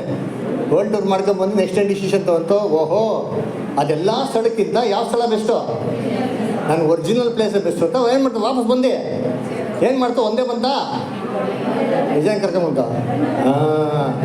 ನಮ್ಮಲ್ಲಿ ಏನು ಮಾಡೋರು ಅಂತ ಎಲ್ಲ ನಮ್ಮಲ್ಲಿ ಅಶುದ್ಧ ಆತ್ಮಗಳನ್ನ ಓಡಿಸಿದ್ರ ನಮ್ಮಂತ ಎಲ್ಲ ಹೊಲಸು ಮೋಸವಾದ ಕಾರ್ಯಗಳೆಲ್ಲ ಹೋಲಿಸಿದಾರ? ಓಡಿಸಿದ್ರೆ ನಾವು ತಿಳ್ಕೊಂತೀರಿ, ಓಡೋಗಿದ್ರೆ ಒಳ್ಳೇದು. ಓಡೋಗಿಲ್ಲ ಅಂತಂದರೆ ನಾವೆಂಥ ಮನುಷ್ಯ? ಅಶುದ್ಧ ಮನುಷ್ಯ. ನಾವು ಯಾವ್ದು ಏನು ಮಾಡೋದಿಲ್ಲ, ದೇವರಿಗೆ ಬೊಗಲ್ಲ ಅಂತ ಅರ್ಥ ಅಷ್ಟೇ. ಆ ಮನುಷ್ಯಂಗೆ ಏನು ಚೈನ್ ಹಾಕಿ ಏನು ಮಾಡಲ್ಲ ಅವನು, ಏನೋ ಇಲ್ಲ ಬಗ್ಲಿಲ್ಲ. ದೇವ್ರ ಮಕ್ಕಳಿಗೆ ಏನ್ರಿ, ದೇವ್ರ ಮಕ್ಳು ಬಗ್ಬೇಕ್ರಿ. ಯಾರು ಏನು ಹೇಳ್ತಾರಿಲ್ಲ, ಯಾರ ಮುಖ ದಕ್ಷಿಣ ನೋಡೋಗಿಲ್ಲ. ದೇವ್ರೊಬ್ರು ಹೇಳ್ತಾರ ಸರೆಂಡರ್ ಆಗಿಬಿಟ್ರೆ ಅದಕ್ಕಿಂತ ದೊಡ್ಡ ಮೆಂಟಿ ಯಾರಿಲ್ಲ ರೀ. ಅದ್ರ ಏನ್ರಿ, ನಮ್ಮ ಜೊತೆಗೆ ಯಾರು ಇರ್ತಾರೋ ಬಿಡ್ತಾರೋ, ದೇವರೊಬ್ರು ಇದ್ರೆ ಎಲ್ಲ ಇದ್ದಂಗೆ ಲೆಕ್ಕ. ಆದ್ರೆ ನಮ್ಮ ಜೊತೆಗೆ ಎಲ್ಲರೂ ಇದ್ದು ನಮ್ಮ ಹತ್ರ ದೇವ್ರು ಇಲ್ಲ ಅಂತ ತಿಳ್ಕೊಂಡಿರ್ತೀನಿ. We are the worst of all the people. Israel ಜೊತೆ ಹೆಂಗಿದೆ? ಇಸ್ರೇಲ್ ಜೊತೆ ಯಾರು ಅವ್ರು ಇವತ್ತು? ಇಡೀ ವರ್ಲ್ಡ್ ಪವರ್ಸ್ ಏನಾದ್ರು ಇಸ್ರೇಲ್ಗೆ ನಿಂತಾರೆ. ದೇವ್ರವ್ರ ಜುಜಿಬಿ 50 ಜನ ಇರೋದು ಇವತ್ತು ಅಷ್ಟೇ. ಎಷ್ಟು ಜನ ಅವರೇ? 250 ಜನ ಕ್ಯಾಪ್ಟಿವಿಟಿ ತೊಗೊಳೋದಲ್ಲ, ಉಳಿದಿರೋದು ಬ್ಯಾಲೆನ್ಸ್ 55 ಜನ. 50 ಜನನ ಬಿಡ್ಸ್ಕೊಂಬರಕ್ಕೆ ಇಸ್ರೇಲ್ ಕೈಲಿ ಏನಾಗಿಲ್ಲ. ಎಷ್ಟೋ ಜನ ಅವಮಾನ ಮಾಡ್ತಾರೆ, ನತ್ತಲ್ಲಿ ನಿನಗೆ ನಾಚಿಕೆ ಆಗಲ್ಲ, ನಿನಗೆ 50 ಜನ ಬಿಡ್ಸ್ಕೊಂಬರಕ್ಕಾಗಿಲ್ವ ಅಂತ. ಎಷ್ಟು ಊರ್ನ ಹೊಡೆದಾಕ್ಬಿಟ್ರು. 50 ಪೀಪಲ್ ಕಾಂಪ್ರಮೈಸಿಗೆ ಬಂದವ್ರು. ಏನು ಗೊತ್ತು ಕಾಂಪ್ರಮೈಸು? 1000 ಪೀಪಲ್ನ ಪ್ರಿಸನರ್ಸ್ನ ಬಿಡಿ, 50 ಜನ ನಾವೇನು ಮಾಡ್ತೀರಿ ಬಿಡ್ತೀರಿ ಅಂತ ನೋಡಿರ್ತೀನಿ. ಏನು ಮನುಷ್ಯನ ಕೆಪಾಸಿಟಿ ವ್ಯವಸ್ಥೆ ಮಾಡಿರಿ. ಏನು ಟೆಕ್ನಾಲಜಿ ಇದ್ರೆ ಏನೋ, ಏನು ಸಾಮರ್ಥ್ಯ ಇದ್ರೆ, ಏನು ದುಡ್ಡಿದ್ರೆ ಏನಂತಾರೆ. ದೇವ್ರು ನಮ್ಮ ಕಡೆ ಇಲ್ಲ ಅಂದರೆ ವೇಸ್ಟ್ ರೀ. ನಾವು ಕರ್ತನಲ್ಲಿ ಪ್ರೀತಿ ಅನ್ಸೋಳೆ, ನಾವು ದೇವ್ರಿಗೆ ಏನಾಗಿರ್ಬೇಕು ಗೊತ್ತಾ? ವಿಧೇಯರಾಗಿರ್ಬೇಕು. ದೇವರು ನಮ್ಮನ್ನು ಅಶುದ್ಧಾತ್ಮ ಓಡಿಸಿದ್ರ ಆ ಮನುಷ್ಯನ ಬಿಹೇವಿಯರ್ ಹೇಗಿತ್ತು? ಆ ಮನುಷ್ಯ ಹೇಗಿದ್ದಂತೆ? ಸ್ವಸ್ಥ ಚಿತ್ತನಾಗಿ ಯಾರ ಮುಂದೆ ಕೂತಿದ್ದಂತೆ? ಕ್ರಿಸ್ತನ ಹತ್ರ ಸೆಂಟ್ರ್ ಆಗಿರ್ಬೇಕು ರೀ. ಫಸ್ಟು ಸೈಲೆಂಟಾಗೆ ದೇವ್ರ ಮಕ್ಕಳು ಯಾವುದೇ ಪೊಲಿಟಿಕ್ಸು ರಾಜಕೀಯ ತರಲೆ ಪರ್ಲೆ ಎಲ್ಲ ಮಾಡಿದ್ರ ಯಾರ ಸೈಟಾಗಿ ಕೂತ್ಕೊಬೇಕು?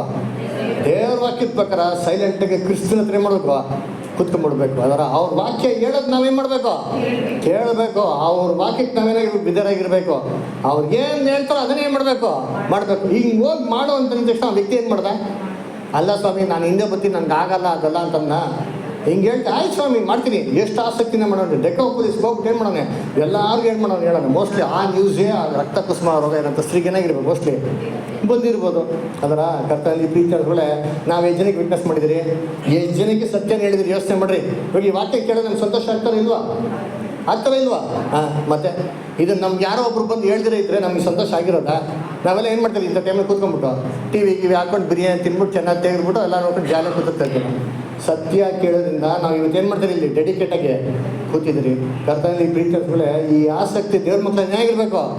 ಇರಬೇಕು. ನಮಗೊಂದು ಸಂತೋಷ ಕೊಟ್ಟಿದ್ದೀರಾ, ಈ ಸಂತೋಷ ಏನು ಮಾಡೋಣ? ಹೋಗ್ಬಿಟ್ಟು ಹೇಳೋಣ. ಯಾರು ಹೇಳೋಣ? ಬರೀ ಮಾಡಿಬಿಟ್ರಿ ಸತ್ತವ್ರು ಎಲ್ಲರೂ ಏನಾಗ್ತಾರೆ? ವಾಪಸ್ಸು ಎದ್ದು ಬರ್ತಾರೆ.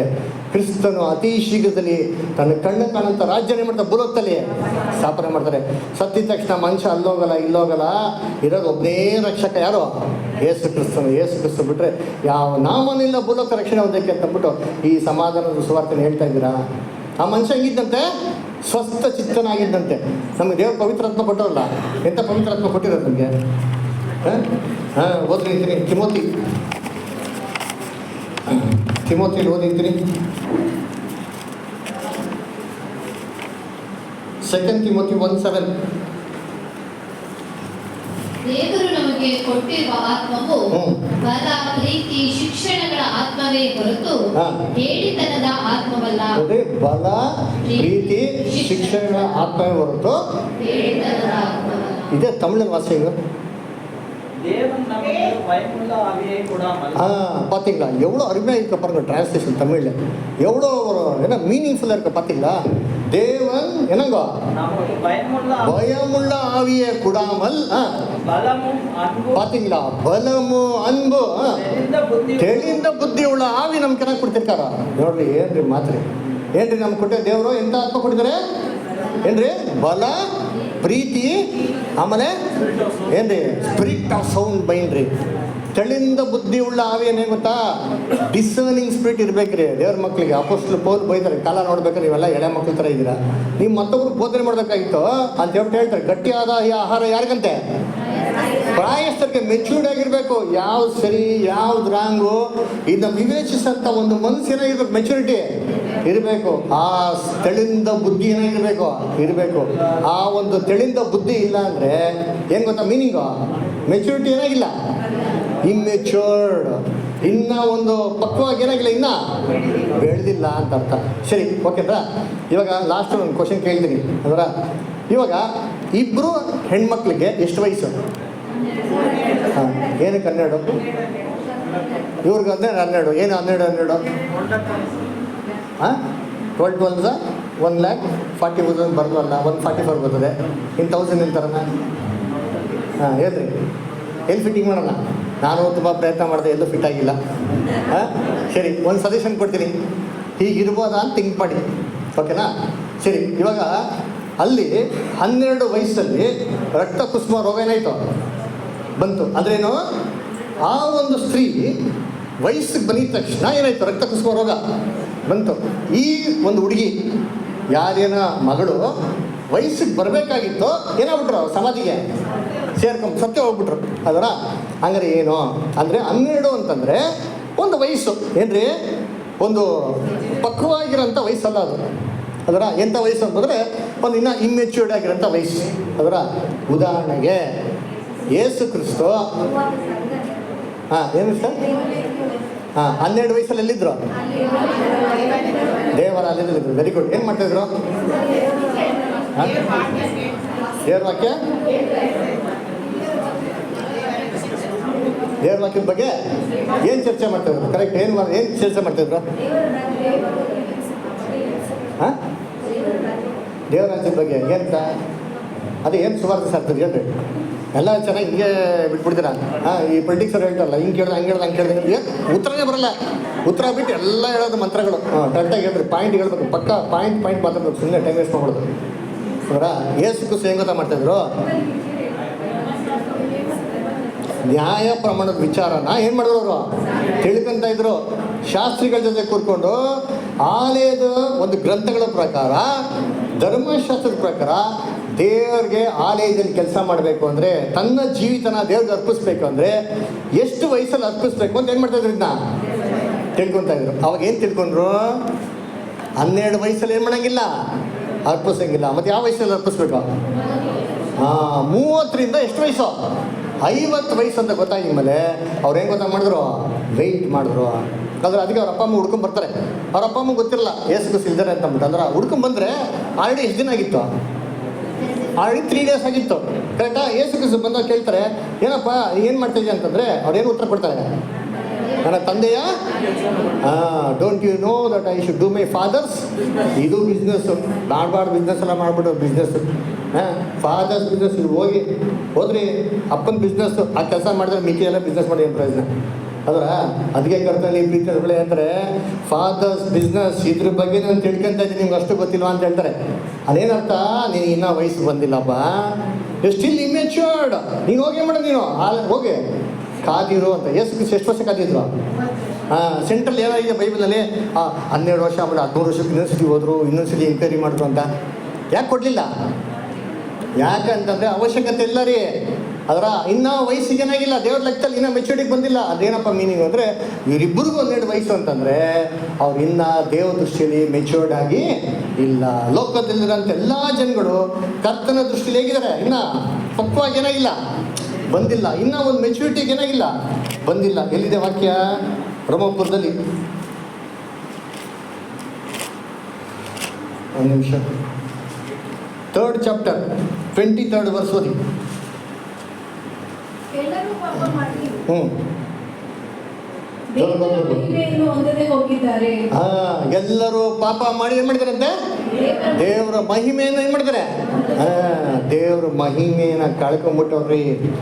ಇನ್ನು ಏನಾಗಿಲ್ಲ, ದೇವ್ರ ಮಹಿಮೆಗಿನ್ನ ಬಂದಿಲ್ಲ. ಅದಕ್ಕೆ ಇಬ್ಬರಿಗೂ 12 ವಯಸ್ಸು ಅಂತ ನಮ್ಗೆ ಬೈಬಲ್ ಮಾಡಿದ ಎಕ್ಸಾಂಪಲ್ ಕೊಟ್ಟಿರೋದು. ಅದರಿಂದ ಕರ್ತನಲ್ಲಿ ಪ್ರೀತಿ ಅಂತ ಸದಸ್ಯಗಳೇ, ಅದರ ಇಂಥ ಒಂದು ವಾಕ್ಯಗಳ ಮುಖಾಂತರ ದೇವ್ರು ನಮಗೆ ಸತ್ಯವೇದದಲ್ಲಿ ಅನೇಕ ಸತ್ಯಗಳು ಇಟ್ಟಿರೋದನ್ನ ಇವೆಲ್ಲ ಪಾಠಗಳು ಕೇಳಿ ನಾವು ದೇವ್ರ ಮಕ್ಳು ಏನು ಮಾಡೋದಂದರೆ ಎಚ್ಚರಿಕೆಯಾಗಿ ಇದ್ಕೊಂಡು ಇರೋಂಥ ಸಮಯದಲ್ಲಿ ನಮ್ಮ ರಕ್ಷಣೆ ಸಾಕ್ಷಣ ಕಮ್ಮಿ ಮಾಡೋದು ಆದಷ್ಟು ಪ್ರಯತ್ನ ನಾವು ಮಾಡಬೇಕು. ಅದರ ಯಾಕಂದರೆ ಕಾಲ ಏನಾಗಿದೆ, ತುಂಬ ಸ್ವಲ್ಪ ರೀ, ತುಂಬ ಕಮ್ಮಿ ಇದೆ. ಅತಿ ಕಾಲ ನಮ್ಗೇನಾಗಿಲ್ಲ ಇಲ್ಲ. ನಮ್ಮ ಬ್ರದರ್ ಹೇಳಿದ್ರೆ ಅಮೇರಿಕಲ್ಲಿ ಏನಾಯ್ತು, ಲಾಸ್ ಏಂಜಲೀಸ್ ಏನ್ರಿ 15,000 ಮನೆಗಳೇನಾಗಿದೆ ಸುತ್ತೋಗಿದೆ. ಎಲ್ಲ ದೊಡ್ಡ ಲಕ್ಪತಿಗಳ್ರಿ. ಅದರ ಅವರೆಲ್ಲ ಅದನ್ನ ಮುಟ್ಟಕ್ಕೂ ನಮ್ಮ ಕೈಲೇ ಇಲ್ಲ, ಸಾಧ್ಯ ಇಲ್ಲ. ದೇವರೇ ಮಾಡಿದ್ರು ಒಂದೇ ಕ್ಷಣದಲ್ಲಿ ಅದರ ಸುಟ್ಟು ಭಸ್ಮ ಆಗ್ಬಿಟ್ರಿ. ಏನ್ರಿ ನೋಡಿ ಹೆಂಗೆ ತಂದ್ಬಿಟ್ರಿ ದೇವರು. ಆ ಫೈರ್ನ ಏನು ಮಾಡೋಕ್ಕಾಗ್ತಲ್ಲ, ಕಂಟ್ರೋಲು. ಅದರ ಏನು ಹೇಳೋಕ್ಕಾಗಲ್ಲ. ಹಿಂಗಿರ್ತೀರಿ ಹಿಂಗೆ ಆಗ್ಬಿಡ್ಬೋದು. ಅದರ ಕ್ಷಣ ಮಾತ್ರ ಅಷ್ಟೇ. ನಾವು ನೆಟ್ಟಿಗಿರಬೇಕು ಅಂತಂದರೆ ದೇವ್ರಿಗೆ ಏನಾಗಿರ್ಬೇಕು? ಕೊನೆಗೆ ಒಂದೇನು ವಾಕ್ಯ ಓದ್ಬಿಡಿ, ಏಷಾಯದಲ್ಲಿ 60 ನಿಮಿಷ. Yeshaya 66:2 1-2 ಐಸಾಯ 66 chapter verse 1 and 2. ಯೆಹೋವನು ಇದ್ದಲ್ಲದೆ ಆಕಾಶವು ನನಗೆ ಸಿಂಹಾಸನ, ನೋಡ್ರ, ಆಕಾಶವು ನನಗೆ ಸಿಂಹಾಸನ, ಭೂಮಿಯು ನನಗೆ ಪಾದಪೀಠ, ಭೂಮಿಯು ನನಗೆ ಪಾದಪೀಠ. ನೀವು ನನಗೆ ಇನ್ನೆಂಥ ಮನೆಯನ್ನು ನೋಡ್ರಪ್ಪ, ಕಟ್ಟಿದ್ದೀರಿ? ದೇವ್ರು ನಾವು ಎಂಥ ಮನೆ ಕಟ್ಟಕ್ಕೆ ಸಾಧ್ಯ? ಸೊಲೊಮನ್ ಹೇಳ್ತಾನೆ, ಆಲಯ ಕಟ್ಬಿಟ್ಟು ಅದರಷ್ಟು ಗ್ರ್ಯಾಂಡ್ ಆಗಿರೋಂಥ ಟೆಂಪಲ್ ಇಲ್ಲ ರೀ, ಅಷ್ಟೊಂದು ವೈಭವ ಏನಾಗಿತ್ತಂತೆ ಇರ್ತಾರೆ. ಆದರೆ ಸೊಲೊಮನ್ ಪ್ರಾರ್ಥನೆ ಏನ್ಬಿಟ್ಟ, ಅಯ್ಯೋ ದೇವ್ರೆ, ನೀನು ಎಷ್ಟು ಏನ್ರಿ ಒಂದು ಪರಾತ್ಮರು ಅಂತಂದರೆ ನಿನಗೆ ಯಾವ ಆಲಯ ಕಟ್ಟೋದಕ್ಕೇನಿಲ್ಲ, even the heavens of heaven cannot contain thee ಅಂತ ಹೇಳ್ತಾನೆ. ಆಮೇಲೆ ನನ್ನ ವಿಶ್ರಾಂತಿಗೆ ತಕ್ಕ ಸ್ಥಳವು ಎಂದು ಅಂಡರ್ಲೈನ್ ಮಾಡ್ಕೊಳ್ಳಿ, ನೆತ್ತಿಯಲ್ಲಿ ಬರೆದಿಟ್ಕೊಳ್ಳಿ. ದೇವರ ವಿಶ್ರಾಂತಿಯ ಸ್ಥಳ ಯಾವುದು ಅಂದರೆ ಏನು? ದೇವರು ಎಲ್ಲಿ ವಾಸ ಮಾಡ್ತಾರಂತೆ. ಇವುಗಳನ್ನೆಲ್ಲ ನನ್ನ ಕೈಯೇ ನಿರ್ಮಿಸಿತು. ಹೌದು, ನನ್ನ ಕೈಯಿಂದಲೇ ಇವುಗಳೆಲ್ಲ ಉಂಟಾದವು. ನಾನು ಕಟಾಕ್ಷಿಸುವವನು ಎಂತವನೇ? ನಾನು ಕಟಾಕ್ಷಿಸುವವನು ಎಂತವನೆಂದರೆ ದೀನನು, ಮನಮುರಿದವನು, ನನ್ನ ಮಾತಿಗೆ ಭಯಪಡುವವನು. ಅಂಡರ್ಲೈನ್ ಮಾಡ್ಕೊಂಡ್ರಿ. ನಾವೆಲ್ಲ ಏನು ಮಾಡ್ತೀರಿ, ಫಸ್ಟ್ 2 ಮಾತು ಚೆನ್ನಾಗಿ ಮಾಡ್ಕೊಂತೀರಿ. ದೀನನು ಏನ್ರಿ? ಮನಮುರಿದವನು. ಅಯ್ಯೋ ಅಂತ ಮುಖ್ಯ 3ನೇ ಪಾಯಿಂಟ್ ಬಿಟ್ಬಿಟ್ರಲ್ಲ. 3ನೇ ಪಾಯಿಂಟ್ ಏನ್ರಿ? That is the very very important thing. ಏನ್ರಿ ಅದು? ಭಯ ಪಡೋನು ಅಲ್ವರ. ನೋಡ್ರಿ, ದೀನನು ಏನ್ರಿ? ಮನ ಮುರಿದವನು. ಸೌಲ್ ರಾಜನ ಕಿತ್ಕೊಂಡ್ಬಿಟ್ರು. ಅವನೇನಾಗ್ಬಿಟ್ಟ? ತುಂಬ ದೀನನಾಗ್ಬಿಟ್ಟ. ಅಯ್ಯೋ, ಸ್ಯಾಮಿನ ಬಟ್ಟೆ ಇಟ್ಕೊತಾನೆ, ಅರ್ಧಾಕ್ಬಿಡ್ತಾನೆ, ಗೋಡ ಆಡ್ಕೊತಾನೆ ಅಲ್ಲರ. ಗೋಡಾಟ ಅಲ್ಲರ. ಏನು ಮಾಡ್ತಾವನು? ಮನ ಮುರಿದವನಾಗಿ ಜಜ್ಜಿ ದೇವತೆ ಏನು ಮಾಡ್ತಾನೆ ಕೇಳ್ಕೊತಾನೆ. ಸ್ಯಾಮಿಲ್ ತಿರುಗಿ ನೋಡಲೇ ಇಲ್ಲ, ಒಯ್ತಾರು ಅಂದ್ಬಿಟ್ರು ಅಷ್ಟೇ ಅಲ್ಲರ. ಆದರೆ ಅವನಲ್ಲಿ 3ನೇ ಪಾಯಿಂಟ್ ಏನಾಗಿಲ್ಲ, ಏನಿಲ್ಲ, ಭಯ ಇಲ್ಲ. ಆದರೆ ದಾವೀದ್ ನೋಡ್ರಿ ಅಂತೀನಿ, ಮಿಸ್ಟೇಕ್ ಮಾಡಿದ್ನ ದೇವ್ರು ಹೇಳೋದ, ಯಾವಾಗೇನು ಡೈರೆಕ್ಟಾಗಿ ಹೇಳಲಿಲ್ಲ ಕತೆ. ಯೋಚನೆ ಮಾಡಿ, ಇಂಡೈರೆಕ್ಟಾಗಿ ಹೇಳಿದ ತಕ್ಷಣ ಏನು ಮಾಡ್ಬಿಟ್ಟವನು? ಓಹೋ, ಹಂಗಾರೆ ಮನುಷ್ಯ ಯಾರು? ಹಂಗಾರೆ ನಾನೇನಾಗಿರ್ಬೇಕಪ್ಪ? ಕೇರ್ಫುಲ್ ಆಗಿರಬೇಕು ಅಂತ ಏನು ಮಾಡ್ದ? ಮಾನಸ ಅಂತಂದ. ಅದನ್ನೇ ದೇವ್ರು ಏನಾಗಿದ್ದು ಮೆಚ್ಚಿದ್ದು. ಅಂದ್ರೆ ಇವಾಗ ನಾವು ಲೋಕದ ಜಡ್ಜ್ಮೆಂಟಲ್ಲಿ ಕೋರ್ಟಲ್ಲಿ ತೊಗೊಂಡು 2 ಕೇಸ್ನ ಫೈಲ್ ಮಾಡಿದ್ರೆ which case is the strongest case? ಯಾವುದು ತುಂಬ ತೂಕವಾಗಿರೋ ಕೇಸ್ ಯಾವುದು? ಯಾರಿಗ ಕೊಡೂರವಾಗಿರೋ ಶಿಕ್ಷೆ ಯಾರು ಕೊಡಬೇಕು? ದಾವೀದನ್ ಕೊಡಬೇಕಾ, ಸೌಲ್ ಕೊಡಬೇಕಾ? ದಾವೀದನ್ ಕೊಡಬೇಕು. ಆದರೆ ದೇವ್ರ ಜಸ್ಟಿಸ್ ಉಲ್ಟಾ ರೀ. ದೇವ್ರು ದಾವೀದನ್ ಬಿಟ್ಬಿಟ್ರು. ಯಾರು ನೀಡಿದ್ರು? ದಾವೀದನ್ಗೆ ಏನು ತಂದ್ಬಿಟ್ರು?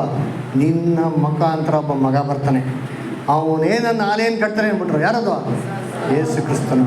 ಅಂದ್ರೆ ಸೊಲೊಮನ್ ಕಟ್ಟ ಅದೇನು ಬಿಡಿ, ಟೆಂಪಲ್ ಜಜ್ಬಿ ಹೊಡೆದು ಬಿಸಾಕ್ಬಿಟ್ರು. ಯೇಸು ಕ್ರಿಸ್ತ ಬರ್ತಾನೆ, ಆಲಯ ಕಟ್ತಾರೆ ನೋಡ್ರಿ. ಅವ್ರು ಯಾರ್ರಿ? ನಿನ್ನ ಕುಮಾರ. ಅದಕ್ಕೆ ಯೇಸು ಕ್ರಿಸ್ತನಿಗೆ ಅಂತ ಕರೆಯೋದು? ಸೌಲ್ ಕುಮಾರ್ ಅಂತ ಕರೀತಾರ. ಸೌಲ್ ಹೆಂಗಿದ್ದಂತೆ? ಸ್ಟಾಲೆಸ್ಟ್ ಆಫ್ ಎವ್ರಿಬಡಿ, ಎಲ್ಲರಿಗಿಂತ ಗ್ರ್ಯಾಂಡ್ ಆಗಿದ್ದಂತೆ, ಎಲ್ಲಕ್ಕಿಂತ ಮುಖ್ಯವಾಗಿರೋನಿದ್ದ. ದೇವ್ರ ಲೆಕ್ಕದಲ್ಲಿ 0, ಕೆಲಸಕ್ಕೆ ಬರಲಿಲ್ಲ. ಯಾಕೆಂದರೆ ದೇವ್ರ ದೃಷ್ಟಿಯಲ್ಲಿ ಏನಾಗಿಲ್ಲ, ಅವನು ದೇವ್ರಿಗೆ ಇಷ್ಟ ಬಂತ ರೀತಿಯಲ್ಲಿ ಬಾಳಲಿಲ್ಲ. ಅಂದ ಕರ್ತಲ್ಲಿ ಪ್ರೀತಿ ಅನ್ಸೊಳ್ಳೆ ನಮಗೆಲ್ಲ ಒಂದು ಪಾಠ ಏನು ಗೊತ್ತಾ? ನಾವು ದೇವ್ರಿಗೆ ಏನಾಗಿರ್ಬೇಕು? ವಿಧೇಯನಾಗಿರ್ಬೇಕು. ಯಾರಿಗೆ ವಿಧೇಯರಾಗಿರೋ ಅವಶ್ಯಕತೆ ಇಲ್ಲ ರೀ. ಮರ್ಯಾದೆ ಕೊಡಬೇಕು, ಗೌರವ ಕೊಡಬೇಕು. ಆದರೆ ಮುಖ್ಯವಾಗಿ ದೇವ್ರಿಗೇನಾಗಿರೋ ಫಸ್ಟು ವಿಧೇಯರಾಗಿರೋದನ್ನ ದೇವ್ರ ಮಕ್ಳು ಏನಾಗಬೇಕು? ಕಲಿಬೇಕಂತ ದೇವ್ರಿಗೆ ವಾಕ್ಯಗಳನ್ನ ಆಶೀರ್ವದಿಸಲಿ. ಈ ಅವಕಾಶನ ಮಾಡಿಕೊಟ್ಟಂಥ ಸೋದರಿಗೂ ಕೂಡ ನಾನು ತುಂಬ ಕೃತಜ್ಞರಾಗಿದ್ದೀನಿ. ದೇವ್ರ ಕೃಪೆ ಕೊಟ್ಟು ನಡೆಸ್ಕೊಟ್ಟಿದ್ದಕ್ಕೆ ಕೂಡ ದೇವರಿಗೆ ಸ್ತೋತ್ರಗಳಾಗಿದ್ದೀನಿ. ಇನ್ನೊಂದು ಮುಖ್ಯವಾಗಿರೋಂಥ ಅನೌನ್ಸ್ಮೆಂಟು, ಬರೋಂಥ ತಿಂಗಳು ಫೆಬ್ರವರಿ 16 ಅದರ YMCA ಹಾಲ್ನಲ್ಲಿ ಭಾನುವಾರ ಬೆಳಗ್ಗೆ 10 ಗಂಟೆಯಿಂದ ಹಿಡಿದು 5 ಗಂಟೆವರೆಗೂ ನಮ್ಮದು 1 ಡೇ ಕನ್ವೆನ್ಷನ್ ಇರ್ತಾರೆ. ದಯವಿಟ್ಟು ಎಲ್ಲ ಸೋದರಿಗಳು ನಿಮ್ಮ ಕೈ ಜೋಡಿಸಿ ಬೇಡ್ಕೊಂಡ್ರೆ ದಯವಿಟ್ಟು ನೀವೆಲ್ಲ ಬಂದು ಆತ್ಮಿಕ ಆಹಾರನ ಪಡ್ಕೊಂಡು ಆಶೀರ್ವದಿಸಬೇಕಾಗಿ ಕೇಳ್ಕೊತೀನಿ. ಇನ್ನು ಎಲ್ಲ ಸೋದರಿಗಳಿಗೂ ತಿಳಿಸಿ. Thank you. God bless.